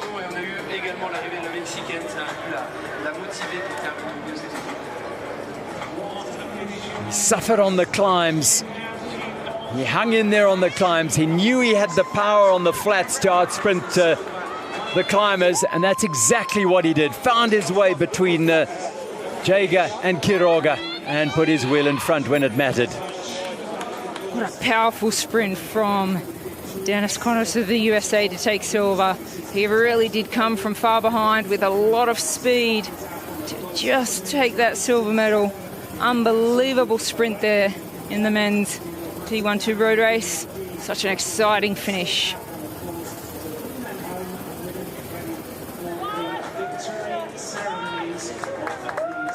So the gold medal, Chen Jianjun of the People's Republic of China, finishing 2 minutes ahead of Dennis Connors, who took the silver medal in a sprint finish, with Juan Jose Betancourt Quiroga taking the bronze, and Max Jaeger outsprinted and finishing in fourth.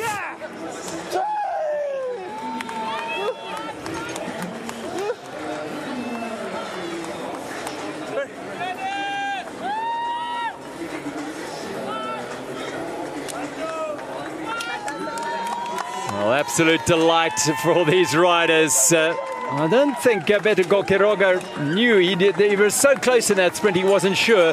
And he's found out now that he has taken the bronze medal for Colombia. What a delight for Juan Jose Betancourt Quiroga. He was the bronze medalist 3 years ago, and he's doubled up again here in Paris.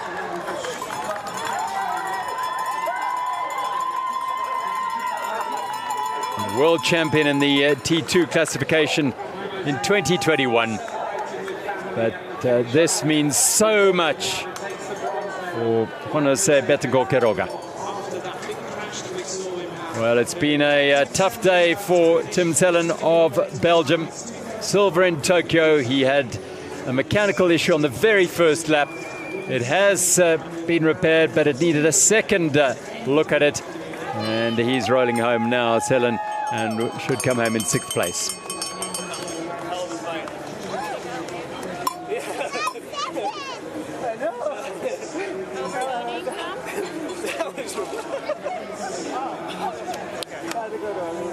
Yeah, good job, man. Tim Sellen of Belgium. Well, it'll be a disappointed Belgian as he comes into the finish now. Bronze in the individual time trial. He won't go away empty-handed from Paris, but he was so hoping for a medal here in the road race. But his hopes were scuppered by a mechanical issue. His T-bar at the back early on the first lap, and it came back to haunt him. He needed another stop to have it repaired. And Tim Sellen is going to roll home in 6th place in the men's T12 road race here at Clichy-sous-Bois.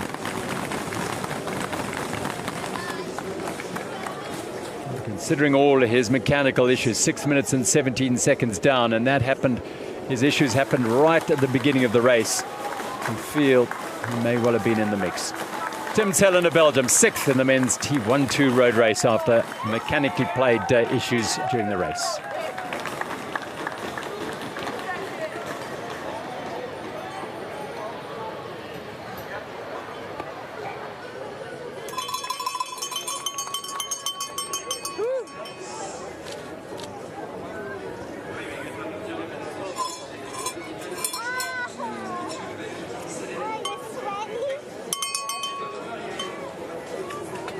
mostly water, guys.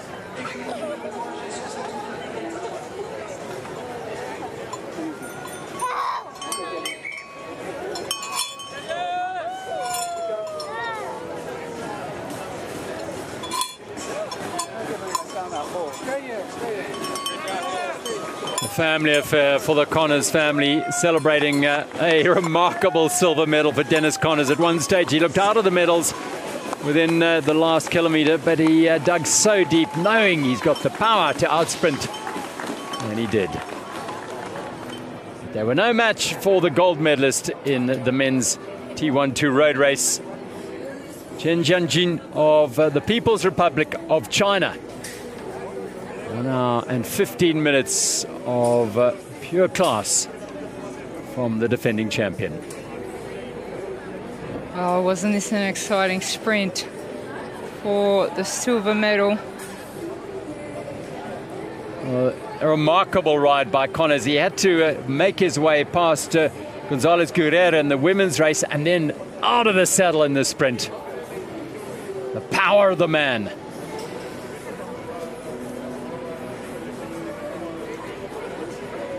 He finished elated and completely exhausted. What a embrace there from two riders, taking silver and bronze.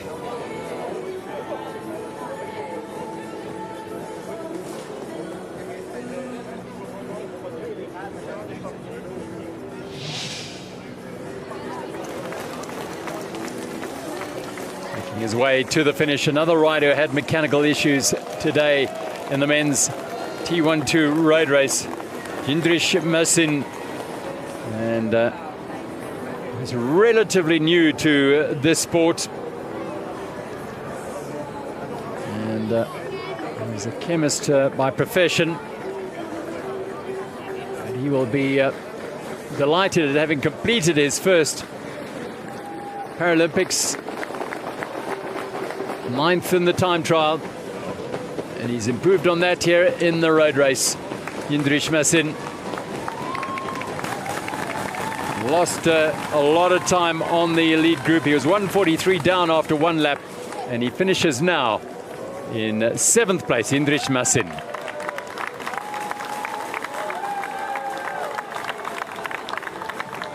Seventh in the men's T12 road race, Jindrich Massin of the Czech Republic.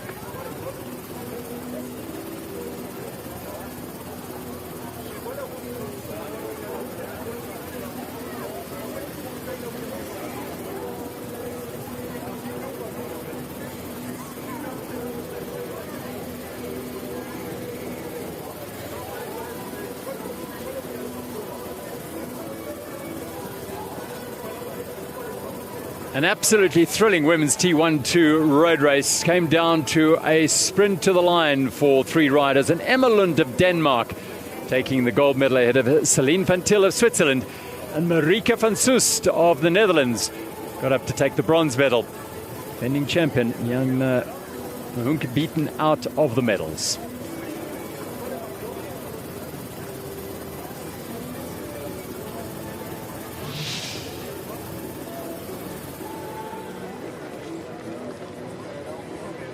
Absolutely thrilling sprint for the medals here. Any one of these three could have been in the mix, could have taken the gold, but it was the Danish rider Emma Lund who just had enough right at the end of these two laps to pip van Til and take the gold medal for Denmark.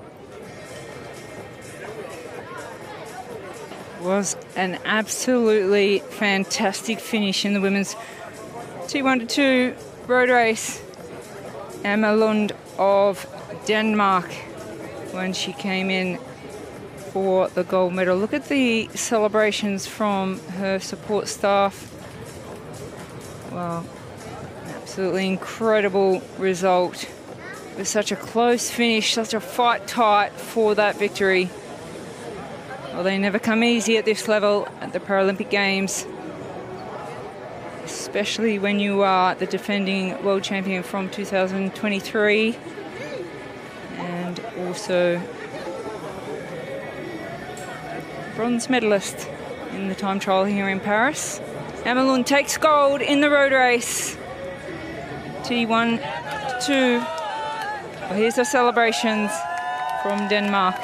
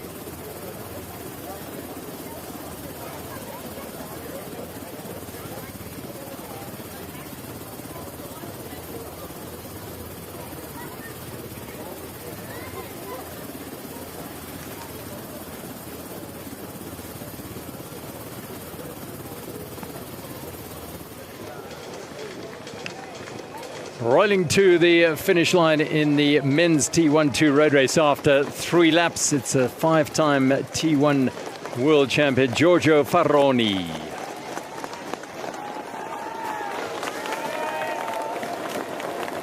And Faroni will be coming home in 8th place in a race won by Chen Jianjin of the People's Republic of China.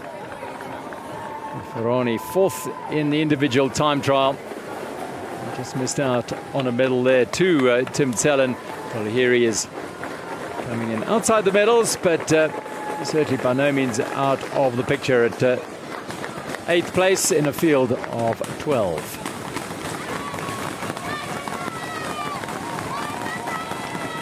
Sixth games for the Italian.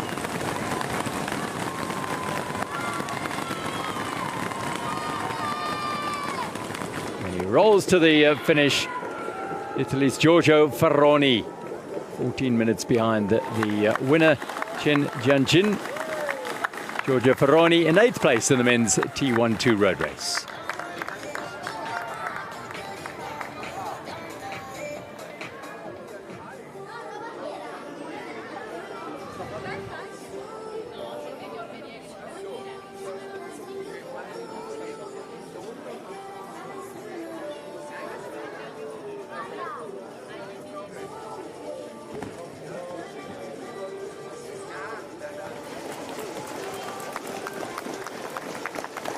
Canada's Nathan Clement. Men's T12 road race. He's a T1 world champion in the individual time trial in 2023. And Nathan Clement, well, he's done a great job here in finishing off this tough 42.6 kilometer 3-lap race around the streets of Clichy-sous-Bois. Giving everything all the way to the line is the 29-year-old Canadian. He'll go away with a silver medal from the individual time trial. And Nathan Clement in 9th place in the T12 road race here in Paris.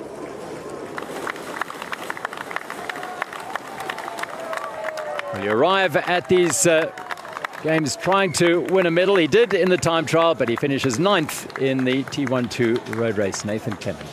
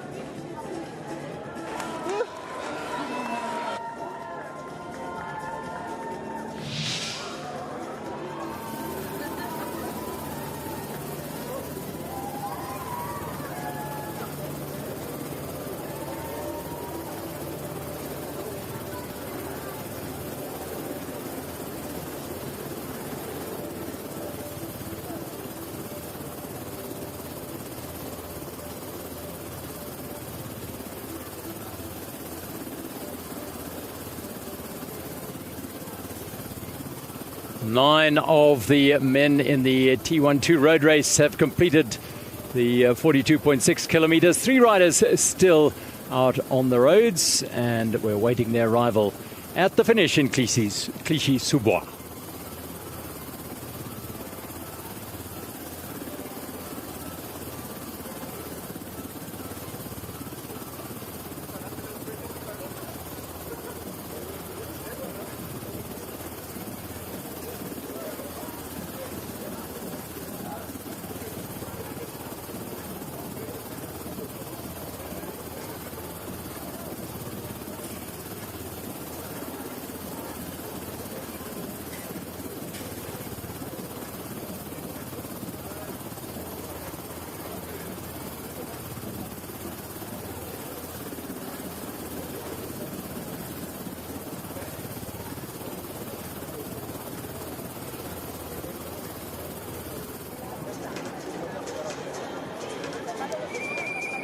From Romania, and it is Theodor Matican, the 27-year-old, who is 11th in the individual time trial here in the Paris 2024 Paralympic Games road events, and he is about to complete the men's T12 road race, and he will bring it home in 10th place. Theodor Matican.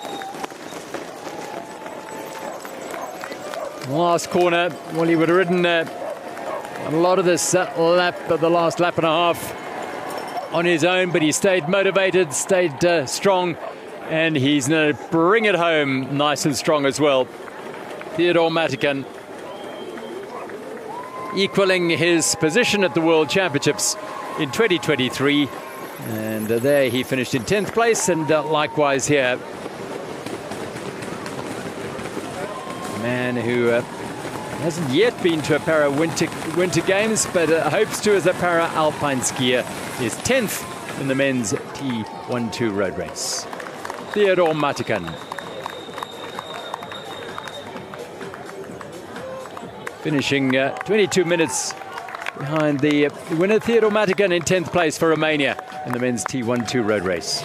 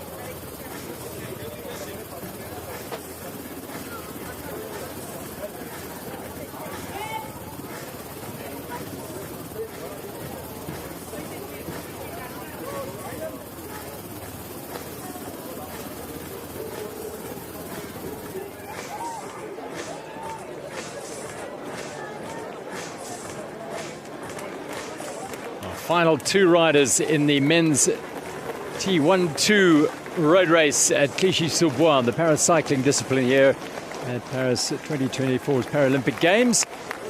And Martin Hegelund of Denmark, and he's had the company of Kim Young-ki of Korea all the way around this final lap, and they're going to race it out for 11th place in the men's T12 road race. All in, and it's going to be very close. It may well be the Korean athlete who's going to get there. Kim Young-ki, the 39-year-old, is away, and he will take 11th place, it seems, ahead of Martin Hegelund of Denmark. 42.6 kilometers done. The road race. In 11th place, Kim Young-ki, and in 12th place, Martin Hegelund of Denmark.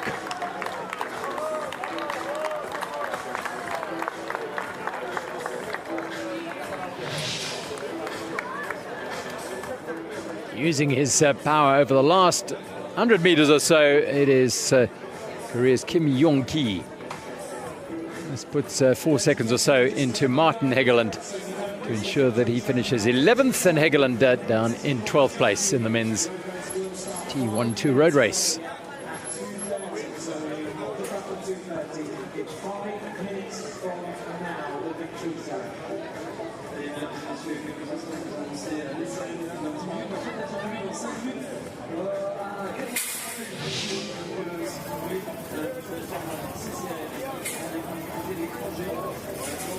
Chen Jiangjin of China, defending the title he won in Tokyo in sensational fashion and getting away from the chase group. Dennis Connors sprinting between Quiroga and Jaeger to take the silver medal, and Max Jaeger finishing out outside the medals as Quiroga picks up the bronze. Tim Sellen had bad luck on the first lap with a mechanical issue. Held on to finish 6 minutes down. Former world champion Giorgio Faroni in 14th place. And the T1 world champion Nathan Clement of Canada finishing in 9th.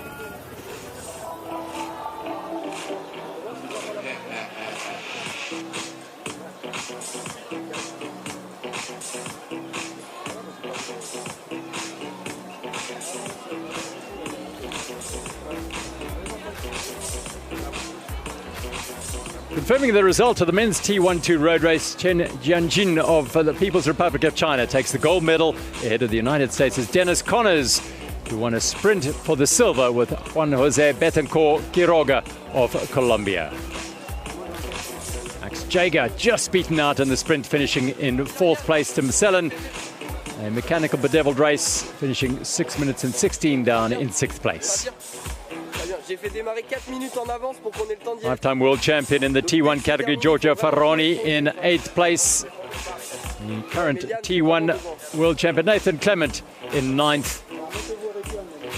And Kirill Matikan, Kim Yong-ki and Martin Hegland round out the riders in the men's T12 road race.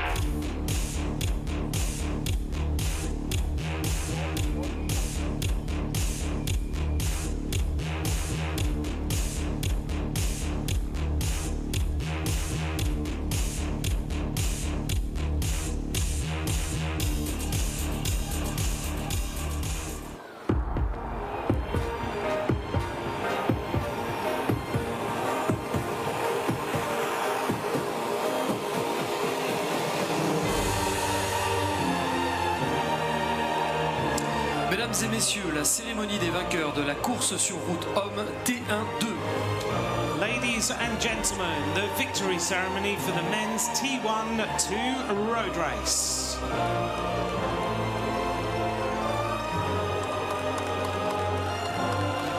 Veuillez accueillir les médaillés.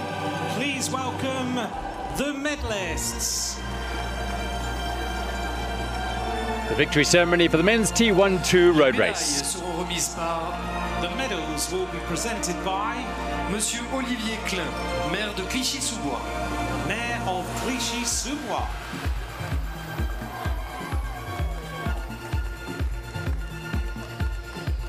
Accompagné par Accompanied by Madame Sandrine Rousseau, responsable du cluster Paris-Nord Paris 2024.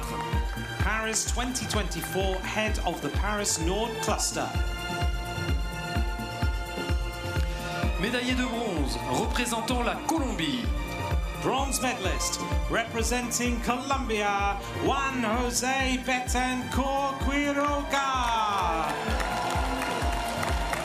It was an absolutely thrilling race for the silver and bronze medals. Quiroga, great climber, just didn't have the power to get the better of Dennis Connors, but a second consecutive bronze medal for Juan José Betancourt Quiroga in the T12 road race, alongside the bronze he won at Tokyo 2020's Paralympic Games. Silver medalist in the World Championship road race in T2 and back in 2021. Finished in 8th place in the most recent World Championships.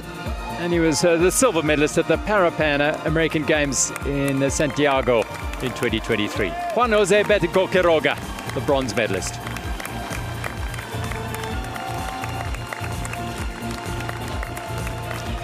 Médaillé d'argent, représentant les États-Unis d'Amérique. Silver medalist representing United States of America, Dennis Connors. He bossed the race on the early laps. The climbs took a toll on him, but he managed to stay strong.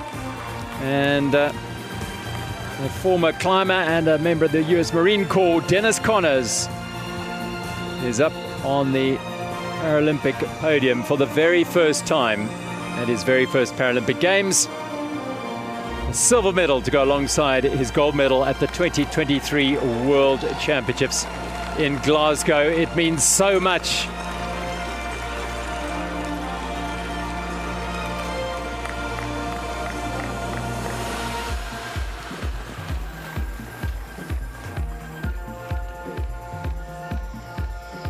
Dennis Connors, the silver medalist in the men's T12 road race.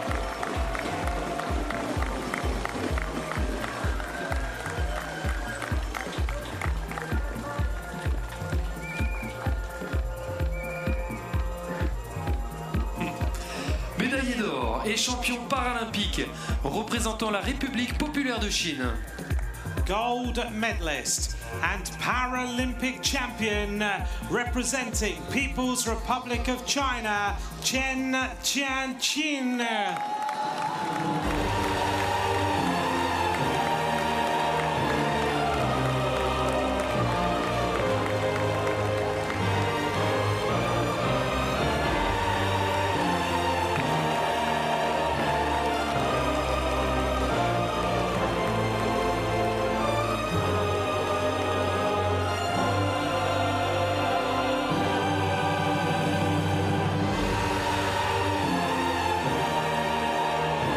Sheer delight for Chen Jianqin of China. He has not missed a trick in the Paralympic Games. Gold in the road race and time trial at Tokyo's 2020 Paralympic Games. Gold in the time trial here in Paris, and now glorious gold in the road race. Chen Jianqin of China, gold medalist in the men's T12 road race.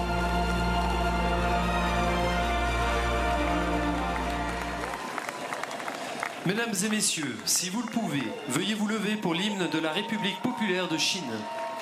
Ladies and gentlemen, please stand if you are able for the anthem of People's Republic of China.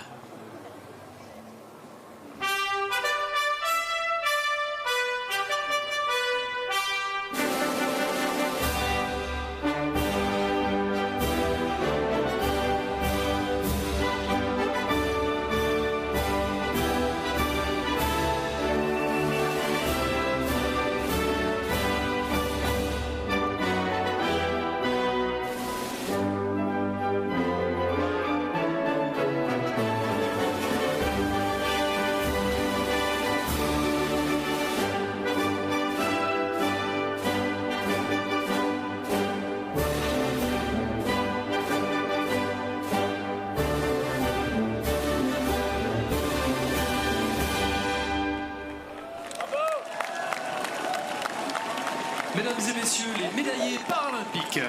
Ladies and gentlemen, the Paralympic medalists.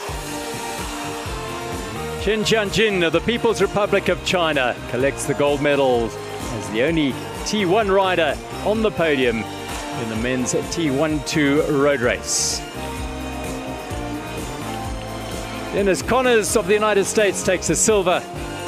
And in the bronze medal place from Colombia, Juan José Betancourt Quiroga.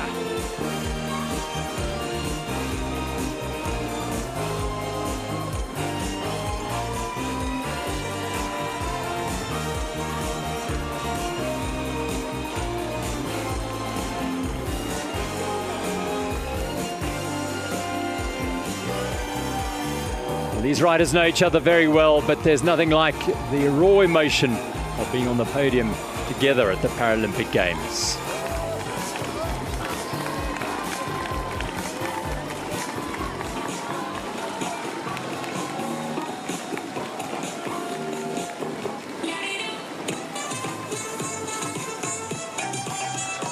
The women's T12 road race was a sensational 2 laps of the course here in Clichy-sous-Bois, and it came down to a sprint finish. Emma Lund of Denmark getting the better of Celine van Til by the width of a wheel, with Marieke van Soest, the only T1 rider in that group of 3, getting up to take the bronze medal just ahead of Jana Majunka, the defending champion.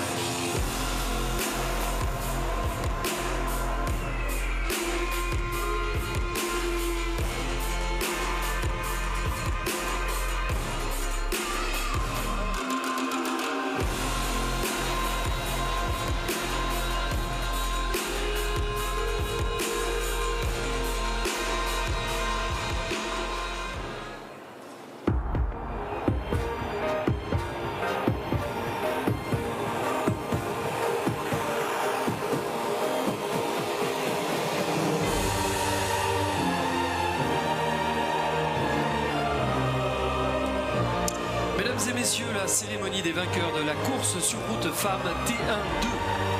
Ladies and gentlemen, the victory ceremony for the women's T1-2 road race.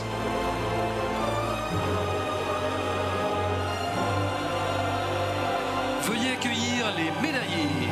Please welcome the medalists. Medalists in the women's T1-2 road race and their victory ceremony. Les médailles seront remises par The medals will be presented by Dr Michel Simès, membre du conseil d'administration de Paris 2024. member of Paris 2024 Board of Directors. Accompagné par Accompanied by Madame Anne Gripper, membre du comité directeur de l'Union cycliste internationale. UCI Management Committee member.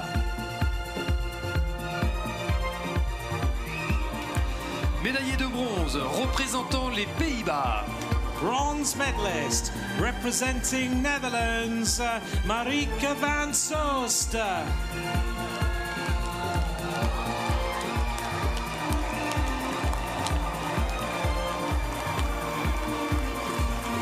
it's been an amazing first Paralympic Games for Marieke van Soest.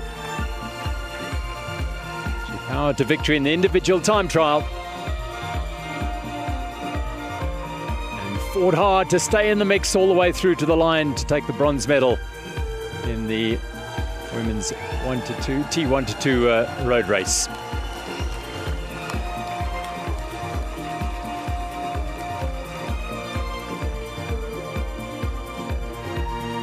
Double world champion in 2022. She's now a Paralympic medalist.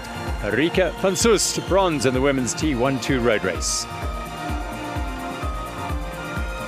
Médaillé d'argent représentant la Suisse. Silver medalist representing Switzerland, Celine Van Til.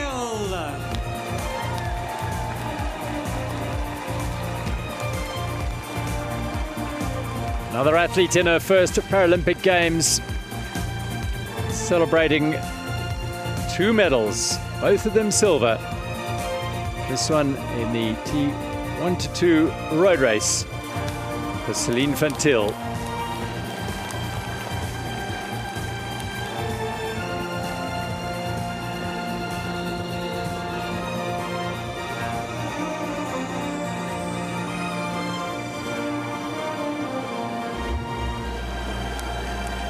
Silver to Celine Van Til in the women's T1-2 road race. Médaillée d'or et championne paralympique représentant le Danemark. Gold medalist and Paralympic champion representing Denmark, Emma Lund. Completing a podium of first-time Paralympic medalists.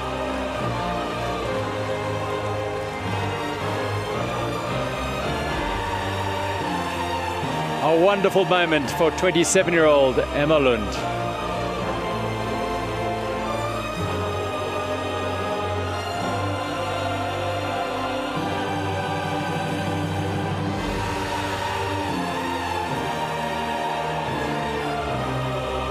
Bronze in the time trial is turned into gold in the road race for Emma Lund of Denmark. Emma Lund, gold medalist in the women's T1-2 road race. Mesdames et messieurs, si vous le pouvez, veuillez vous lever pour l'hymne du Danemark. Ladies and gentlemen, please stand if you are able for the anthem of Denmark.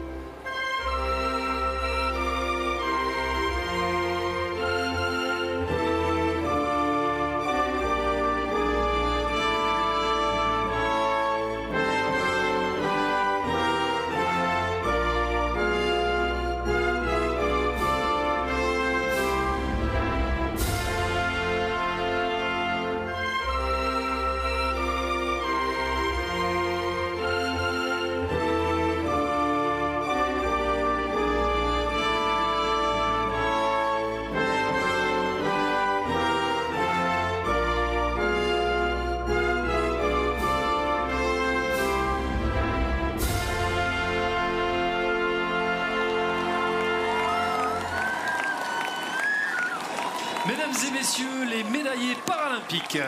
Ladies and gentlemen, the Paralympic medalists. The unbridled joy of being on the top step at the Paralympic Games, evident amongst these medalists, particularly Emma Lunt, the gold medalist.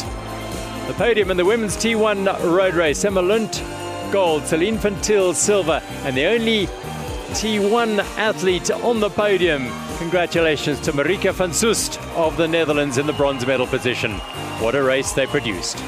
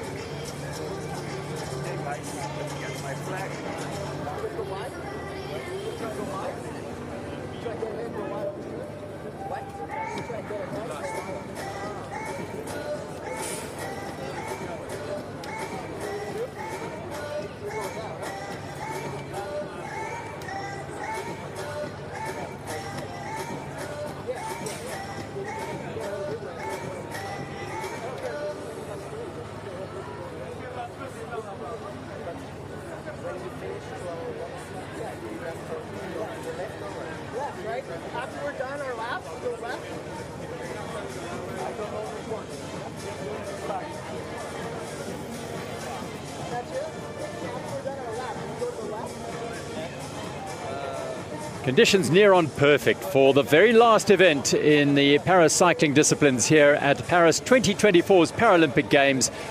A 22-degree afternoon. It has cleared up as far as the rain is concerned. The roads are dry, a little cloudy overhead, but it could not be better set up for our final medal event. It's the only team event at the paracycling road discipline here. And it is the mixed H1 to 5 team relay.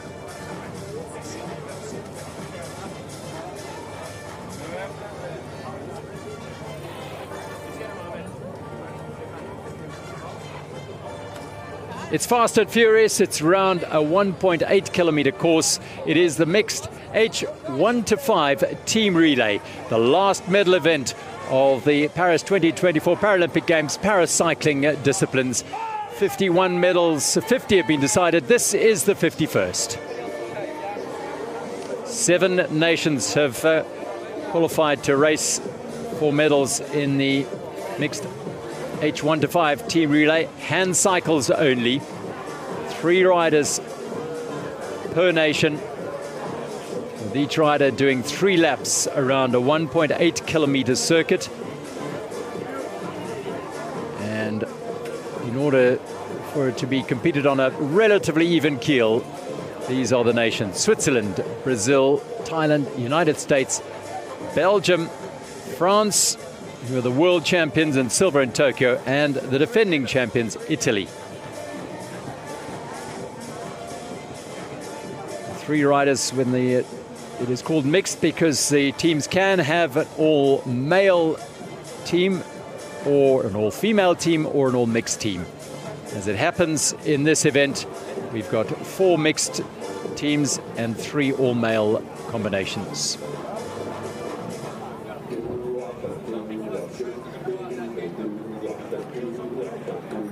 The riders in classifications H1 to 5, 1 being the most impaired and 5 being the least impaired.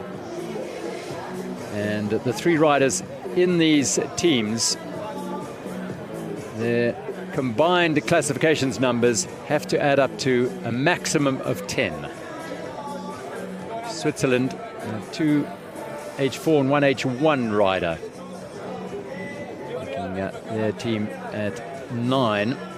And Brazil have 10 because they have 2 H3s and an H4. The only H5 rider in this race is Atachai Surichai of Thailand. He will be the athlete in the kneeling position on his hand cycle. He has an H4 and an H1 in his team. United States, bronze at the World Championships, have 2 H4s and an H2. Belgium, an H1, an H3 and an H4. France with an H2, an H3 and an H4. And Italy with an H3, an H2 and an H3.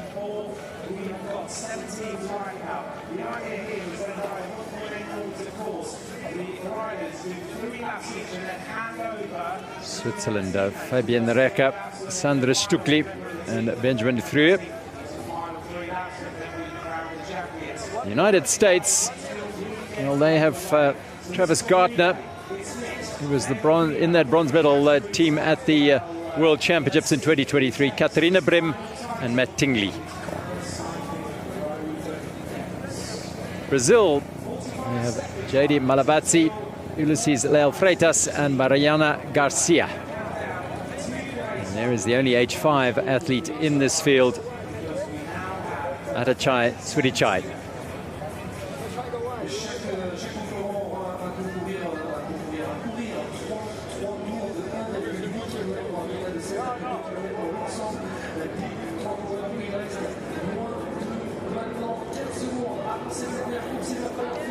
News has come to us that Belgium will not be starting the race. So 6 nations now. Belgium no longer part of the equation. Bronze medalists in Rio. Away go the riders in our final event in the paracycling road disciplines. The mixed H1 to 5 team relay. 6 nations. It's going to be fast and furious. 1.8 kilometer is the lap. Each rider will do 3 laps, 3 riders per team, and 9 laps of this 1.8 kilometer course. So the nations involved here: France on the front there, Italy, the United States, Thailand, Brazil, and Switzerland. The start will be very similar to the course these athletes rode in both the individual time trial and the road race. But once they get to the end of this short stretch, they'll take the second of what will be 4 left-hand turns on the course. So France, who have Mathieu Bosredon, Florian Joigny, and Joseph Fritsch in their lineup. Bosredon on the front there. Switzerland in second place. United States, Thailand, and Italy.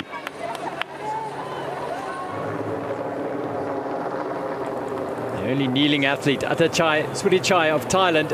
Oh, something has come off one of the riders there. It is Italy who've had a problem, but he's continuing on, Federico Mastrioni. An excellent start here for France, with Switzerland right on their wheels. Well, definitely France on paper, they look like they are the strongest team. Switzerland doing very, very well there. As we said, one rider from Thailand in the seated position. That is a H5 athlete. They're the H5 category, only athletes that are allowed to use the kneeling position. The rest from H1 to 4, they are in the recumbent lying position.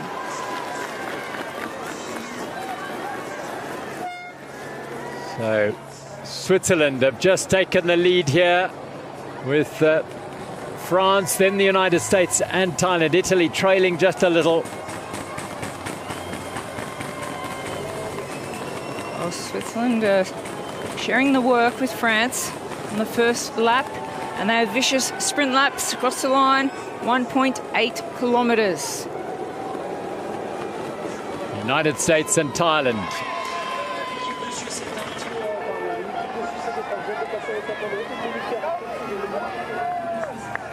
And this will be the transition. So Bosredon Reka just pump fists, and here goes France and Switzerland. They've made great starts. Sandra Stuckli, I think, for Switzerland, and Florian Joigny for France. And it's Thailand and the United States. Thailand just ahead of the United States.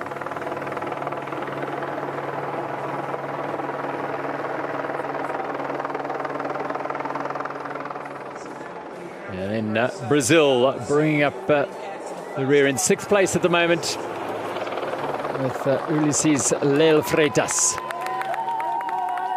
Stuckli there for Switzerland, the H4 female rider in the Swiss team.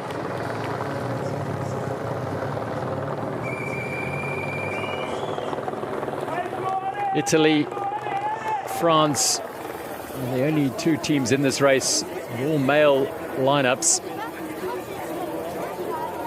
And France just getting ahead here. Thailand now making a move on Switzerland, and they take 2nd place. It's Sumas Panalai who moves ahead of Sandra Stuckli.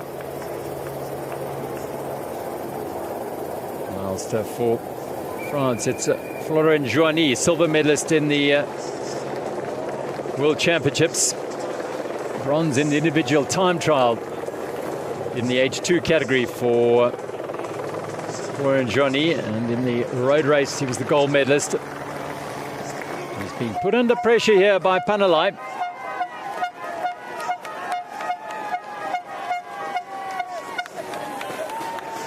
Stuckli 8th in the road race in the H4 women's race. And Panalai has put Thailand ahead here as they come towards the finish line, and just after that they'll move into the second handover. Well, it's all happening thick and fast in this mixed team relay. Positions are changing. Well, France and Thailand. Switzerland closely behind. France will go to the lead for the change.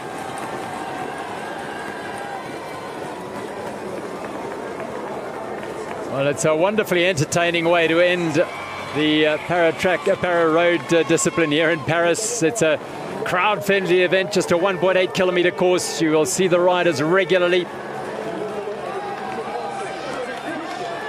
And away goes for France, Joseph Fritsch. Trying to redeem himself after a terrible crash in the road race in the H4. That saw his hopes of a medal dashed there. He finished 4th individual time trial, so he'd love a medal here. Well, Joseph Fritsch. It's so exciting to have a team event here at the Paralympic Games. What a good overtake that was from Italy on the inside of Thailand. Yeah, Thailand now have only H1 in their lineup, and that's Darren Shipchongdan, only woman in their team, the 20-year-old. She is on course now.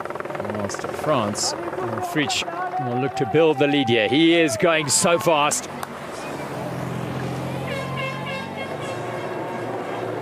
I think they're so motivated to be in a team event where they can't let their teammates down. They really need to put everything they've got into this. So we're seeing the second rider. In front of home fans on home roads, what an opportunity for France to go one better than they did in Tokyo. Only one of that trio who won the silver medal at Tokyo's 2020 Paralympic Games. Florent Joigny is in that lineup. So France at the 3.6 kilometer point were leading. However, Italy have moved ahead of both Switzerland and Thailand by now.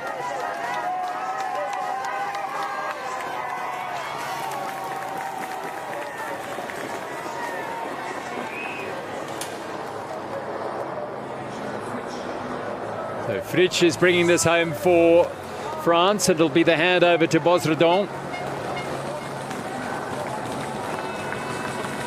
Each rider does 3 laps, so Bosredon will be getting his second now once he takes over from Fritsch here, who's established a huge lead so far for France. But we know in relays like this, with different classifications taking to the course at different times, it can change very quickly.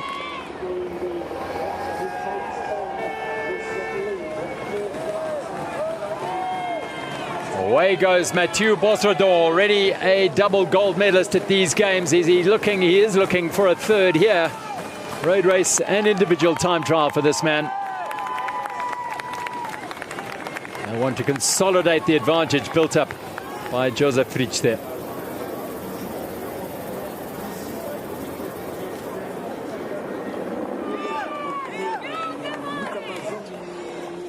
So Italy having taken second place through Mastrioni. He's tested now. It is Luca Mazzoni. They're certainly looking strong, the team from France. And they are on these very high-tech hand cycles. As we said, H1 to 4, they're in the recumbent position. If you're a H5 category rider, you can be in the kneeling position.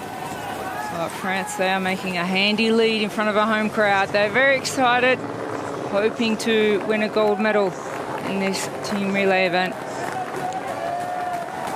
Well, just to fill in on, after 3 laps, it was France, then Italy, United States in the bronze medal position, 9 seconds behind Italy, Brazil and Switzerland. And Thailand, Belgium, unfortunately not on the start line. They were slated to be part of this relay, not on the start line, no.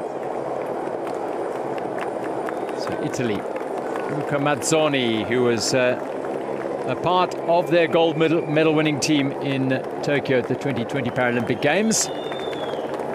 Getting the balance right there, just putting a leg out there, Matt Tingley. In fact, it's Travis Gartner for the United States. Well, they're sitting in 3rd position in the United States. This is France who are leading. And my word, is each of these riders putting in every single ounce of effort they've got. It's especially the French in front of a home crowd. They really want this gold medal. And they passed Thailand, I think, for a second time. Oh, and it's flying in. The Thailand athlete Darian Shipchondang is the only H1 in their lineup and one of 3 in this entire race. France's Mathieu Bosredon, H3 athlete. He's got 2 more riders to go in this round, number 2. And off goes the second rider. Florian Joigny, an H2, is on course now for France.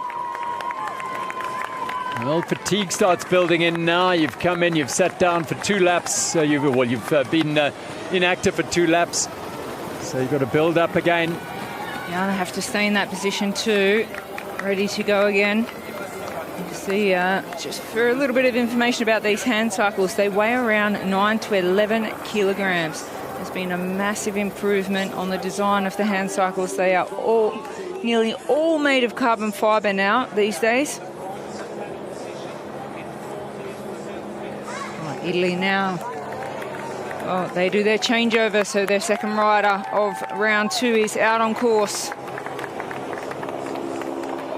They are trailing quite considerably behind France at the moment, are Italy. The United States not too far behind, so there's a close race on between Italy and United States. 1:15 between France and Italy, but just 5 seconds between these two. For the United States, they have Katarina Brim, the gold in the individual time trial in the women's H2 for the United States.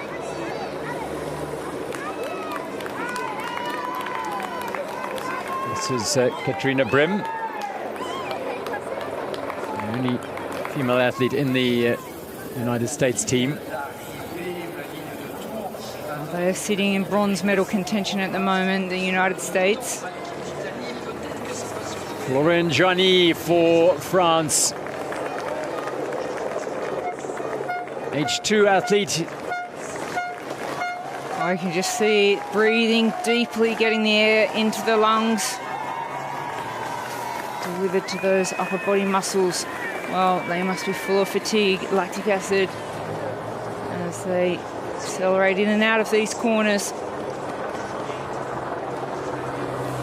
Well, they've had a really busy program, these athletes. Of course, time trial, road race, and France wouldn't miss out on the opportunity of taking on the team relay. Of course, they are the world champions, so they would not miss out on that chance here. Fritsch and Joigny, by the way, were part of that World Championship winning team in Glasgow in 2023. The last World Championships have taken place before these Paralympic Games. And, well, distance, no one behind Florian Joigny as he brings this in for France. The last rider of round 2 now for France moves out onto the course and winds it up for a big lap. Rich goes out. Yeah, there's no, they don't have to, not like a relay on the track, they don't have to touch or hand a baton over, but there is a strict line there they have to have passed before the new rider can take over. And now Italy will set off. Italy in the silver medal position at the moment. And brought it back a bit in that lap. The difference now is 32 seconds. And Italy on track with Test up. Whilst the United States bring it in through Katarina Brim. And onto the track goes Matt Tingley, 9th in the individual time trial. Unfortunately for him, didn't finish the road race. I'd like to get a medal here, Tingley.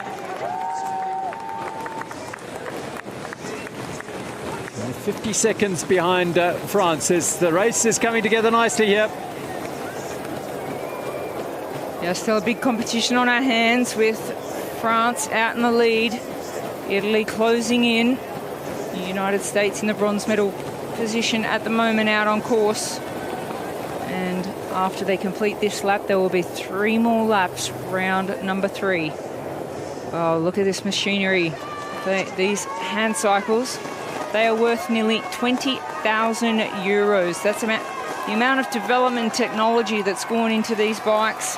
When we go back to the 2000s, 2010, when they're made of aluminium, and there's been a massive development now, all made out of carbon fibre with some titanium parts to make them a little bit lighter. You can see that carbon fibre fairing on the back. There has been a huge development thanks to Alex Zanardi, Formula 1 driver.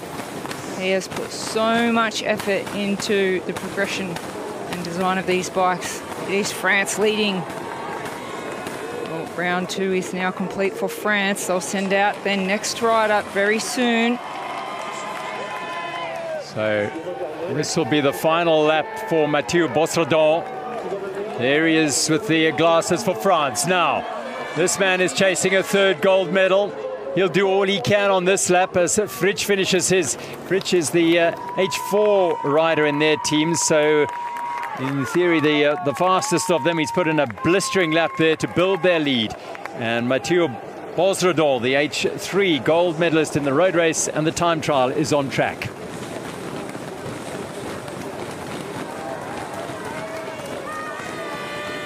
Italy just coming home as well in 2nd place, some 43 seconds behind at the moment. This team relay, well, 6 teams, 3 riders in each team, all to be drawn from the H1 to H5 category. H1, of course, being the most severely impaired and H5 the least impaired.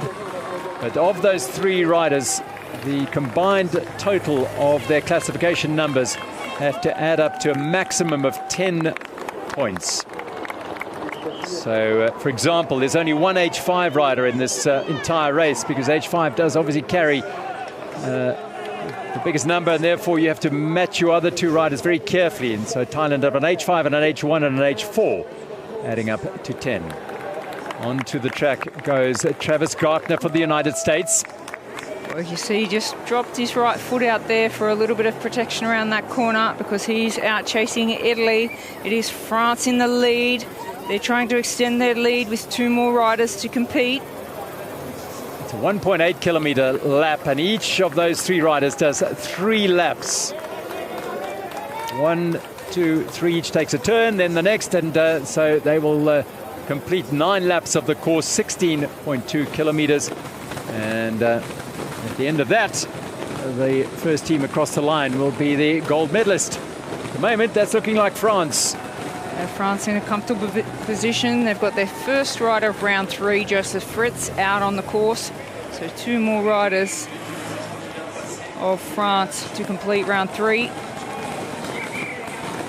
Well, some riders still on round number 2, as we see the Brazilian just pushing so hard.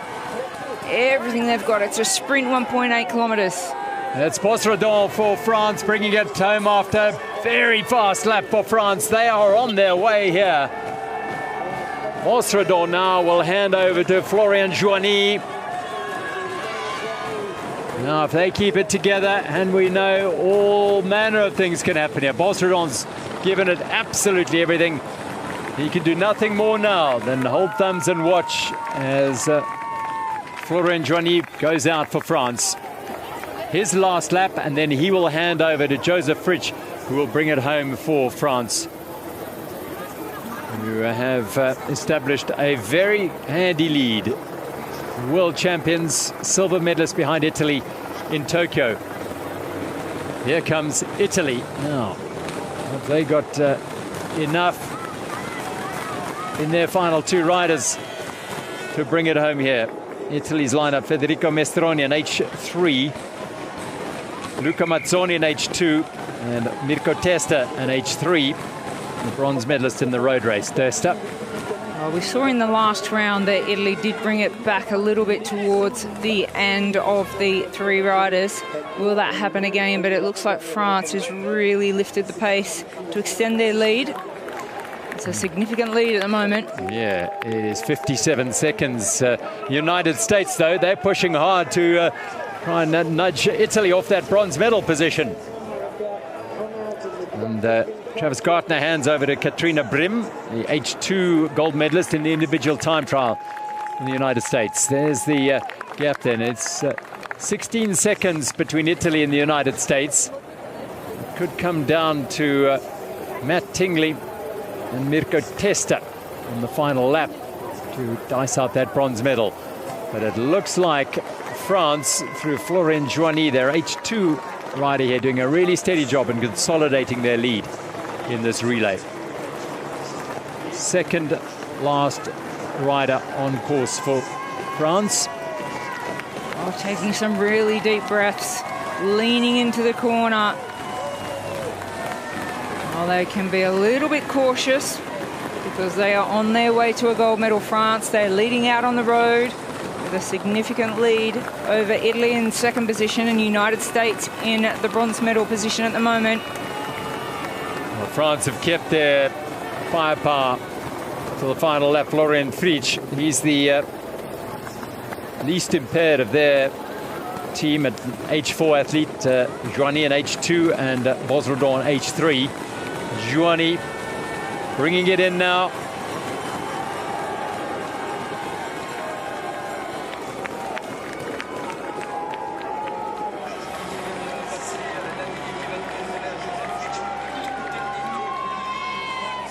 You can see the exhaustion, yeah, the fatigue. Oh, it's his final lap. One more rider. This in course is Joseph Fritsch for France. He's on course now for the final lap.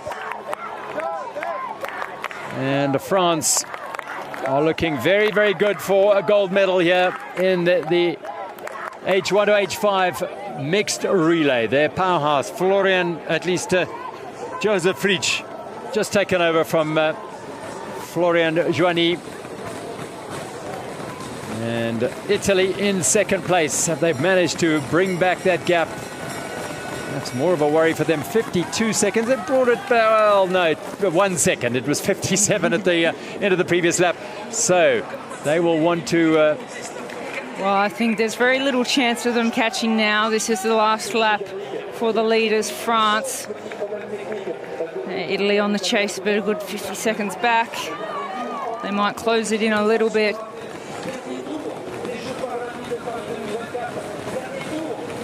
So Italy on course, the United States in the bronze medal position. We want to try and close the gap to Italy, but I don't think it's going to happen. Katrina Brim is nearing the end of her final lap. She'll hand over to Matt Tingley, the H4 athlete for the United States. Great job by Katrina Brim, the only woman in the United States team.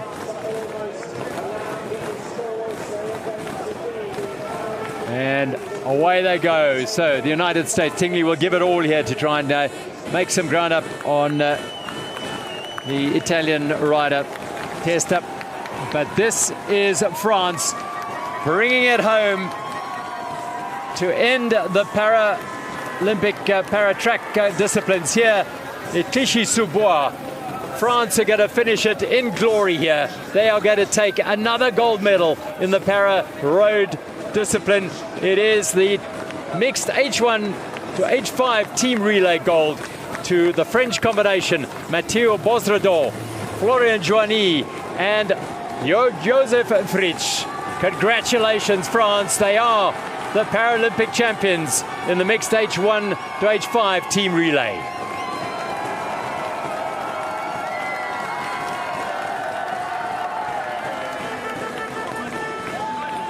It was almost as if they expected it. They're looking, now they are acknowledging it. Bosredon and Joigny, their delight for France, the gold medalists. Yeah, I think they weren't quite sure until they could hear the roar of the crowd, but until their final rider had crossed the line, they celebrated the gold medal. Now Italy, well, they are on the way to a silver medal in the mixed relay. Gold medalists in Tokyo, and now silver medalists here in Paris at the Paris 2024 Paralympic Games. Italy are silver medalists through Federico Mestroni, Luca Mazzoni and Mirko Testa. They are going to finish this off and getting the crowd behind them. Well, France have won the gold medal, but Italy will take the silver medal and get plenty of support for their trio, Mestroni, Mazzoni and Testa. Well done. Oh, they'll be delighted with that silver medal at the Paralympic Games. In the mixed H1 to 5 relay. Wow. Now we have the United States trying to hold on to their bronze medal position out on the road.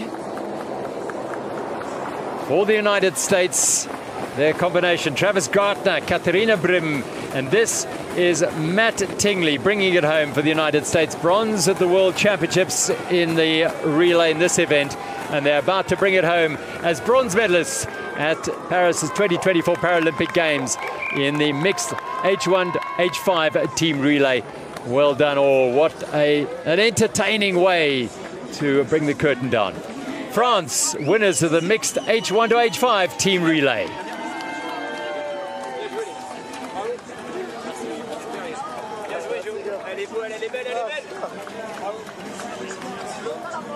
Joseph Fritz, Mathieu Bosredon and Florent Joigny. Brazil will bring it home in 4th place. And their anchor rider, Mariana Garcia, is entrusted with bringing it home. The H3 rider, her teammates, well, they had 2 women in their lineup, JD Malabazzi, Ulysses Leal Freitas. And Garcia here bringing it home for Brazil in an excellent 4th place. Well, she certainly is digging deep and breathing heavy to bring this home for Brazil. It'll be a delightful 4th place at the Paralympic Games here in Paris. Last few pedal strokes for Brazil and last few pedal strokes at these games for Mariana Garcia.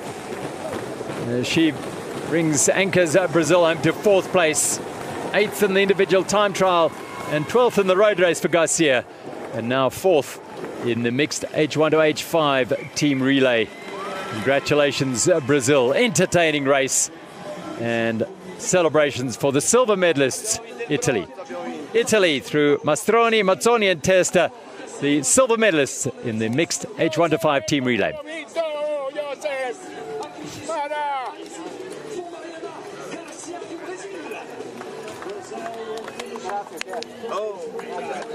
Questo si è chiamato la catena di Giovanna, che cazzo è successo?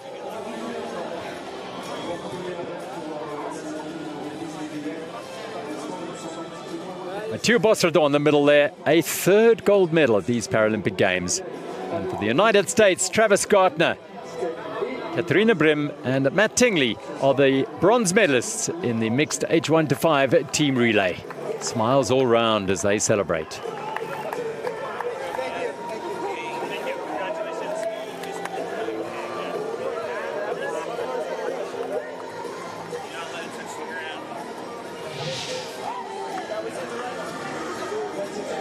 A beautiful replay of the finish of the H1 to 5 team relay here at Paris Paralympic Games. France in front of a home crowd celebrate a gold medal. What a victory for the mixed H1 to 5 team relay. France takes home another gold medal from a very successful campaign here at the Paralympic Games.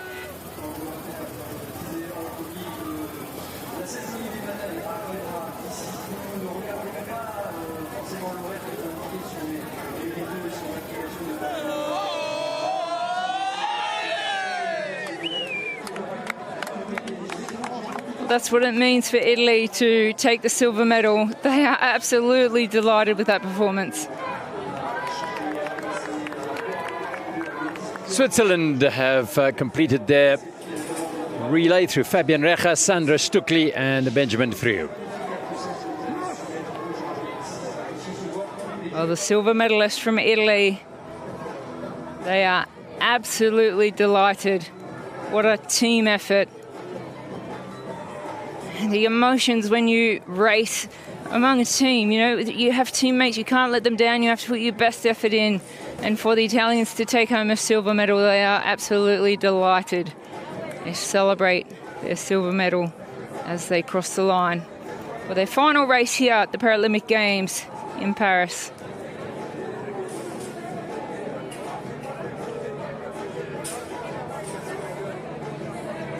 The United States, they were so happy to have won a medal here in the mixed H1 to 5 team relay. It was such a team effort between the three of them. They celebrate. They're absolutely exhausted. They manage a smile every now and then when it really kicks in what they've achieved. What an event, what a strenuous, hard event. 1.8 kilometre sprint laps, a little time to recover, and off they go again. The final event of the paracycling road discipline here at the Paris 2024 Paralympic Games. France take a gold medal in the mixed H1 to 5 team relay, ahead of Italy, the defending champions, and the United States are bronze medalists in the mixed H1 to 5 team relay. Brazil in 4th place, Switzerland, Thailand, and Belgium, unfortunately, didn't start.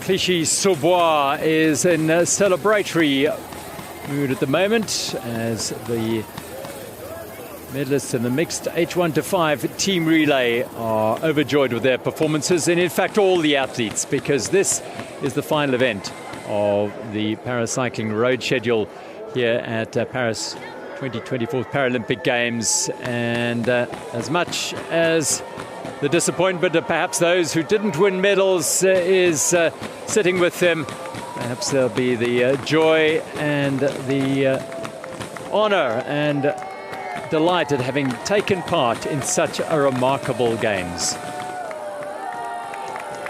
The medalists in the mixed H1 to 5 team relay will have their victory ceremony at Clichy-sous-Bois in a short while.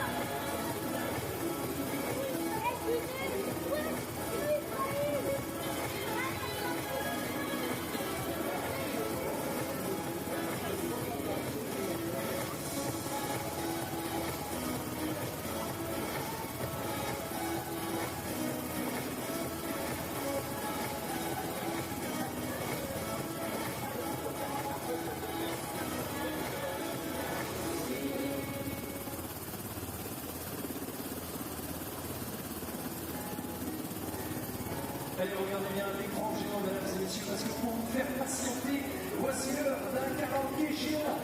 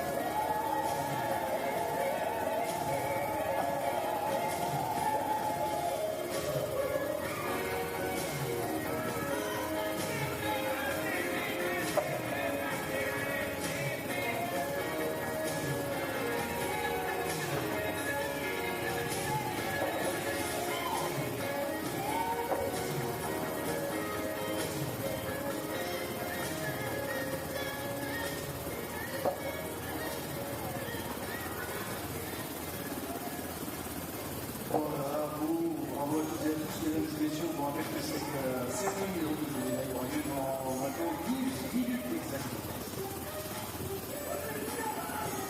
only a few minutes away from our final victory ceremony. Thanks to all of you for being with us as we get close now to this mixed relay team victory ceremony in just a few minutes' time. It will start at 4:20.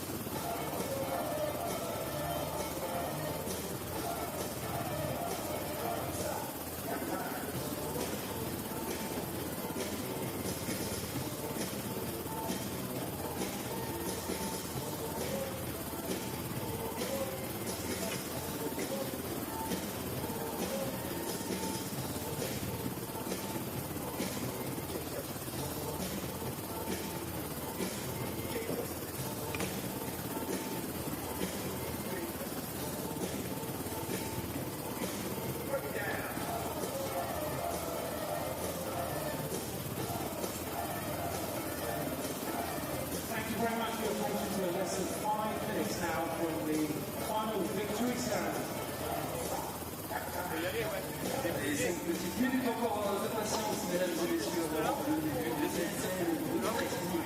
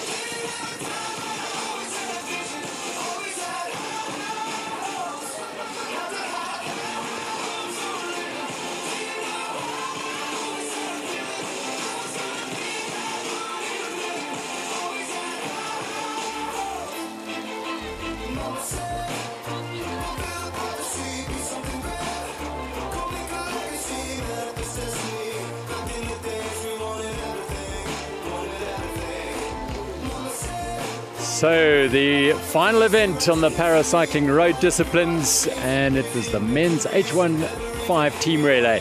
Thrilling, fast and furious, that ended up in gold for France by 1 minute and 3 seconds from Italy, who were chased all the way home by the United States, who collected the bronze medal, with Brazil taking 4th place. Switzerland and Thailand were a lap down, and Belgium didn't start the race.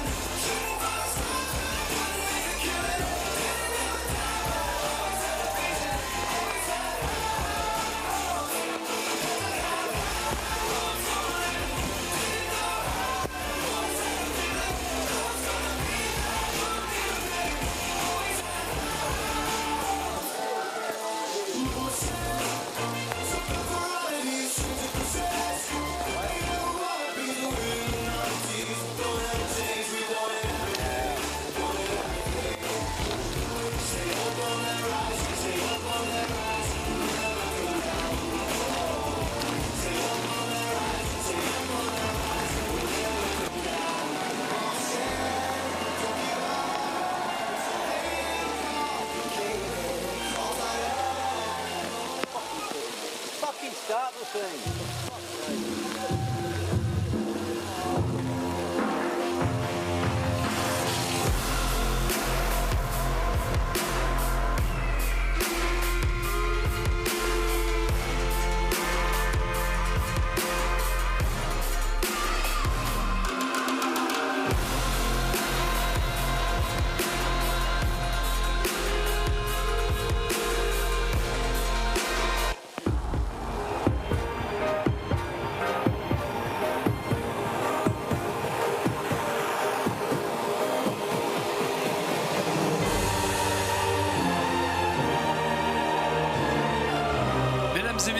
cérémonie des vainqueurs de la course relais mixte par équipe H1 à 5.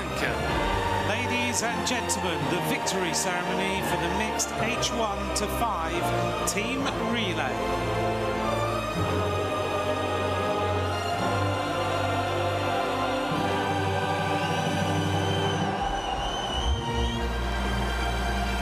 Veuillez accueillir les médaillés. Please welcome the medalists. The final victory ceremony of the paracycling disciplines in Paris 2024's Paralympic Games. Les médailles seront remises par The medals will be presented by Madame Anne Gripper, membre du comité directeur de l'Union cycliste internationale. UCI Management Committee member. Accompagnée par Accompanied by Monsieur Renato Di Rocco, vice-président honoraire de l'Union cycliste internationale.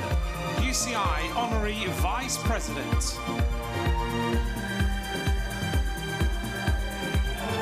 Médaillé de bronze représentant les États-Unis d'Amérique. Bronze medalists representing United States of America. Travis Gartner, Katerina Brim and Matt Chingley.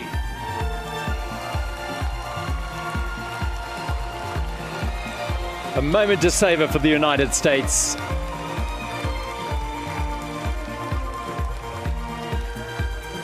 Travis Gartner was a gold medalist in wheelchair basketball in Sydney and in Athens.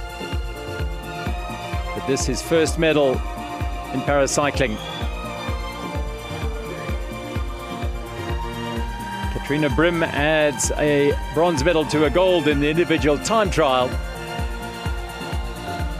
And the pain of not finishing the road race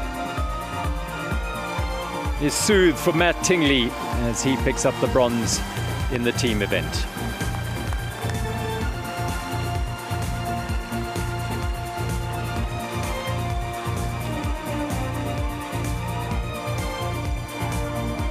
Gartner was the only member of this combination who was part of the bronze medal winning team at the World Championships in 2023. He clearly enjoys the team sports. Bronze medalists in the mixed H1-5 team relay, the United States of America.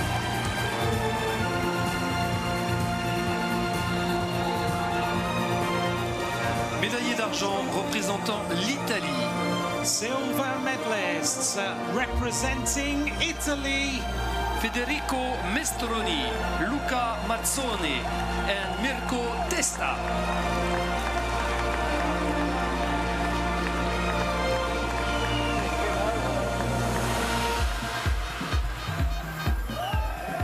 Mestroni, again a crash in the road race. He didn't finish that. He was 8th in the individual time trial.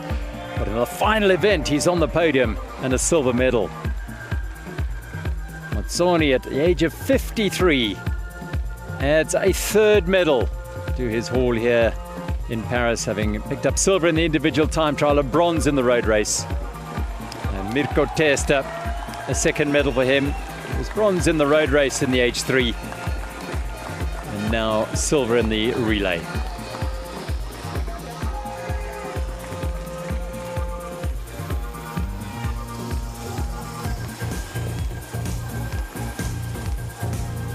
Silver medalists in the only team event in paracycling road, it is Italy in the mixed H1-5 team relay.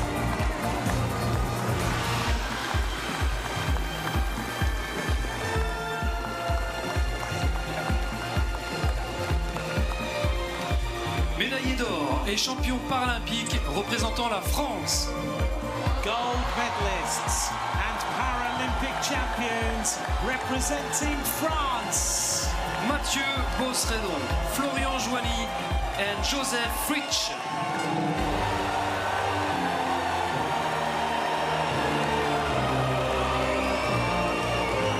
How fitting it is that France are the last gold medalists in paracycling in Paris.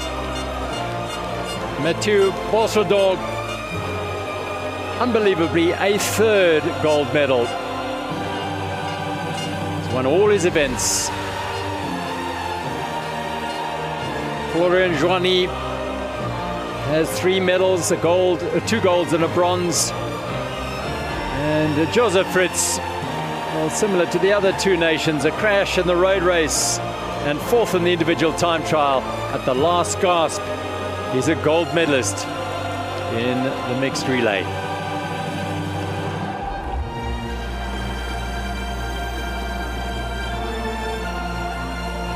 France, gold medal, number 10 in paracycling in Paris in the mixed H1 to 5 team relay. Osrodon, Joigny and Fritsch, congratulations. Mesdames et messieurs, si vous le pouvez, veuillez vous lever pour l'hymne de la France. Ladies and gentlemen, please stand if you are able for the anthem of France.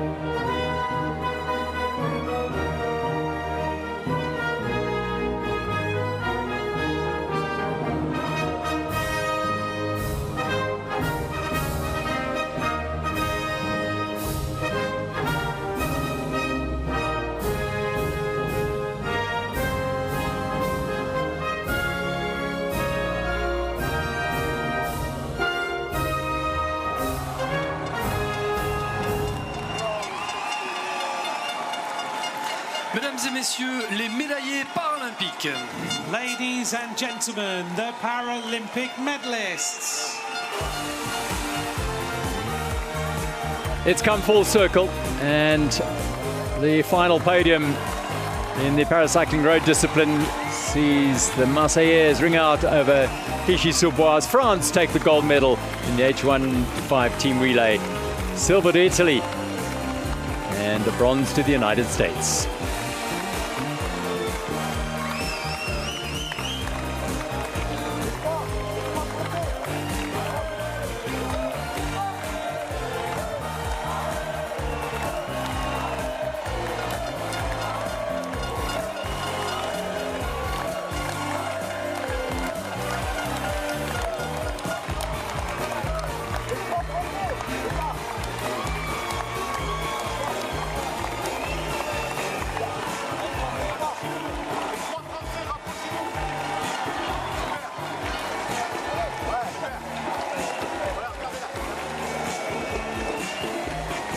Cannot be anything better than winning on home soil, particularly in a team event. These athletes have won and picked up medals as individuals, but to do it alongside your friends and teammates, in front of your families and friends, there cannot be a better emotion and a better feeling. Congratulations, France.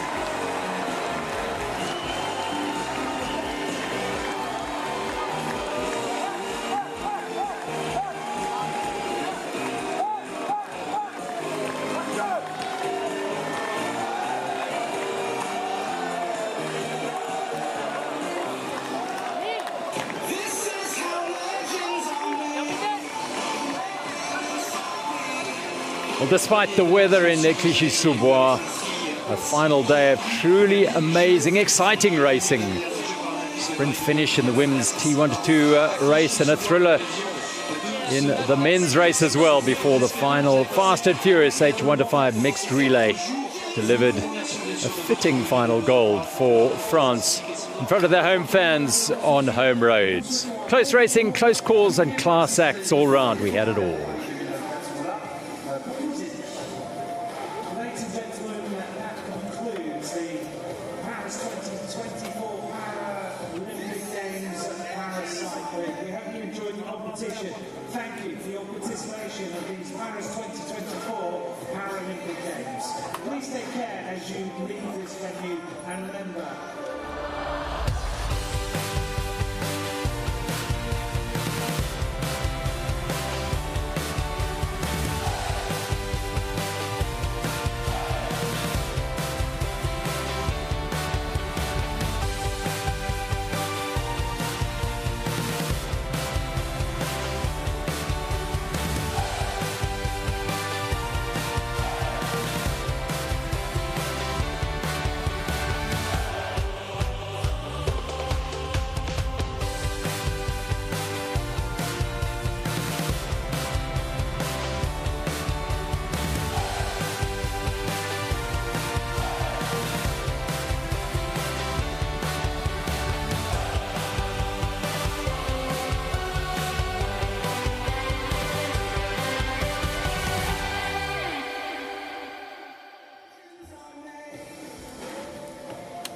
Well, across 4 days at Clichy-sous-Bois in the paracycling road disciplines, athletes are awarded for their unwavering dedication to their craft. They delivered under pressure on the biggest stage of all. Numerous first-time Paralympian medalists, legends of the sport, Tristan Bangma, Sophie Unwin, Oksana Masters, as well as Alexander Louis Tejetse-Platt. So many more brought glory to their nations and the Paralympic movement as well, entrenching themselves in the minds of those who witnessed their amazing feats. Medals are, though, the icing on the cake. Memories are the cake. And here in Paris, that cake is very rich. May the taste linger long enough to sustain us for 4 years on Los Angeles in 2028 Paralympic Games.